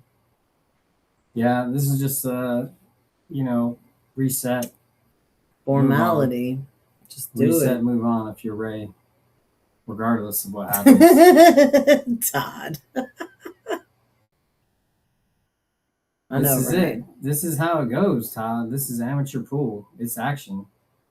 You never know. Not a bar table. Yeah, everybody's dealing with the same things. Coming 3 rails around. Don't rush this one, Steven. You can make this. Slow and steady. In there. 7-10. Whoa. On the way to Hill. That was another unlikely game right there, how that went down. That was insane. All right. Well, what do we got coming up? We got Monday, we got the winner take all finals between Zach Ross and Jared Redfern. We're going to do the draw for the 4th winner take all on that day. And then on Wednesday, we've got Ray Pistoresi coming back for Titan of the Table against Bo Bologna. Yep. And then we will announce Bo make it 7. the next team for Scotch-Sconi doubles at the end of this match, which is getting close. It's been close. It's been close. 10-6 is as far away as it was, right? 4 games. Yeah. 10-7, very much closer. Mm-hmm. 3 games maximum.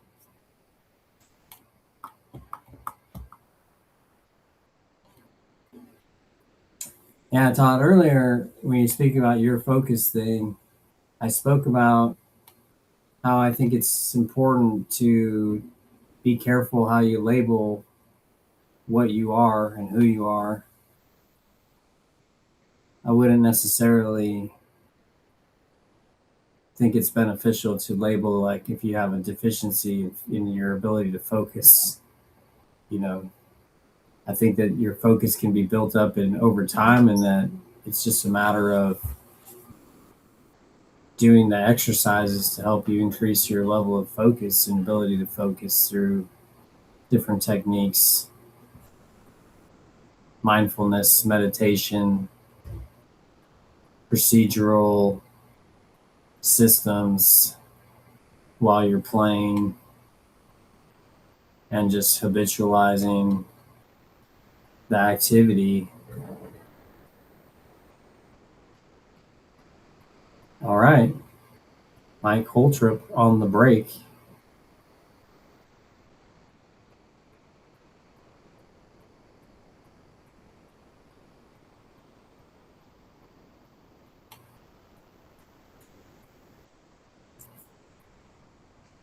Dang!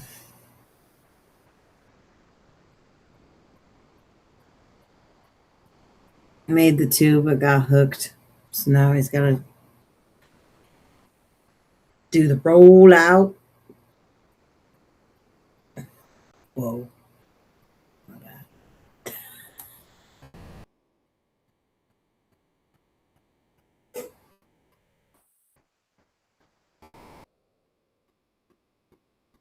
Yeah, it's definitely interesting to see how this has been shaken out. Yep. There's a lot of ways to get to this point, and it's just so unreal.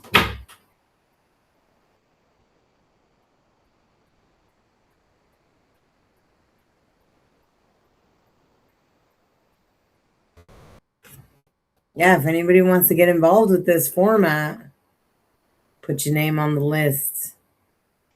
If you want to play as a single person and just get matched up with a rando like these 4 gentlemen have done, you can do that. Or if you got a team, you can sign up with them.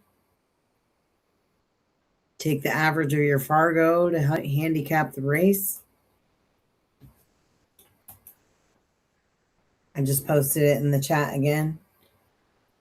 For anybody interested in getting involved, this is action. I mean, these guys have been trading misses and brilliant shots. Seems like it's been anybody's game. Absolutely. None of the teams have played so well that the other team didn't have no chance, in either way. Like the lower team didn't play so good that the spot was really, really tough, and vice versa. So far, so good. Good safety by Jason. Just keeping Mike off balance. Playing pretty smart pool. I feel like he's played just a touch stronger than Ray overall.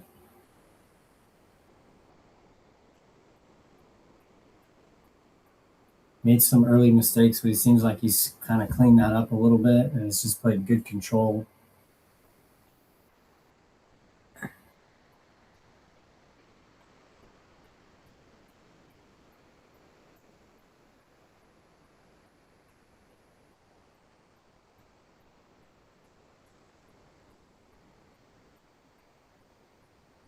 Mike's wearing a different glove than he was yesterday.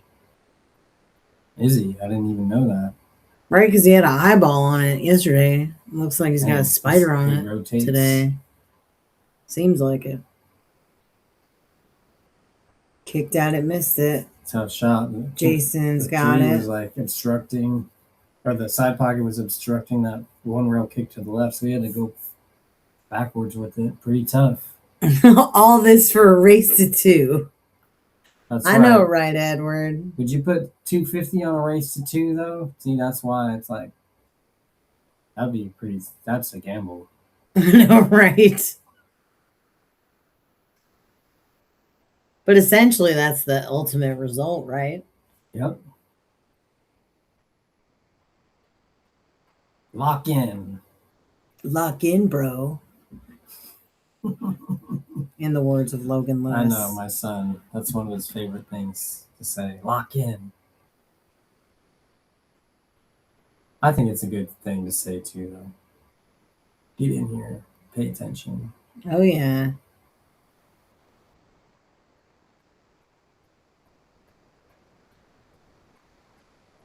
This is so wild.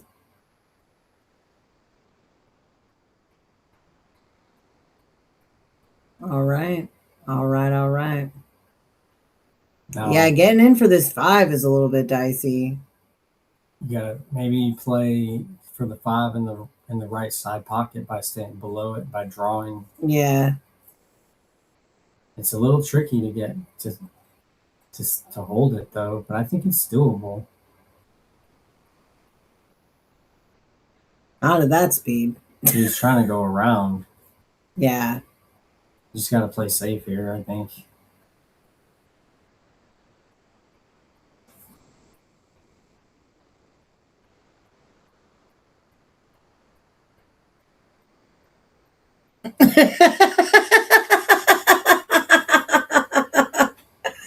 Edward, you crack me up.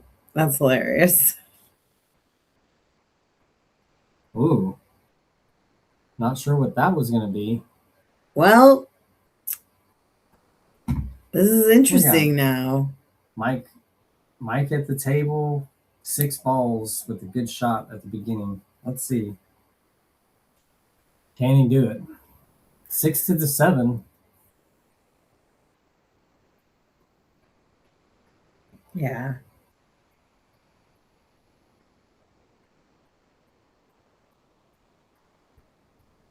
All right. Babied it. Yeah. A little short already. This is the one where he's kind of hit this a little bit too full and played like a 2-rail kind of safety with a few times already. Mm-hmm. Got it. This time. In the drink. Now what? Bank shot. Yep. Bank it in the side. Left side.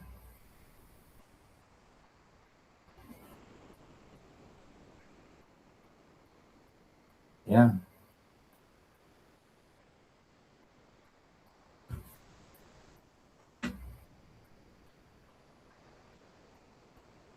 Like said, he likes shooting hard shots, so let's go.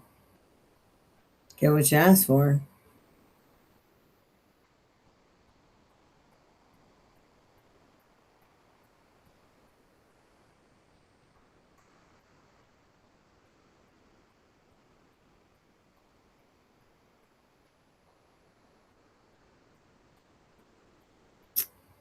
I really wonder what's going through all their heads right now. It's so wild. The blood pressure in there is probably through the roof.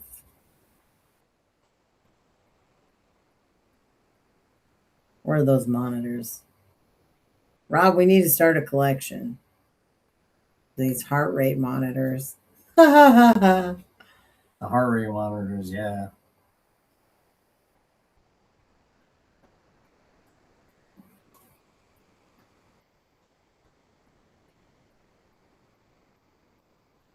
What you gonna do, Mike? Yeah. He's trying to feel it.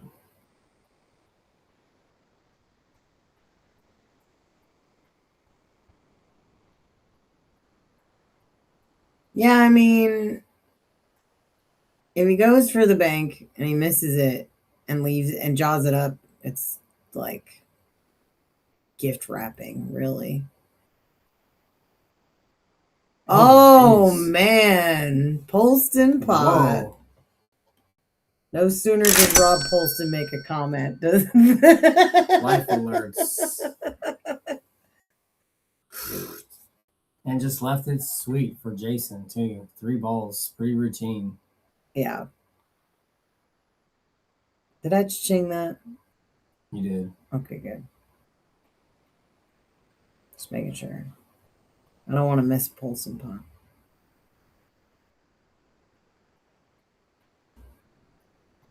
Oh, Todd. Gotta be patient, Todd. There's no shot clock, so it is what it is. Rob's done talking. I keep saying your name, though, Rob. What can you do? Summon him.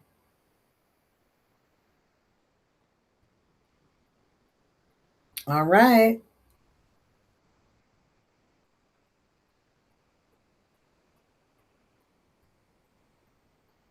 Playing across the zone again. Gotta get nice on this ball. To be comfortable, I should say. Not to, like, you don't have to get nice on it. You can still get You can do whatever you You'd like. like to get nice on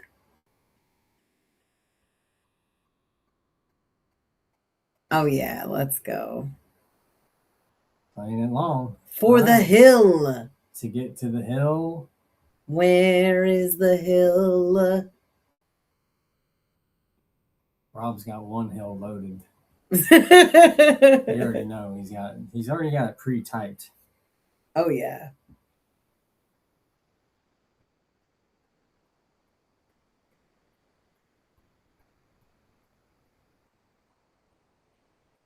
Gotta see it go. Yep. Must see the ball go in. You don't even have to aim if you can see that you're gonna make it. Mm-hmm.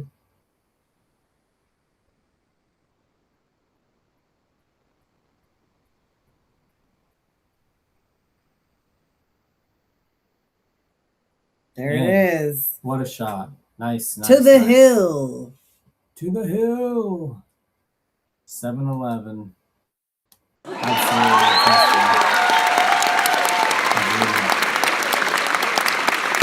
All right. Now, Scotch doubles. Scotch doubles. Booyah.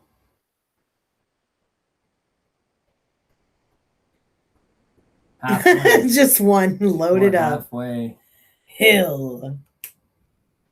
Halfway to Hill. Appreciate everybody joining us. You made it this far. You're a legend in my mind. Oh, yeah. This has been interesting. Definitely signed up for a little bit of a grind here.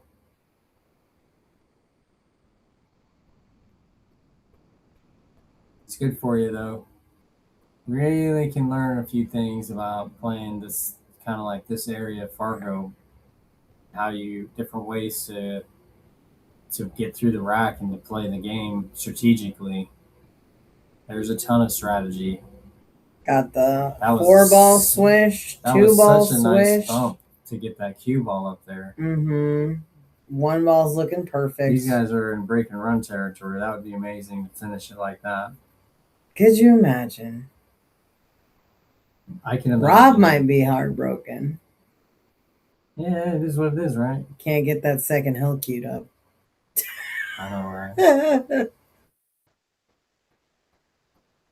Slow and steady wins the race here. Easy peasy.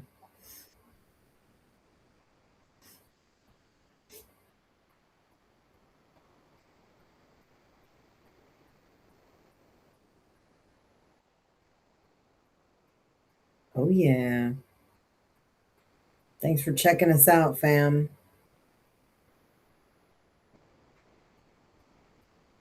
Very nice.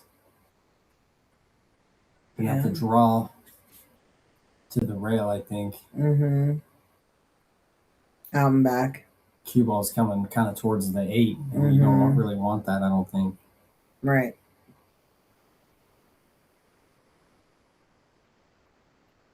Safety. Didn't even mess with it. We playing a control game right now, Ray. No chances taken.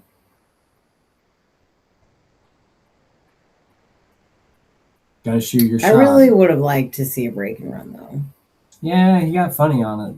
Yeah, you're right. You need to get really straight for that shot to be the way you want it. You gonna graze this ball?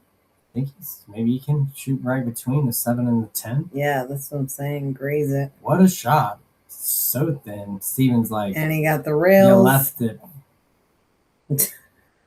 I could see the whole ball practically. I could see what are you doing? The sliver of the ball I needed to make it move an inch. I know, right? That was such a thin hit. What a shot. Ray's like, you should have went for it, Jason. Nah, it's fine. Still got one insurance game.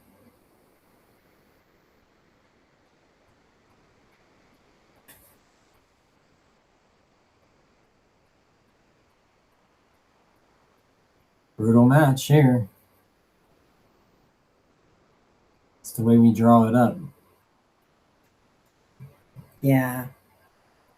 Everyone has to participate, but that's how we draw it up, to be tight and close. And a good experience. Yeah. Everybody's doing so well. Oh. Ooh. Oh. Safety good. Mike, your turn. Ball in hand. 7 balls on the table.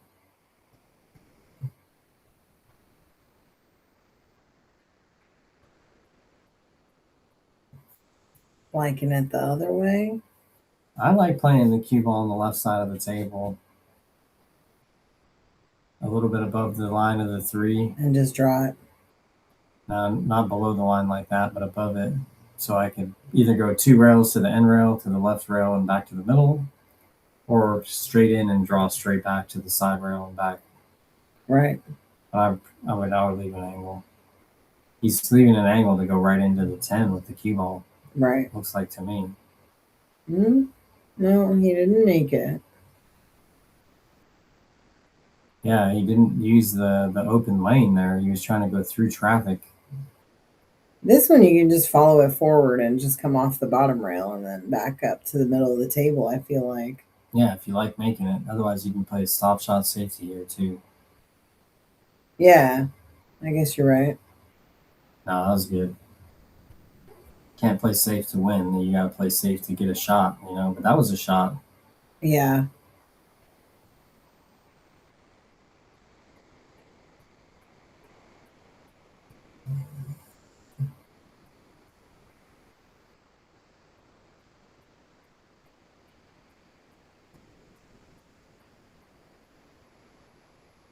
All right.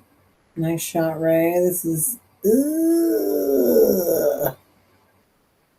sure not exactly where he wanted, but workable. You'd think it is, Todd, but here we are.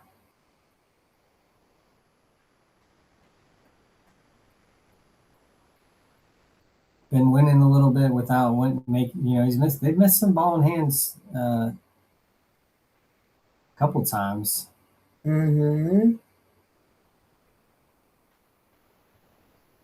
It's definitely not a habit you want to develop. For sure.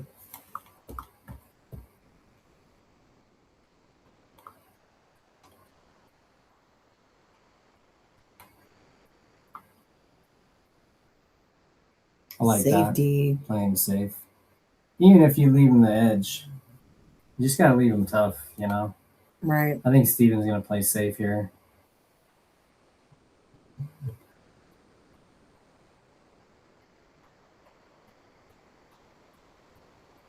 So much pressure here. Hill 7. Exit 7-11. Will we get to exit 7-11? I don't know. Is 8-11 on the way? Maybe. If they make a good shot here, good safety, and get ball in hand and run 5 balls. Is that going in the side? Nope. That's tough. It's kickable, I'm pretty sure. Jumpable for sure. Yeah. I think the jump is actually a decent shot to go for right here.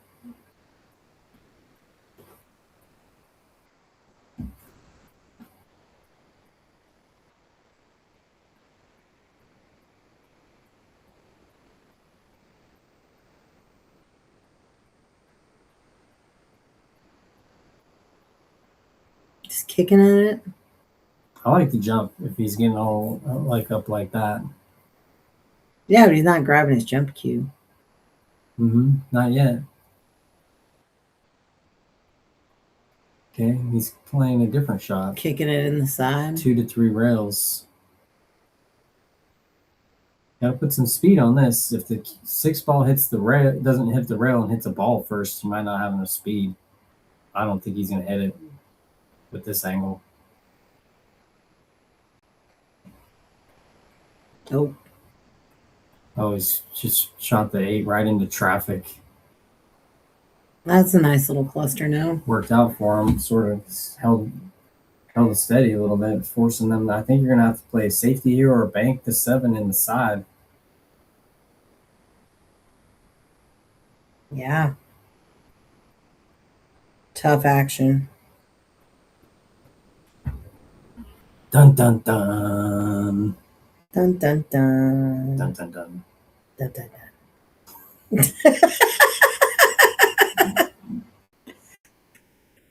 Thanks for tolerating us, y'all. Appreciate you. Now would be a good time to share this if you guys, now that there's only 2 games left. Get some people watching it. We get 100 viewers on here at the last 2 games. That'd be sweet. Y'all gotta watch this. We Up to 21 we're all of at a the sudden. end. I know, right? Dang, Ooh. Mike fired it in. Didn't get the breakout he I didn't wanted. get to see. He hit the 9 with the cue ball, not the 7 or the 8. Correct. Yeah, Todd, we've talked to them about that. We've actually asked them if we could upload our own sound effects, and they said that they were working on that feature. It's a fancy way of saying no. Soon. Called the But 7 thanks for and the side. idea. Yeah. It's The on the cross list. side? Cross side bank. Oh, yeah. No guts, no glory. Steven's going 100%. for it. It's in. In there. Ooh. All right. Mike's made this shot already. Yep.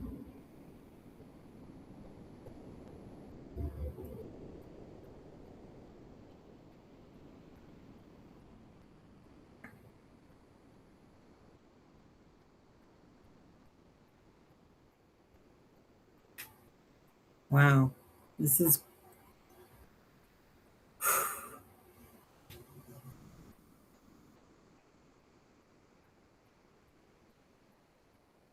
all right, Mike. Breathe. Yeah, Mike's he's doing his best to maintain composure. It just seems like he has a naturally animated kind of thing going on.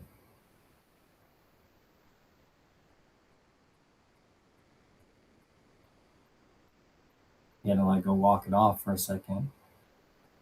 Sometimes you got to walk it off. That's fine. I'm not sure what he's looking at coming all the way down there.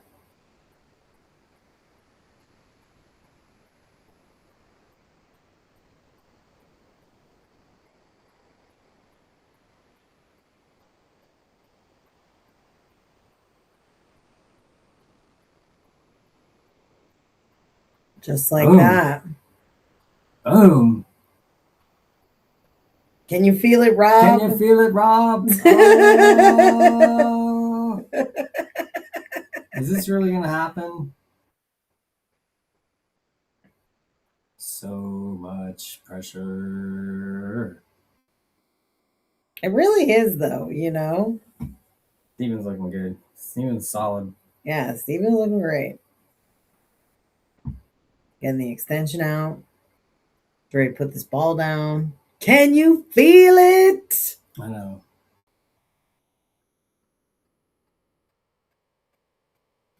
Oh, is he going to play to the right of the 10? I don't know about that. Bumped it. Yeah, that was a little bit. Bank shots there all day. That was a little bit All too thin day, to go every there. day. Yeah. Let's go, Mike. You know this shot. Bank it in. You like hard shots. Bank it in. Gotta talk yourself into it. Whatever you're gonna do. Not going to think about it and bank it in. That's what it looks like.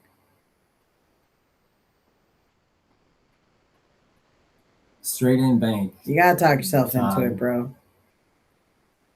Man, if he banks this and scratches, that would be so wild. Oh, man. Did he call that shot? That is going to be it, looks like. Oh, dang. Jason. Tried that cut shot. Up to bat. I thought, dude, why didn't he bank it? The bank was so there. I know. Vic was ready to substitute bank. Yes. Anytime. She's Throw me in, her coach. Money in the bank. That's hoodie right. now. That's what's up. Yep. All right, just make this and stay on the table. Life is good. Yep. That's it.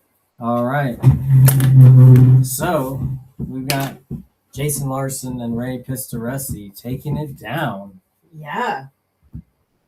Bye, everybody. So gonna announce the next week's challengers for the Scotch-Sconi. This is gonna be sweet. We've got Peter Michinov, and his partner is Dan Louie, the legend Dan Louie, and Peter Michinov playing as a unit. Going to come back here next Thursday and play Jason Larson and Ray Pistoresi. All right, so we're going to do some interviews real quick. You did it, Ray. Good job, man. Jason, good job. Something Let's was have done. a 2-minute conversation. How are you guys feeling right now? Relieved is the biggest word I can come up with. I know, right? You need a stress thing. Yeah, I'm gonna probably stress something all the way home. That was wild, man. What a set. It was. You guys kind of pulled it off a little bit at the end. It made it. They got a little bit close. Yeah, there was a stretch where we put 4 together in a row, and it That really was huge. it was huge. There's some good shots. There's some bad shots. That Mike guy, he just never knew what he was going to bring. Oh, I know. It's amazing. It's unreal. It's You can't count him out of anything. No, he Which is blew what's our so minds a few interesting. times. Props to these guys. They put their heart out there and they played hard. They never gave up. Me and Ray were just pulling our hair out at some of the things that were happening Yeah, to The us. little hair we have left. Yeah, I know, Yeah. right? Getting Yeah. even closer to the, But to it's the scalp. I feel you. it was awesome playing with Ray. We both. I mean, we were clicking as far as mental state, the ups and downs together.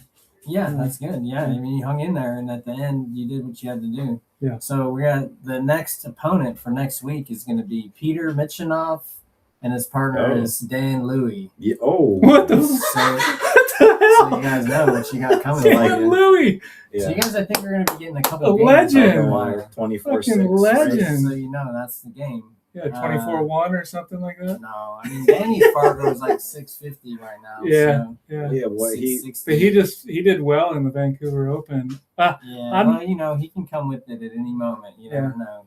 Well, He is it's gonna be an honor to play on the same Yeah, table I'm as stoked that Dan he's Louie. coming. I've been asking him to come So- down, and he's like, I'm busy. I don't know this other guy you mentioned, but Yeah, Peter Michinov. He plays mostly sounds like up a good north. player. Yeah, What's he's his? like 550 Fargo. Okay, Yeah. okay, all right. Yeah.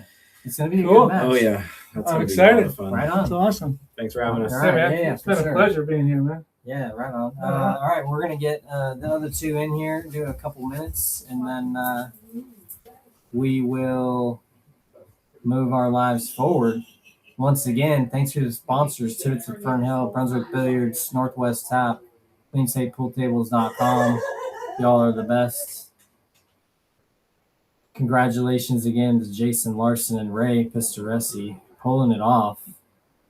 A really game team. Stephen Els and Mike HOLTROP in it till the end. Just didn't quite make it happen. I don't think they're necessarily too disappointed. They got it last week, so this was a free roll opportunity for them. We'll get those guys in here a couple minutes, then let everybody go. Once again, on Monday, we got the finals of the winner take all 3rd edition. Zach Ross versus, geez, I'm tripping right now for some reason. I forget the opponent.